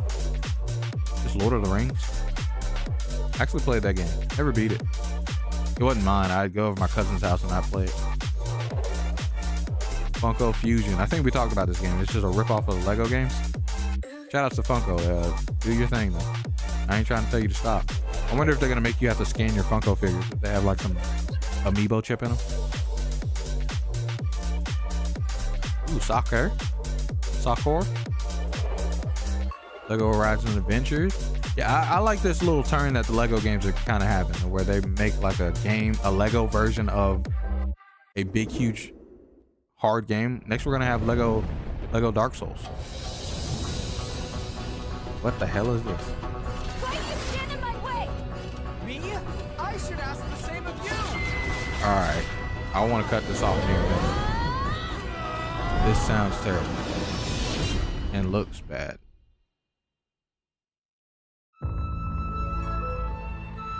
Welcome to the eastern nation of Azuma. Okay.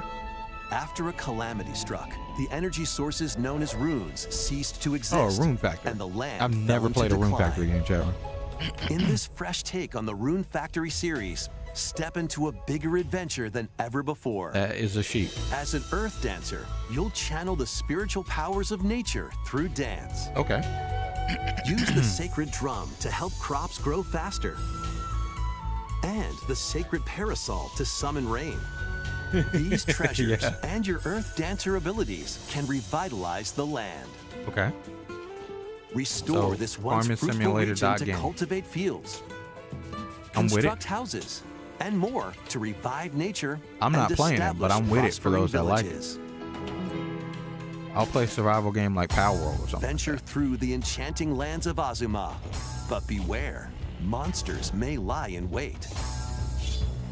Harness your Earth Dancer abilities to confront them and restore certain monsters to their human forms. Human? Uh-oh. As you settle into village life, Get to know the community around you and deepen your relationships to find I knew it. I was like, where is it at? Who knows? A wedding Where's could the even fall be in on love the horizon. simulator and get married? Experience a beloved series reimagined.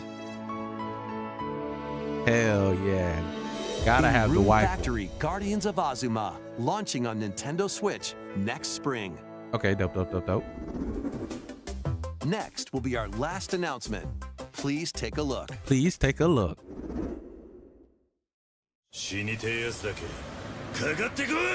Dude, shout out to those people that love Immerse yourself in the Yakuza. story that started the epic saga in Yakuza Kiwami. Meet Kazuma Kiryu, a Yakuza accused of murdering his clan's patriots. I've never played a and Yakuza game. Haruka, a young I've girl never on been the interested run. in playing Two one. individuals But whose this game has fates one of the intertwine. most banger of songs that I love so Set in much. Kamurocho, I'll play it after Japan's this. largest entertainment district, Kiryu must navigate the twists and turns of Tokyo's underworld while confronting rival gangs. Wait, is this the Swap turn-based between four fighting Oh, no, styles okay, in cool. real-time I combat. was about to say, they just show Fight action-based bare knuckle, combat. How are they gonna switch it up? Or arm yourself with makeshift weapons and go up against anything in your way. I remember my boy There Kev, are also a plenty of streamer over on distractions Twitch. to be He's a found in Kamurocho. VTuber. He was playing. So take a break from brawling every once in a while.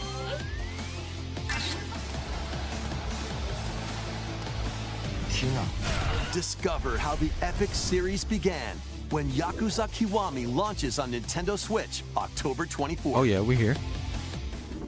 It's coming out. It's here. That's all for today's Nintendo Direct Partner Showcase. Thank you for watching. There we have it, chat. You guys have seen what Nintendo Direct has to offer. It was a lot more. It was more interesting to me than the other showcases that we've been seeing. But you know, it's been 4 hours, chat. Hit the like button if you haven't already. Subscribe to the channel if you're new. Great content is here. I really do appreciate all the love and support. Hey, chat. Look, your boy has done a lot of talking. We've done the damn thing. We've showed you guys some good stuff tonight. Ooh, I got mail, chat. We got mail. You can finally see a opening of something silly the Gobble Lord has ordered online. Your boy Alex Smith has ordered Rapid Mons. Look at there. How the fuck? Oh, this is a case like this. Hold on, chat. Look, card casings has come a long way from back when I used to work at the card shops, okay? They make sure you're not sad about your cards being inside stuff. Oh, I thought this was all Rapid Mons, but they're a bunch of Patamons. So I got this Rapid Mon. And wait a second. I could have sworn I ordered this from multiple different people. Whatever. And I got some Patamons. They're here. Patamon. This is for a yellow vaccine deck in Digimon. Pretty cool deck. I didn't expect these cards to come so quickly. I think I just ordered them on like Friday or something like that. It was like right before the Digimon ban list update.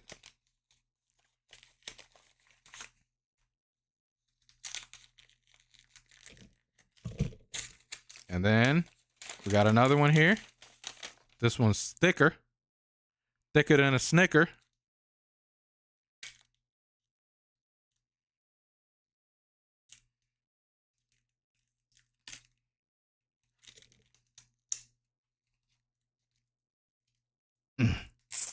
We're going to get it open. Yes, sir. And I got Dexdor Greymon. This is like one of my favorite Digimon in one of his other mega forms. Shine Greymon Burst Mode. Oh, Devontae, this is the card that, here's the card that I actually was telling you to get.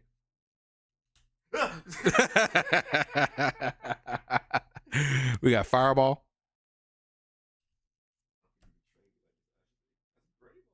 We got Kaiser Knuckle. And then we got more Rapid Mon. That dude.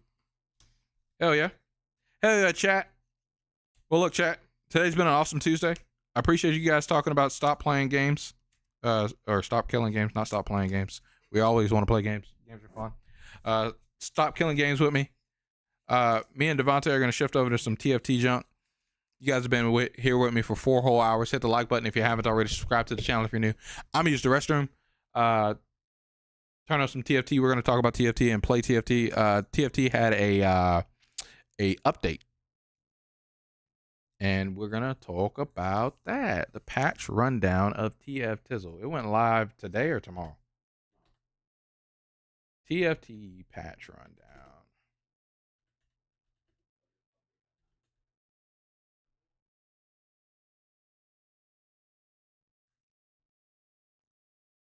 Wait, that says 3 months ago. It's not what I'm looking for. We're looking for 2 days ago. There we go. There we go. There we go. All right, I'm going to watch this with Devontae. I'm going to use the restroom real quick, though. Let's get you guys some background music for 2 seconds. Those that are still hanging around, I really do appreciate it. You guys are absolutely awesome. Let's see. Deep inside my mind. Deep inside my mind.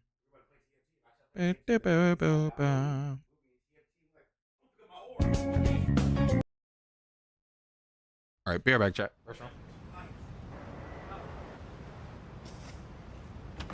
Welcome back.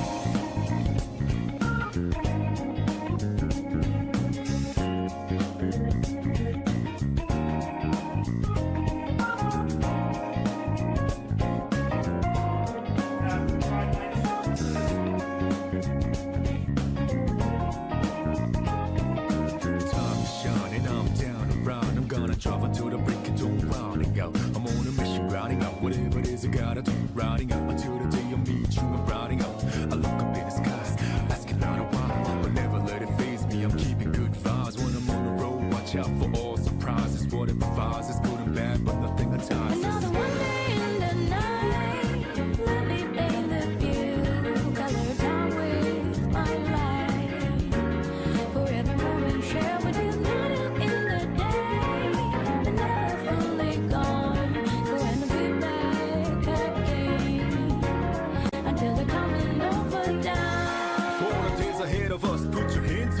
Side to side for good luck, for the nights like this, put your hands up. Love the moment even from dusk, yo.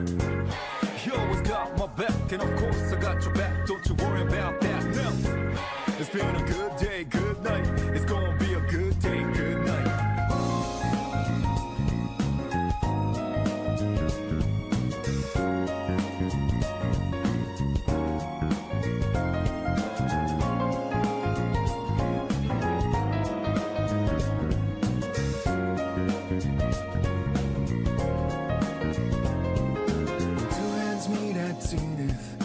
Nothing comes between us, dancing like ballerinas under the moonlight all night long. How these plain and simple scenes get painted so vividly by you.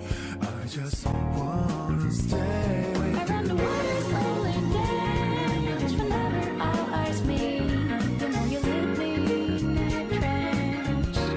It means everything to me looking down below.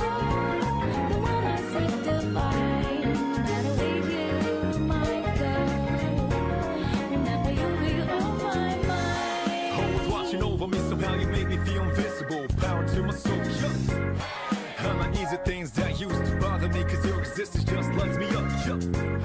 You always got my back, and of course I got your back. Don't you worry about that now.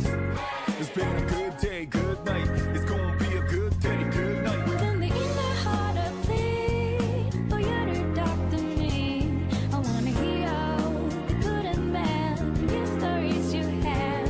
As I drift across the sky, the hour hand turns high. So good night, let me sing a lullaby. I'll be singing, baby.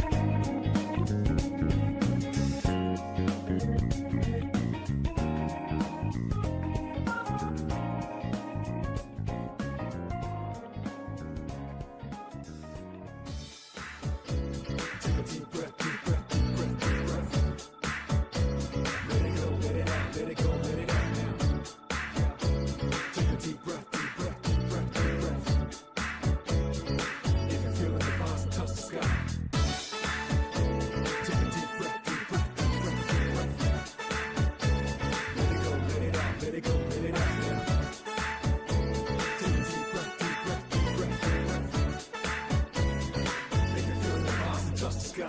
On a sunny morning, I touched the sky. Next morning, I touched your heart. Was the start. I play my role when I rip the mic apart. Do what I got to do to place the spark. I'ma put it down. Seeking no crown anymore. From the moment I saw you, it's all gone hard to believe to a pimp like me. Used to have simple women, day with a week. Great time, I put that behind. Said I'm sorry, I got to go for the sign. I lied to the man, I aim high. To the place no human has ever even tried. So I got to go, I got to go. And all I want is for you to stay. Man of the grave resurrected, now he's connected. No concession, just invented by you.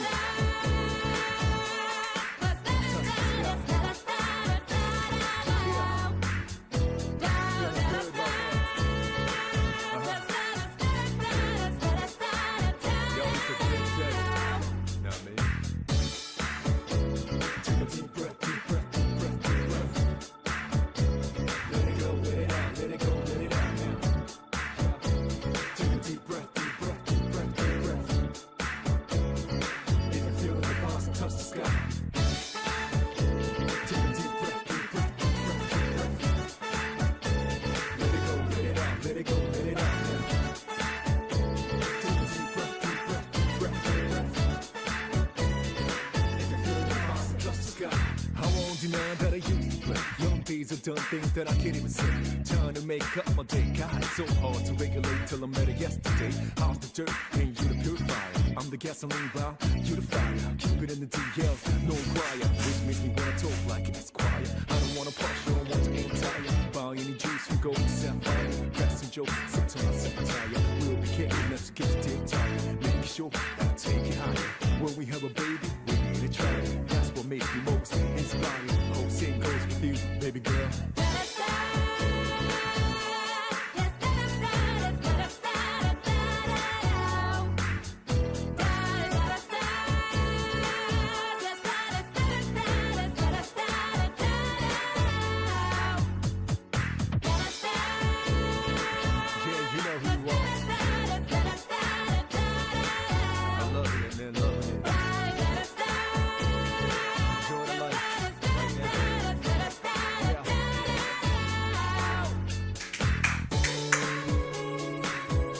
All right, chat, we did it. We did everything. Now, chat, let's get on with it. 14.17 patch rundown of TF Tizzle, chat. So, I've talked about it on stream before, chat. Devontae asked me the problems that I have with this current set of TFT, and yes, I have a lot of problems with this current set of TFT, but do I have the solutions? Absolutely not. I do have faith in Mort Dog. Mort Dog does eventually always come around to making a better set of TFT for me. And even if I have enjoyed my time in like the first few phases of the set and I dwindle off at the end, I don't think there's been a set of TFT where I played more at the end than I did at the beginning, except for maybe like set 7. And it's not to say set 7 is like my favorite set of TFT or nothing. It might be, but at the end of the day, what I know is that I have confidence in everyone on that TFT team except for Kent. So they will come around to making a great game. So I'm here to listen to this rundown from Mort Dog to see if he can do some changes on this set. If you're current on this set of TFT, something that I'm looking forward to is hopefully they nerf or buff things, because I don't even want to nerf the hero augments necessarily, but buff things to matter more than just being hero augments at the very moment. So I want to see some 4-cost buffs in general, so maybe some Olaf buffs or something like that. I want to see 3-cost buffs heavily. I want to see 3-cost rerolls matter. Like right now you have the randomness of the Vhagar reroll comp.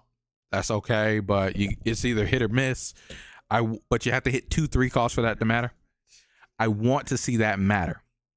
Outside of that, like 2 costs are okay. They're perfectly fine. I want to see Syndra brought back to life because throwing her into the garbage can made absolutely no sense.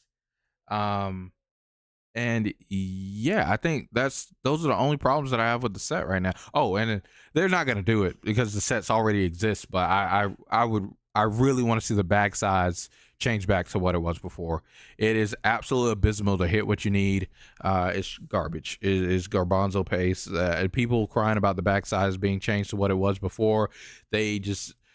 they're changing because a large number changed to less, and so some games they wouldn't hit when there was somebody else in the lobby, and now they feel like they're hitting more because the larger size is bigger, but they don't understand they're still not hitting.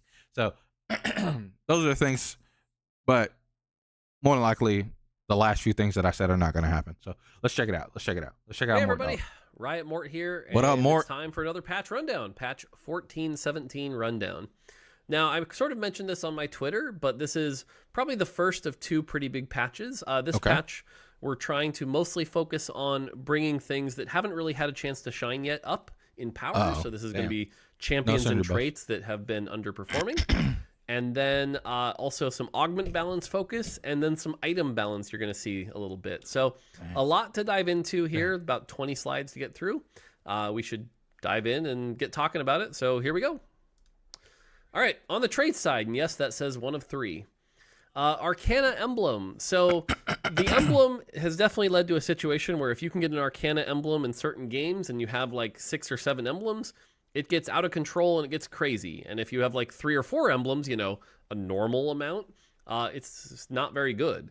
And so what we're doing is we're buffing the baseline, but nerfing the cap. So you'll still be able to achieve some big numbers like 60% or something like that, but a little less 130% that you've seen before. But also it should be more of an option now when you have 3 or 4. So a little bit there to help. Okay.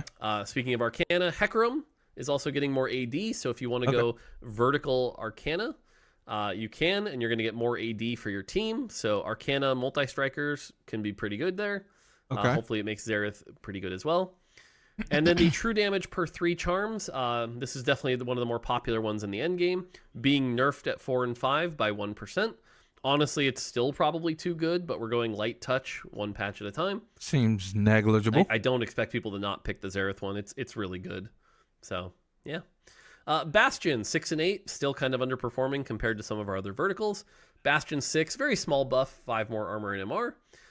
Bastion 8, 20 more armor and MR. So, pretty big change there. Yep.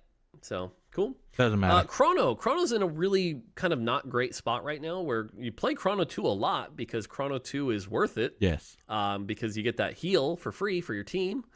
But Chrono 4, not so much. So Chrono 4 gets the time freeze an extra half second longer, 10 more AP, and then this should say 6-piece AP bonus. The 6-piece AS bonus, excuse me, is going to go up to 80%. So you'll get some more attack speed if you're running 6 Chrono. So, yeah. Eldridge. Eldridge is another vertical that really is kind of underperforming. So Eldridge is just going to get a buff across the board, especially to its scaling. AP per star level is going to go up. So it'll get more AP as time goes on. And then 7 Eldridge is going to have a higher base HP. Now remember, that's the base HP that scales with star level. So overall, small buff to Eldridge. I don't think this is going to make Eldridge, you know, the dominating comp or anything. Yeah, although who knows, maybe really it'll be 8 Witchcraft randomly. You never know. Honeymancy. Honeymancy is another trait that I've already kind of announced is probably getting a slight rework in the next patch. But for now, we do want to buff it so it could at least be a playable line. So the 5-piece is going to get an extra B. The 7-piece is going to get 2 extra Bs. So beware. Hopefully it won't be a problem.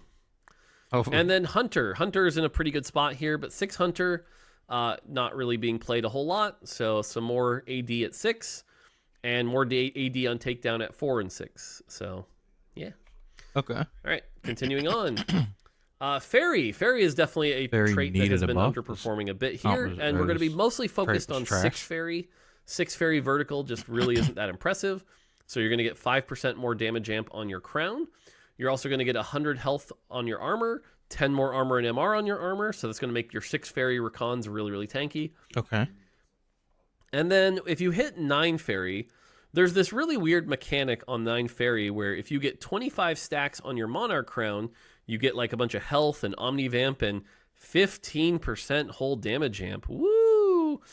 That's not very exciting. Yeah. So 9 Fairy needed some love here.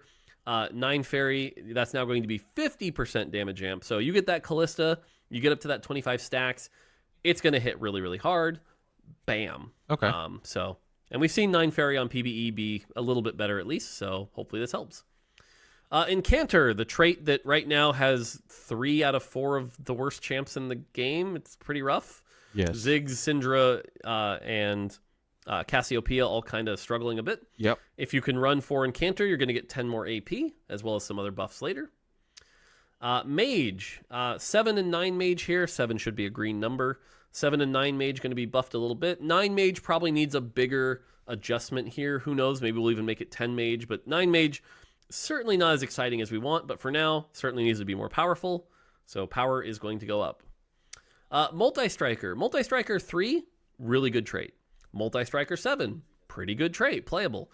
Multi-Striker 5, a really awkward in-between that isn't very good. So what we're going to do is just ease that curve a little bit. So 5 Multi-Striker will be a little bit better to play with 5% more chance to proc. Portal. Portal has definitely been probably one of the easier to play verticals, and it's in a good spot. The problem is you're at the mercy of the bomb RNG. When you hit bombs, you typically win fights. When you hit other things, you typically don't. No. At 6 and 8. No, Mortdog, no. If you hit 7 Krogs from that portal, I don't care who you are, you're not losing. 8, we're going to nerf the bomb damage as good, base. Though. Now Get remember, this scales with star level. So you can see the bomb damage base going down at 8 pretty substantially. But in exchange, you'll notice like the flag, for example, wasn't really scaling at 6 and 9, or 6 and 8, excuse me. So now if you get, the flag out of an 8 portal, it'll actually be more attack speed for your team. Okay. Same with the snacks. The snacks will actually heal a bit more. So basically, the general read here is it should be a little bit close to the same, but less if you don't get bomb, you lose. So that's kind of the hope here. Okay. It's not really meant to be a big nerf. It's meant to be a levering out here. So, yeah. And then Pyro. Pyro is in a weird spot right now that we're not super thrilled with, which is that all the power is in the Pyro champions, but it's got this cool cinder stacking mechanic. And if you stack 100 cinders, you get 25% attack speed.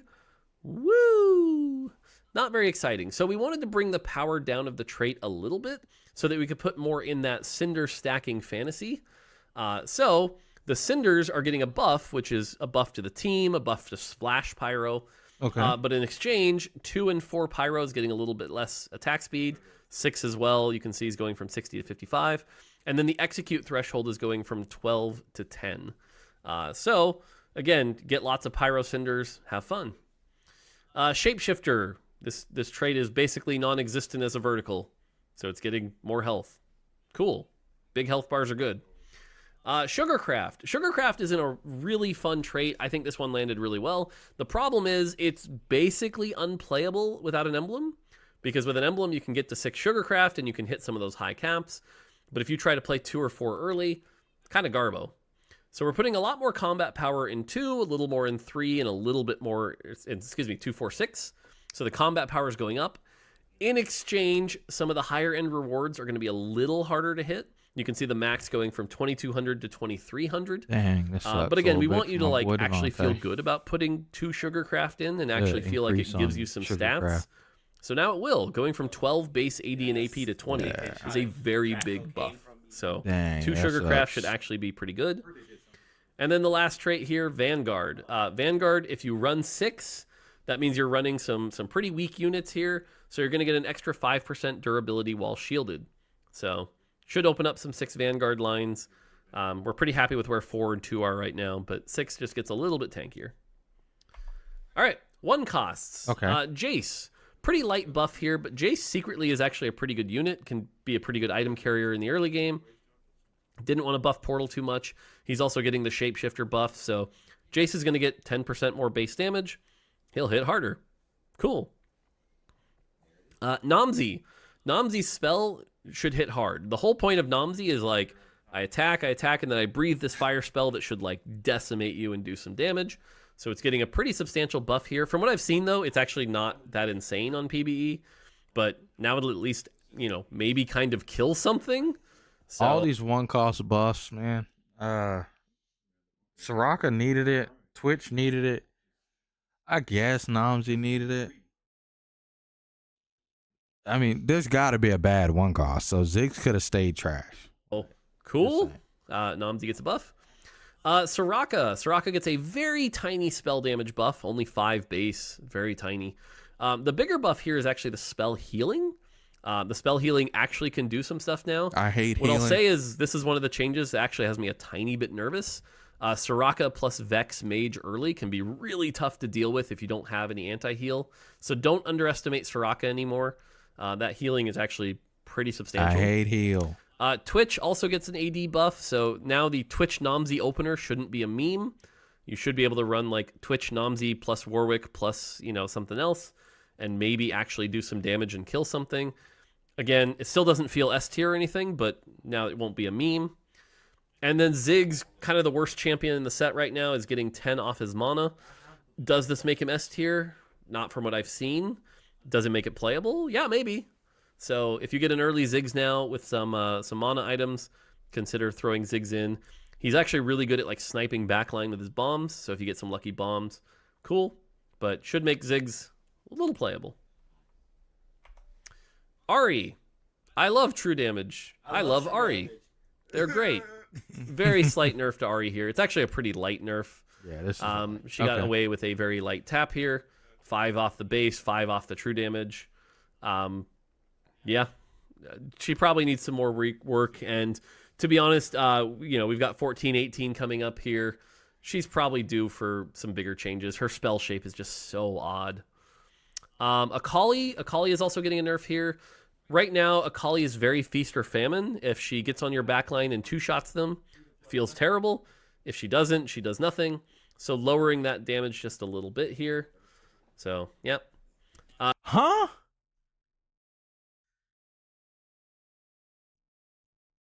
Is Mortdog, has he been affected by Kent? What type of words? Right now, Akali is very feast or famine. So either she gets on your back line and kills it, or she doesn't and she dies. So we're nerfing her. What? Like literally now she's just a garbage unit is what you're telling me. What the fuck? Cassiopeia, this is the other Incanter buff here. So she's going to get higher base attack speed, meaning that when she's itemless, it won't be quite as bad. I think this makes Cassiopeia a lot better. Consider Cassiopeia if you have some Ginsus lying around. What? This makes Cassiopeia a lot better? Bro. If your Cassiopeia was itemless, you don't care about her. You literally would just put double Rage Blade on your Cassiopeia. Isn't that what she's supposed to do? Joker, yeah, Akali is an assassin unit. She's literally supposed to jump to your backline and kill it. So, yeah, nerf it. Like, what? Like, like this is so dumb. But Cassiopeia, you literally put Cassiopeia on your team for either Incanter trait bot or you're putting double Rage Blade, Hextech Gunblade on this unit. So this attack speed buff might either be crazy for when you fully itemize her, but it's absolutely useless for when you don't itemize her. What? Shyvana kind of struggling a bit right now. Gets 5 more armor and MR, a little more base AP. Crown Guard BT Shyvana should be a powerful carry. If it's not, we'll need to buff her more. But again, she also got the Shapeshifter buff. So Shyvana should be pretty cool. Oh, that's pretty cool. And then, yes, Syndra buffs. I'm sure everyone from the first patch is sort of cringing right now and going, oh God, what are they doing? But Syndra right now is pretty close to unplayable. Even from the perfect spots, she's like garbage. A good third if you're lucky. No, she's so she's garbage. Getting a very, very tiny buff here. It is pretty much one of the smallest buffs we could have given her, but hopefully nudging her back into an okay spot. All right, 3 costs. Hecarim, this is probably one of the bigger changes, though from what I've seen, doesn't actually move the needle too much. But Hecarim is going to get more HP, lower mana so that he can get back to cleaving quicker. His charge AD so that when he charges will actually feel good and works with the AD item. Did he just say these changes are negligible? That went from 50% to 120%.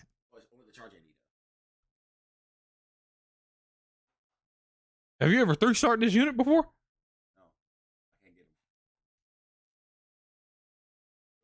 Yo, more dog. More dog. Originally, if you play this on live, by the way, if you have 3 days left on live, the AP ratio was really high on this charge in the hopes that there'd be a meme AP build. Okay. If anyone, cough cough Leduc, wants to try to make AP Hecarim 3 work, let me know. But otherwise, it's going to work with AD items like it's supposed to. And then the cleave AD is going to go up. So, yeah. All right, Jinx. Jinx has a pretty bad bug on live right now, where her spell does true damage that is supposed to scale with AD. The problem is it doesn't. If you get, like, I don't know, say a bunch of AD from your Hunter trait or your Sugarcraft trait, it doesn't make your spell any better, which would be a shame. I mean, especially if she had 2 traits that gave her high amounts of AD. That's why if you ever put things like IE or Deathblade on her, not so good. Okay. Attack speed, though, pretty good. So we fixed that bug. Well, obviously, to compensate, though, she had to lose some other stats. So the spell's going to do a little bit less true damage, a little less attack speed, a little less AD. It looks like a nerf, but the reality is she actually benefits from her traits now. So probably actually a pretty substantial buff. But yeah, so that's fixed. Swain, kind of underperforming as a tank, so is going to get more armor and MR, more HP on first cast, more HP on subsequent casts, and again with the shapeshifter buff, that should help Swain be pretty good. Yeah. That being I said, think that's Swain a lot. also kind of does a lot of damage when he does get going, so we are nerfing the damage of Swain a bit. He's supposed to be a tank, not a carry. Also, I just want to call out that of all the things I've gotten wrong, Swain was definitely one I got wrong. I thought Swain was going to be very strong. We didn't nerf him at all. He ended up being very weak. So Swain needed some love. Okay, word, call out, word. All right, Vhagar. Vhagar and Vex are in a weird spot, and if there was anything that got A-patched, it's probably something here.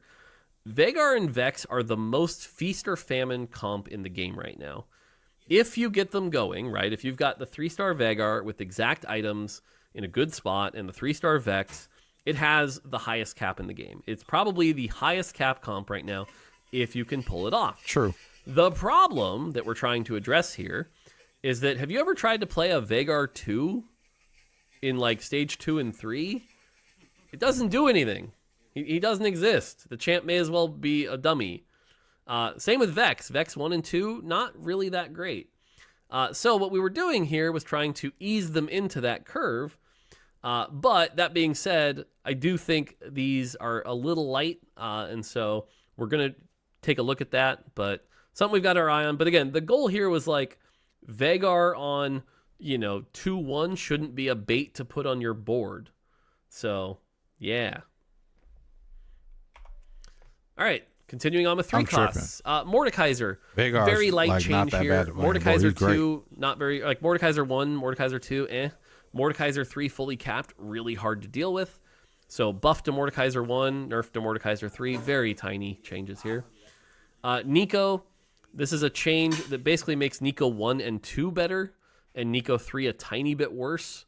But again, kind of like the Vex and Vhagar, the cap of Nico 3 was too good, while Nico 1 and 2 were garbage. Putting on a little bit of base healing will make Nico 1 a lot better, combined with the Shapeshifter buff should help. And then Shen 2 and 3 also get a bit of a durability buff here, so that should help Shen. Okay. Cool. 4 costs. Let's see. Gwen was in a very weird spot, probably one of the weirdest 4 costs. Like, she saw a lot of play because she was Sugarcraft and she's a warrior and those are good traits, but she didn't really do much by herself. And she had this whole mechanic where every 2 casts she would gain a little bit of damage, but it wasn't very much damage. So we wanted to fix it so that she can cast a lot more and actually have this stacking fantasy. So now she's a 30 mana champion, and now every time she casts, she gains a stip stack. So, she'll be scaling every single cast. That being said, probably couldn't ship that with the base numbers, so the base numbers are going down a little bit. This is meant to be a buff, so let's be clear here. This should be a buff. Gwen should actually be playable.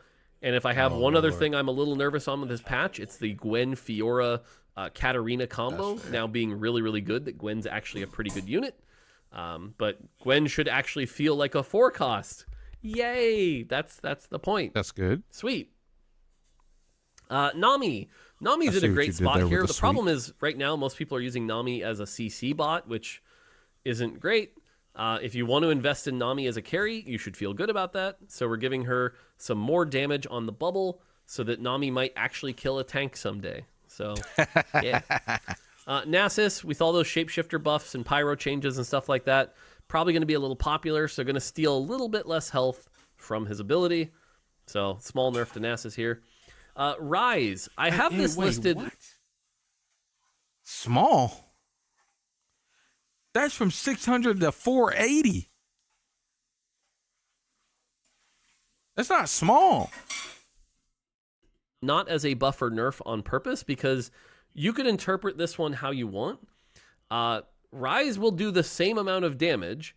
It will just be spread amongst less targets. Now, what that means is he'll be less likely to randomly snipe backline, but he'll be more likely to focus fire down a tank and kill them, which can be very valuable. So, determine it how you want, but buff, nerf, it's a change.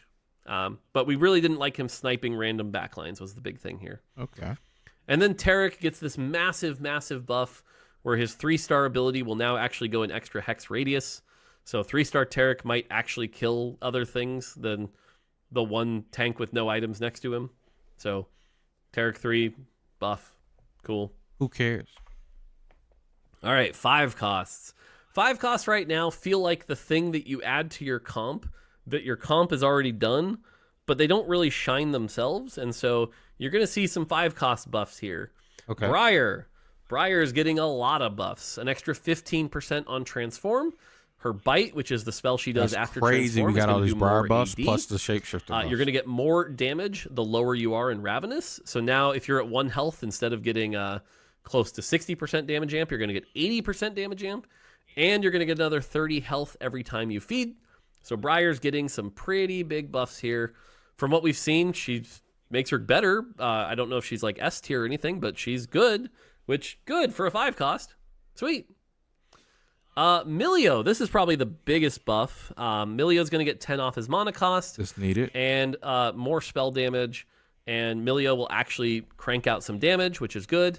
If I was the most wrong about Swain, by the way, Challenger players were the most wrong about Milio. There was worry he was going to be on every board and dominate the game. Milio is the worst 5 cost by a significant margin. He needs these buffs. So hopefully this makes Milio better. This champion is garbage. Morgana, same thing. Morgana's going to get a little bit more base damage, and she'll get more true damage threshold. So if the enemy is below 33% health instead of 25, she'll do true damage. This is nice to hopefully help her get kills, to hopefully help her batnap people and get extra units. So Morgana should feel more like a 5 cost. And finally, Xerath. Xerath was actually the second worst 5 cost, despite giving you all sorts of charms. We're buffing a lot of his charms, which you'll see later. And in addition, he'll deal 10% more damage. Okay. So, yeah, 5 costs should feel like 5 costs, hopefully. Okay. I'm Sweet. with it. Let's hope they do well. Yeah, I'm with it. Okay, items. Damn. What you're going to see here is we're going to talk about the items here, and this is a lot of red. We are taking a lot of the best items in the game right now, and we're lowering their base stats. Nah, more dog. Don't say it like that. We're taking items, the best items in the game, we're beating the shit out of. That's what you should have said. A little bit here. The worst items are not getting changed, but basically this is us trying to make champions a little less item reliant and a little less combat pacing of insanity here, so that if you have slightly worse items, you're not as at big of a deficit. This is us essentially trying to balance the items a little bit better, but trying to make sure that best in slot versus worst in slot isn't as big a difference. So for example, you don't see Jeweled Gauntlet and IE on here. They're not getting nerfed, but that's also because if you listen to challengers, they'll be like, those items are unbuildable. Well, they're going to be more powerful compared to the other items now. So these are a lot of the S tier items getting their power lowered. Adaptive Helm, 5 less AD and AP. Bloodthirster, 5 less AD and AP. Blue Buff, 5 less AD and AP. Crown Guard, less shield value. Deathblade, less AD. Gargoyle, 5 less armor and MR. Giant Slayer is the one exception, by the way, here. Giant Slayer, we're actually just making it more of a universal item. So it'll have the equal amount of AD and AP. This isn't meant to be a nerf. This is just Giant Slayer works on both type of units now. Okay. Chad is saying all items unbuildable now. Perfect. Yeah, just don't build items. It's a good strategy. Ginsu's 5 less attack speed. Ionic Spark 50 less health. Last Whisper 5% less attack speed. Nashor's 5 less AP and 5 less attack speed on proc. Rabadon's 5 less damage amp. Red Buff 5 less attack speed. Shiv 5 less attack speed. Steadfast Heart 50 less health. And Steric's Gauge 50 less Because they nerf so health. much, this doesn't change anything. So again, just lower the power of all the items that Maybe you see. the adaptive found Maybe will other change items like can the actually AP be game, good. but overall Cool. it's not that much of a problem. Radiant items, similar thing. The top of the best Radiant items. Yeah, who cares about Radiant items? Let's just keep it moving. Then you'd play Blade, and it had AD and AP and AP on Crown. To get Radiant items all. It's going to make Warwick struggling. Under less health, HP is lowered. So again, trying to get Radiant items all to be pretty close to each other. Okay. On the artifact side, all support items base HP is lowered by 100. Makes This is sense. mostly targeted at nerfing just support items in general, but also the support golems. I still think they'll be good. They'll just have 100 less health. It's not a big deal. Fuck 'em. Knight's Vow is excluded. Knight's Vow is already 'em at out the 50 game. health. Nothing changing there. And then on the artifact side, some buffs to the artifacts that are struggling. Corrupted Vamp Scepter gets another 10 AD.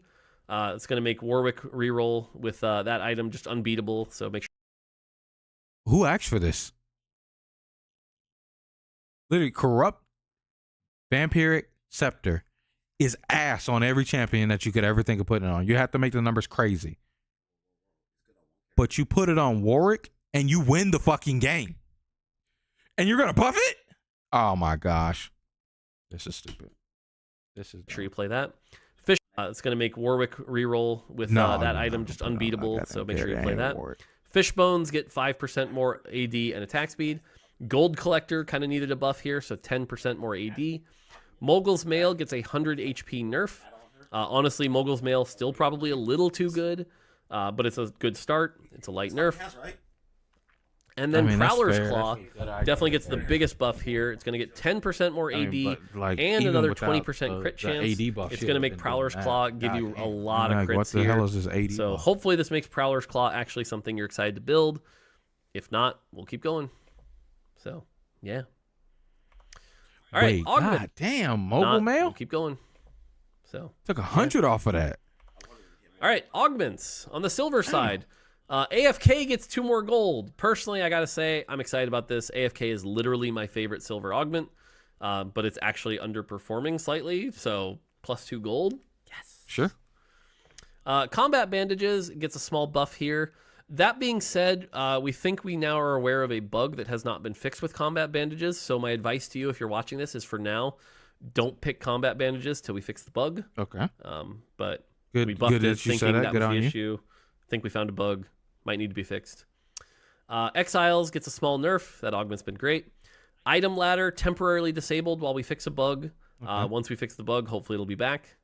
All right. Keepers gets nerfed as well. Placebo. This is actually going to change the game. If you think we are irresponsible with balance, we are taking an augment and doubling its power. This is probably the most irresponsible change we've ever put into a patch, but the fact that we're doubling an augment's power is ludicrous. So I don't know. It might get out of control, but there it is. Placebo doubling in power. It might get out of control. And then pumping up gives an extra Shut the hell 2% up, initial man. attack speed. So Come on, all right, bro. gold Might augments. as well. A golden quest. So this is meant to be a nerf, but the way it works is instead of giving 3 items, it will give 1 item and 1 artifact. So we went through and changed their tables, which legendary gets which items, but it will now be 1 item and 1 artifact. Again, meant to be a nerf, but there is this like tiny part in our brain where it's like, well, now they have an empty item slot and you can give them something even better. And so we'll keep an eye on it, but this is meant to be a nerf to Golden Quest. Okay. Ascension can no longer appear on 2-1. It's pretty bad on 2-1 and gets a damage buff. Avenge the Fallen gets a little bit more bonus stats. Cauterize. This is the Pyro augment. Right now, it could only appear on 3-2 on live. We're now letting it appear on 2-1. It's pretty fun because it gives you the Akali and the Shen right away, so you can get started on building up those Pyro Cinders now that those are more fun. Okay. So, yeah. Clockwork Accelerator, another 50% buff here. Clockwork Accelerator will give you 9% per 3 seconds. instead of 6%. Honestly, still felt a little weak, but hopefully that makes this augment close to playable. Combat bandages, same thing. It's a buff, but don't play it until I tell you. It's probably bugged. Okay. Deja Vu Plus, and you're going to see this with the other pluses as well. Instead of getting a 2-star Galio, you're only going to get 2 Galios. Okay. So it won't quite accelerate you as much. All right. All right, Dragon Spirit. This was an augment that got nerfed with the Dragon Claw nerf, and then also had some code get changed that caused it to not read the right stuff. So we decided to just rework it and be done with it. So Dragon Spirit now gives you a Dragon's Claw. Okay. And champions who are equipped with the Dragon's Claw now gain 100 HP and 10% durability. So if you want a really strong frontline, Dragon Spirit makes them really good.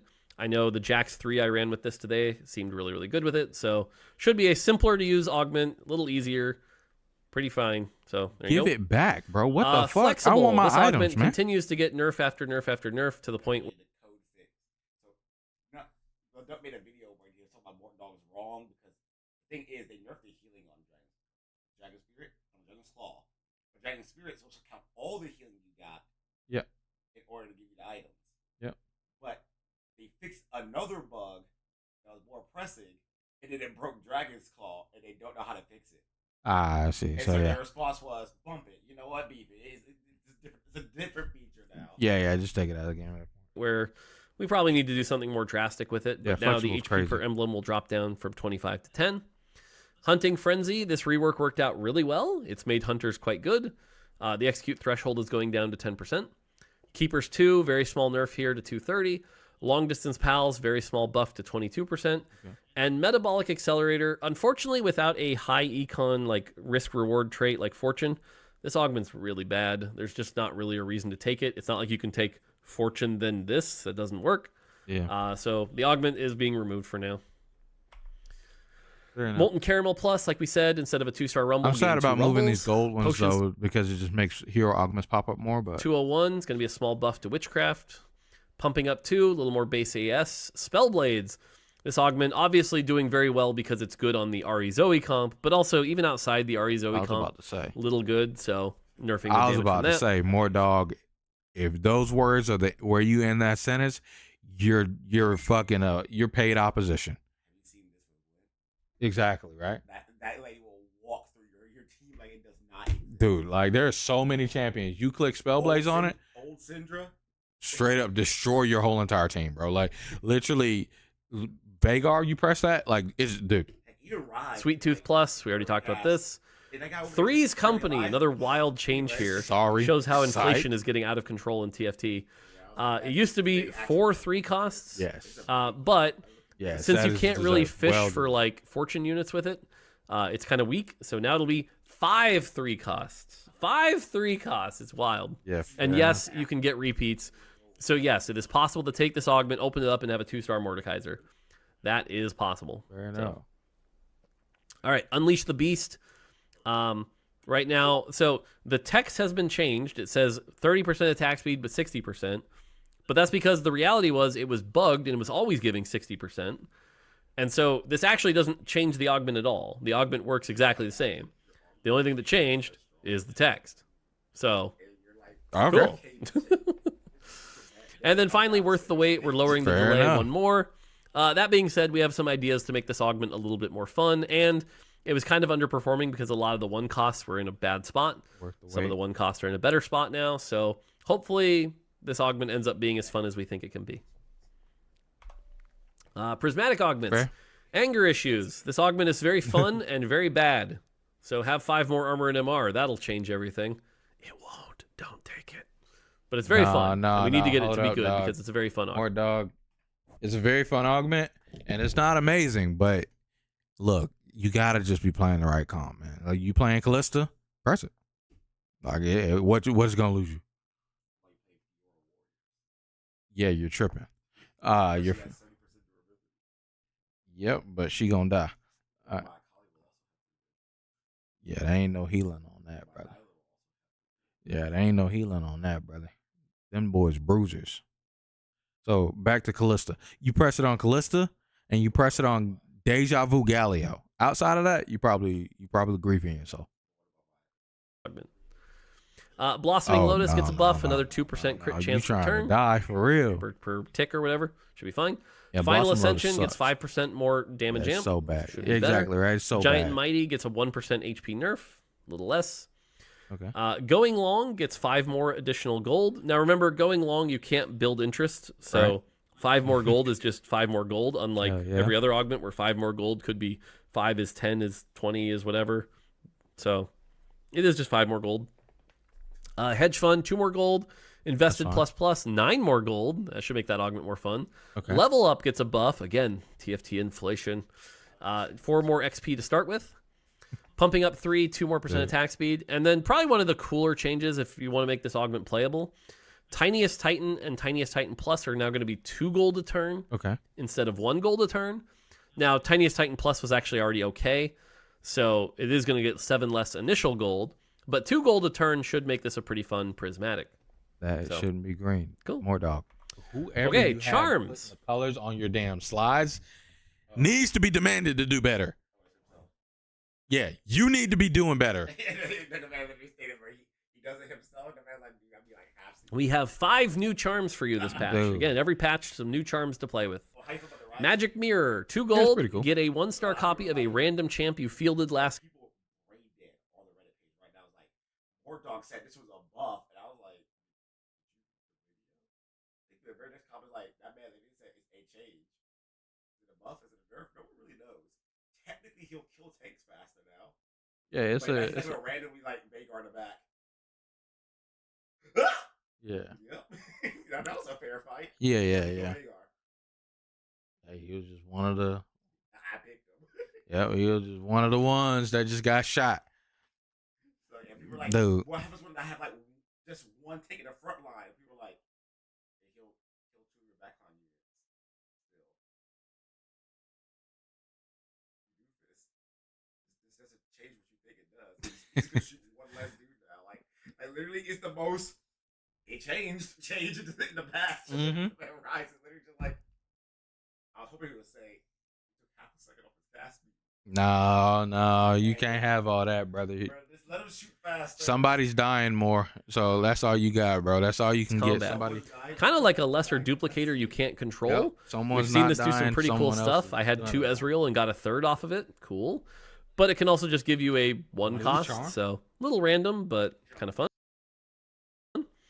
Starless Shield. Next combat, grant a 300 health shield to your 1-star champions. Comfort Food, if you're lost streaking, this is a fun one. Gain 1 player health, and then 2 more if you lose next combat, so plus 3 player health. Let's go. Scrappy, give 2 champions without items a temporary full item. And then the last one is Artifactinate, was probably the worst charm in the game by a significant margin, and you would buy it, and sometimes it would lose the fight for you. So we killed that one, and replaced it with a much simpler Conjure Artifact. 2 gold, gain a temporary artifact for 1 round. Now, yes, you can buy this, and yes, it can give you Corrupted Vamp Scepter. We saw it happen. It is what it is, but sometimes it gives you a Zhonya's and wins you fights, so... Nobody's clicking that charm. Yeah. If I'm low on money, this is at least considerable. When I'm out of money and I see this charm, I just thought to myself, I don't have a charm. Oh, dude. When I have money and I saw that charm, I just didn't. It's not a Like, charm. for example, a lot of charms, you don't buy that. It's like at the end of the game, you'd be like, what charms you looking at, Devontae? Oh, this charm says the next champion I buy is free. Ooh, that's going to be so amazing. But I'm sitting here at 3 HP. I'm going to fight the first person in the lobby. Nah, sir, that charm that says, like, all your characters get 30 armor. Hey! Yeah. So, like, this, if you have money, you roll past. Like, if you have money, you probably would roll past this and look for 30 armor, Yordle Spirit. Yeah. Depending upon where you're at in the game. Dragon. But you're like, I have 6 gold left. Roll. And that pops up. This might get clipped. Man, I don't know, dog. I mean, would you risk 4 gold and hope the next charm costs 2 gold though? Or would you just say no charm? Absolutely. I'm absolutely saying no charm because I'm not about to click gain a temporary artifact for 1 round. It get put on It's temporary artifact, so you get to choose who this on. Yeah, but like for the case that you're talking about, right? We're at the end of the game. My people are itemized, bro. I'm putting on random 2 cost. But what if it gives you, theoretically speaking, like Yeah, sure. Silver Dawn May? Dude, what am I doing with that?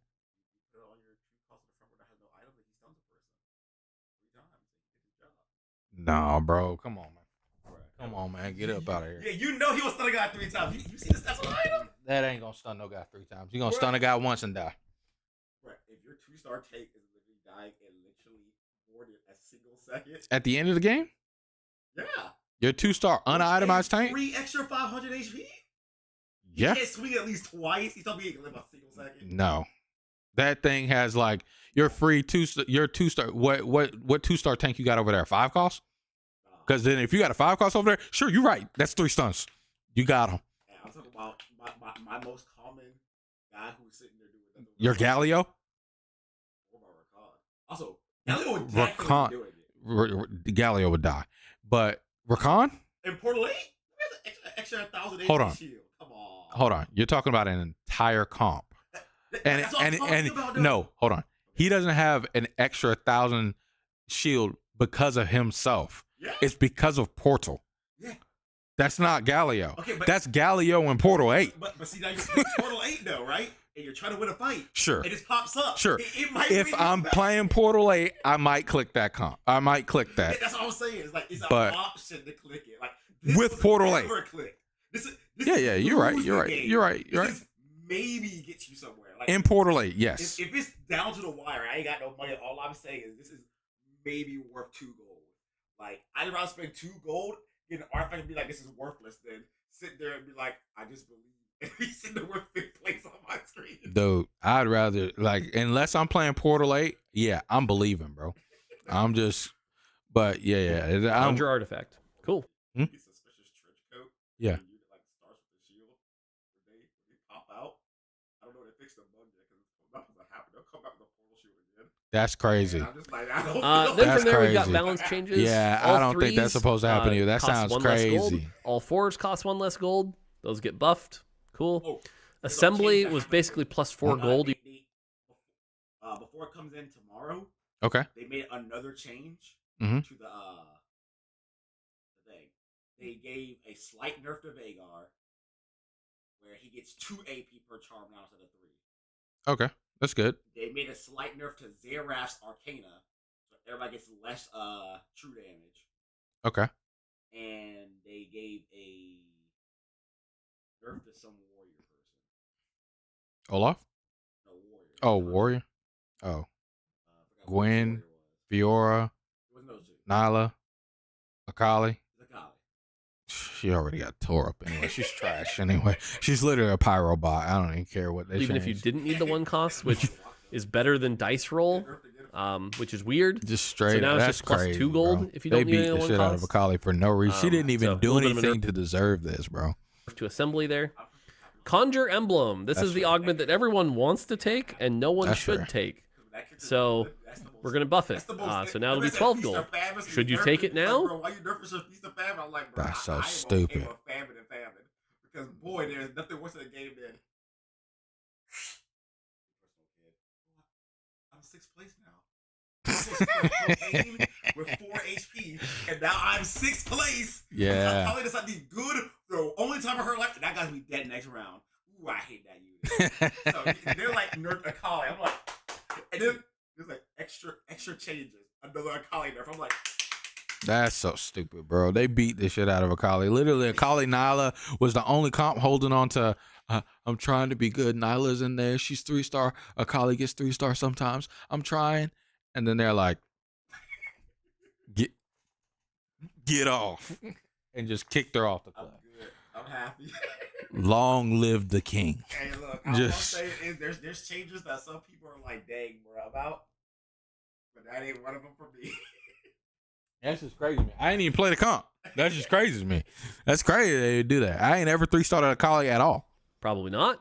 Will it be fun to take? Yeah. So okay. If you're ahead, take it. Maybe you'll get a hunter emblem. That'll help you. Wait, hold on. All 3s is 1 gold now, and all 4s is 3 gold now? That's crazy. It didn't help me. Moonlight Ritual. This was a very good one and creates some very fun situations where you get a, like a 4-star champion and stuff like that. Yeah. Is getting nerfed 1 more gold. Still a great charm. Summon Dragon. Ritual? Why? A 12 gold dragon. We're nerfing its AD another 25%. Is it still OP? Probably. But this is the 3rd dragon nerf. Now the dragon won't quite do as much damage. No. Great. That's crazy. Ultra Ascension. This basically never procs, so now we're going to make it free. And if you can last to 22 seconds, your team will ascend. I But at least pressed it it's free almost every time now. I saw it. Continuing on. Ancient Ritual crazy. gives 10% more attack speed. Busy Bees. This is the one for your bees. 10% more attack speed. Okay. Queen's Gambit. It's lowered by a gold. Quickening, lowered by a gold. Piece of Cake. This is my favorite one now. It used to only give 10 sugar stacks for 2 gold. Now it gives 25 sugar stacks. So kind of worth buying. That increase is insane. Portal Hopping. This was 2 gold for a random portal champion. Now it's 0 gold for a random portal champion. I think you'll take it. Pyromania gives 2 more cinders. Spitfire goes down to 1 gold. That's the dragon one that no one sees because no one ever plays dragon. Yeah. And Supreme Arcana, this one also goes down and gets buffed as well. And then finally, we have the Zareth Charms. And Zareth Charms are supposed to be really good. Yeah. And right now they're kind of good. They're okay. But we're going to make them really good. So Chariot, this is going to get buffed. Only costs 2 less gold. Judgment, you'll get 4 more gold on win, 8 more XP on loss. The Never Lovers, seen that that'll go down to 2 gold. The Sun, that'll go down to 32 gold if you can afford that. The That's a Lovers, big I buff. haven't seen it. And Sun, I've the seen it. World will also get buffed down to 36 I've gold. seen the Again, these are World meant the to be most. Zareth buffs. The Sun, by the way, is the one that gives the The one support with, anvil and the artifact where anvil. it drops the- And the World is the one that gives one of every 4 costs. Yeah, I've seen the World so much. Yeah, charms. Dude, And then we finally that's made good. it. 2 bug fixes. Bug fixes. Okay, I don't care about Patience bug is a virtue tooltip rewarded. Chat, this update is pretty all right. Does it change my concerns with TFT? You guys heard it. Syndra, she might be okay, I guess, if you get the perfect everything, which by perfect everything, I mean everything falls in your lap on 2-1, which is the very start of the game. So maybe not. Outside of that, I know the pro players are upset with prizing in TFT right now, and they say that playing in tournaments is not worth compared to just streaming, which is understandable. Yeah, I don't know. Like, it's fun. I'm gonna continue to play To more clearly indicate its effects. and see where it goes from here. I was really hoping for some 3 cost changes like that really impacted. The Hecarim change is pretty cool. You can probably go 3-star Hecarim now, but maybe this bug fix to Jinx will actually make her ridiculous, which will be pretty cool. But I don't think that these 3 cost changes really. And then Devontae said Veigar got double nerfed. When I don't think Veigar even deserved a double nerf, because this is another thing of where it's 3-star Veigars. He even said it is either you hit both Veigar and Vex. It's the highest cap thing in the game. You hit them both, get the correct items for them both, you probably win in the game. But if you're missing one of those things, you're gonna lose. So I think that things like that should be looked at and fixed versus just taken out of the game. And Mordekaiser 3 getting nerfed, come on, man. We needed 3 costs to be something. Mordekaiser 3 was something. What are we doing, man? So 3 costs are just continuing to get shot on. The 4 cost changes, I really don't think we're too care. Rise is gonna kill one dude in the front more. The Nami buff was whatever. Gwen is cool. She's doing her thing. But what about Varus? Varus is still suffering. Come on, man. We got so many champions in the game that are just and then I told you guys the backside changes were not happening. They're not changing the backside. So all right. Yep. Chat. I appreciate you guys. You guys are absolutely awesome. It's been 5 whole hours. Hit the like button if you haven't already and subscribe to the channel if you're new. Great content is here. I really do appreciate you guys. Today has been thank you. Today's been one of those days of where I just sat here and talked the whole entire day, and I filled your ears up with information upon information on different games and different things going on. I really do appreciate you guys sitting through that. You guys are absolutely awesome. I'm going to head out for the rest of the night, and I will be back next week. Next week, we'll be watching a Nexpo video. Nexpo dropped a new banger. So we're going to watch that next week. And I think Jane Doe comes out sometime soon. Whether it's next week or something like that. But we'll be talking about ZZZ stuff. And if anything happens, I'll let you guys know. Keep your ears to the ground. You guys are absolutely amazing. I really do appreciate all the love and support. I will see you guys next week. Take care, guys. Who asked for a 10-hour version? That's kind of great.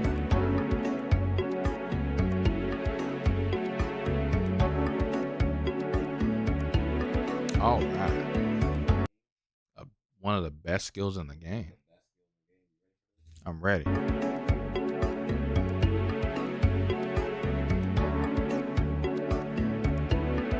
So she's just riding on a...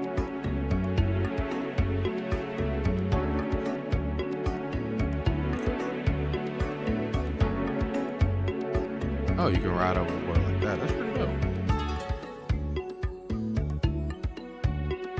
That's pretty dope.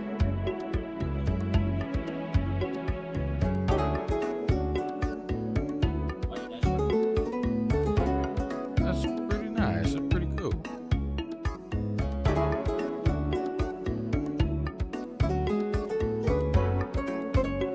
High quality character.